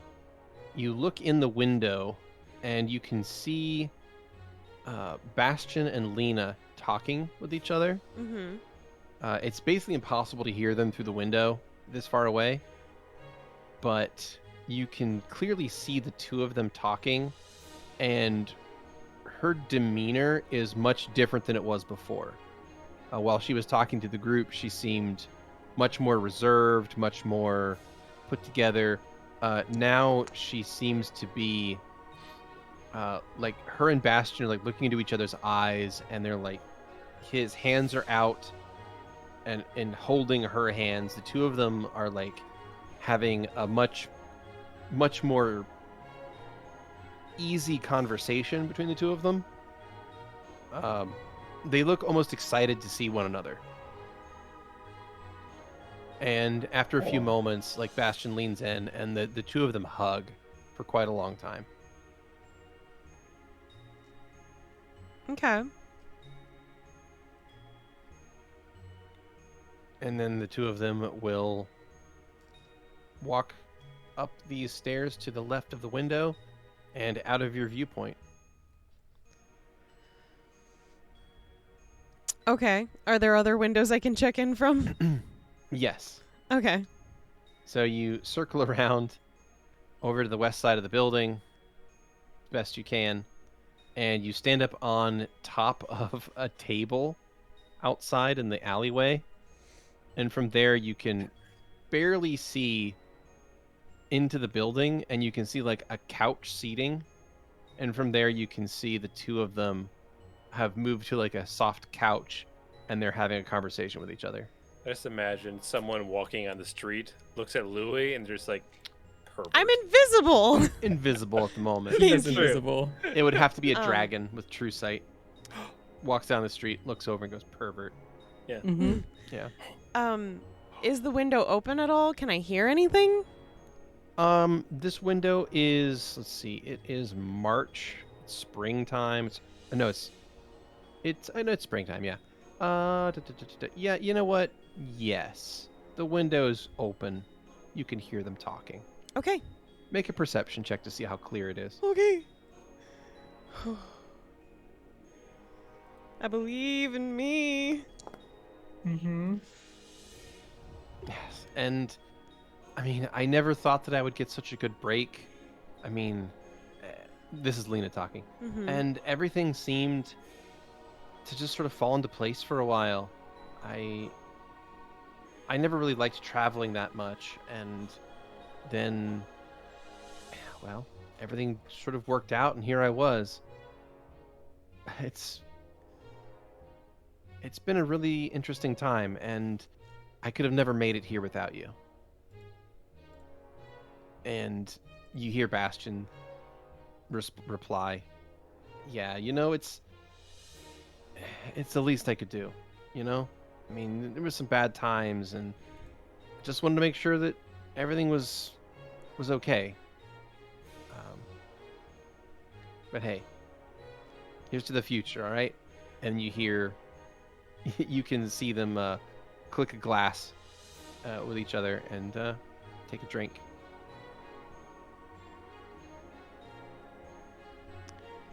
Just gonna wait a little bit longer but Louie's obviously timing himself, so as soon as he's you're like, running out of time. yeah, he'll probably duck down and carefully get off the table.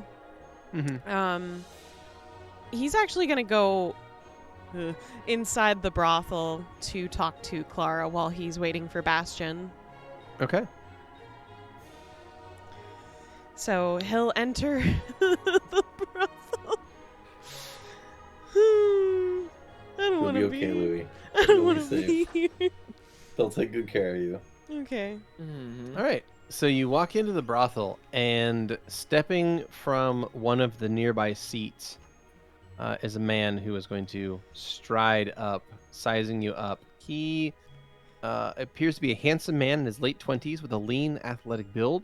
He has short, dark hair and striking blue eyes that seem to pierce through anyone he looks at. He is dressed in a stylish, form-fitting tunic that highlights his physique. And he has above that a tailored vest and trousers paired with a crisp white shirt. So,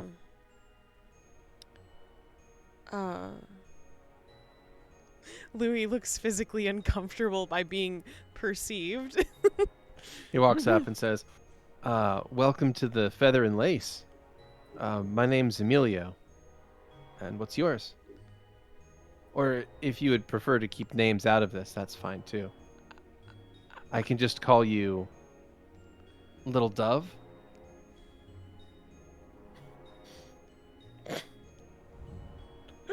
I would appreciate it if you don't refer to me as anything. Thank you. Oh, I see. Perhaps I misread you. Excuse me? Nothing. I thought you were here for attention. I apologize. Perhaps you're just here for the drinks. I'm here to see a friend. Thank you. And he'll walk past him. He'll actually shoulder bump him just out of irritation. He Clara? smiles at you as you walk by. This motherfucker thinks I'm gay.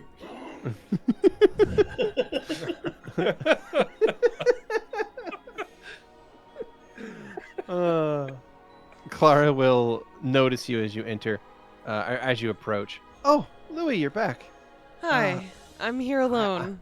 Oh, of course.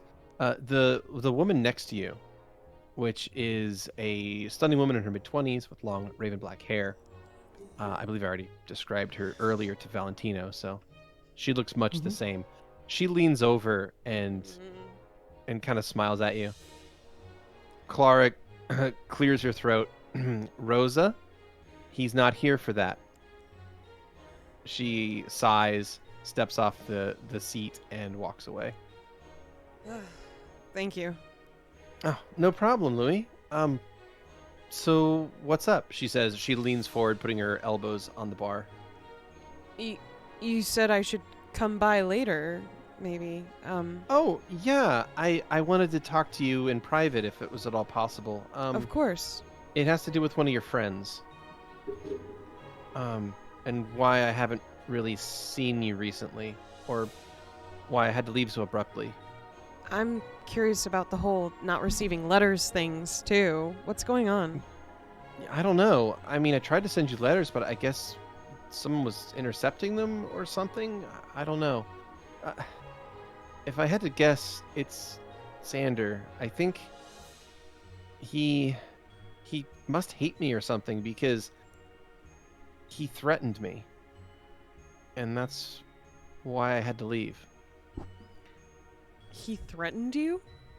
What did he say? He said that it was in my best interest to leave all of you alone. And there were some heavy implications that I needed to do so or something bad was going to happen. So I just want you to know that I think he's not so nice. Okay. So just Did he do anything else? I mean, to be honest, I'm a little curious about something that happened in the past, if you don't mind me bringing it up. sure. When we were in Balmaz, you had come to my side and said you were trying to look at Xander's magic thing that he was doing, right? Mm-hmm. But you seemed really kind of jovial, if not a little giggly about it. But then when he returned to us, you seemed very bothered by him. And I'm just very curious about why the change in energy, mostly. It might not have been I think that was probably the first time he threatened me. I'm sorry, what? I'm sorry. This is all really sudden, and I don't understand it myself, but it just seemed like ever since then he's had it out for me, and I think that I'm worried that if he finds out that I'm even saying this, he'll try to do something to me. If I'm honest, I'm scared of him.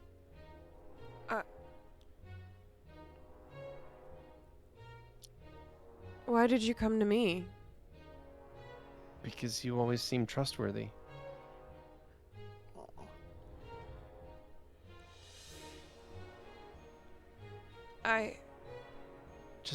She reaches a hand across the bar. Just promise me that you won't get hurt, okay?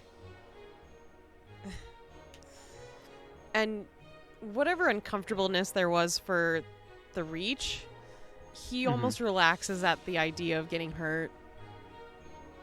Actually, that's something I'm particularly good at, so it shouldn't bother me. Nobody deserves to get hurt. I know. But just please be careful, okay? And I will. just watch out. I don't know what Xander's planning, but I don't like it.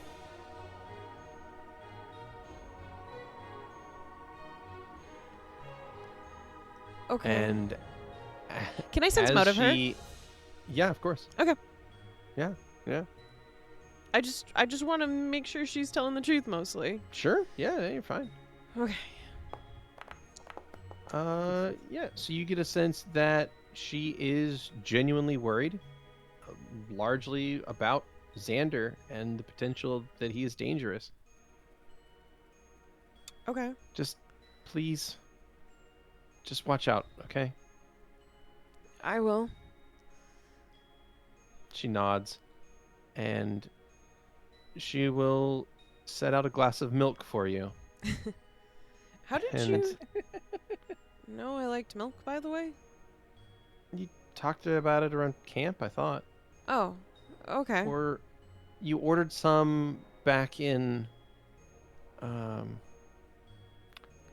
Bicares, I think. Oh. She shrugs. I'm pretty Alright. sure.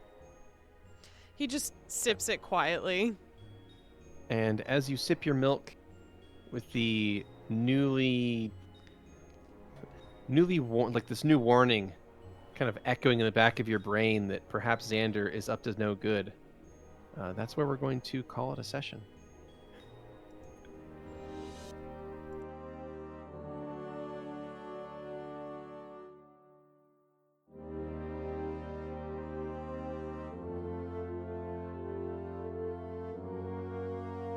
Thanks for listening.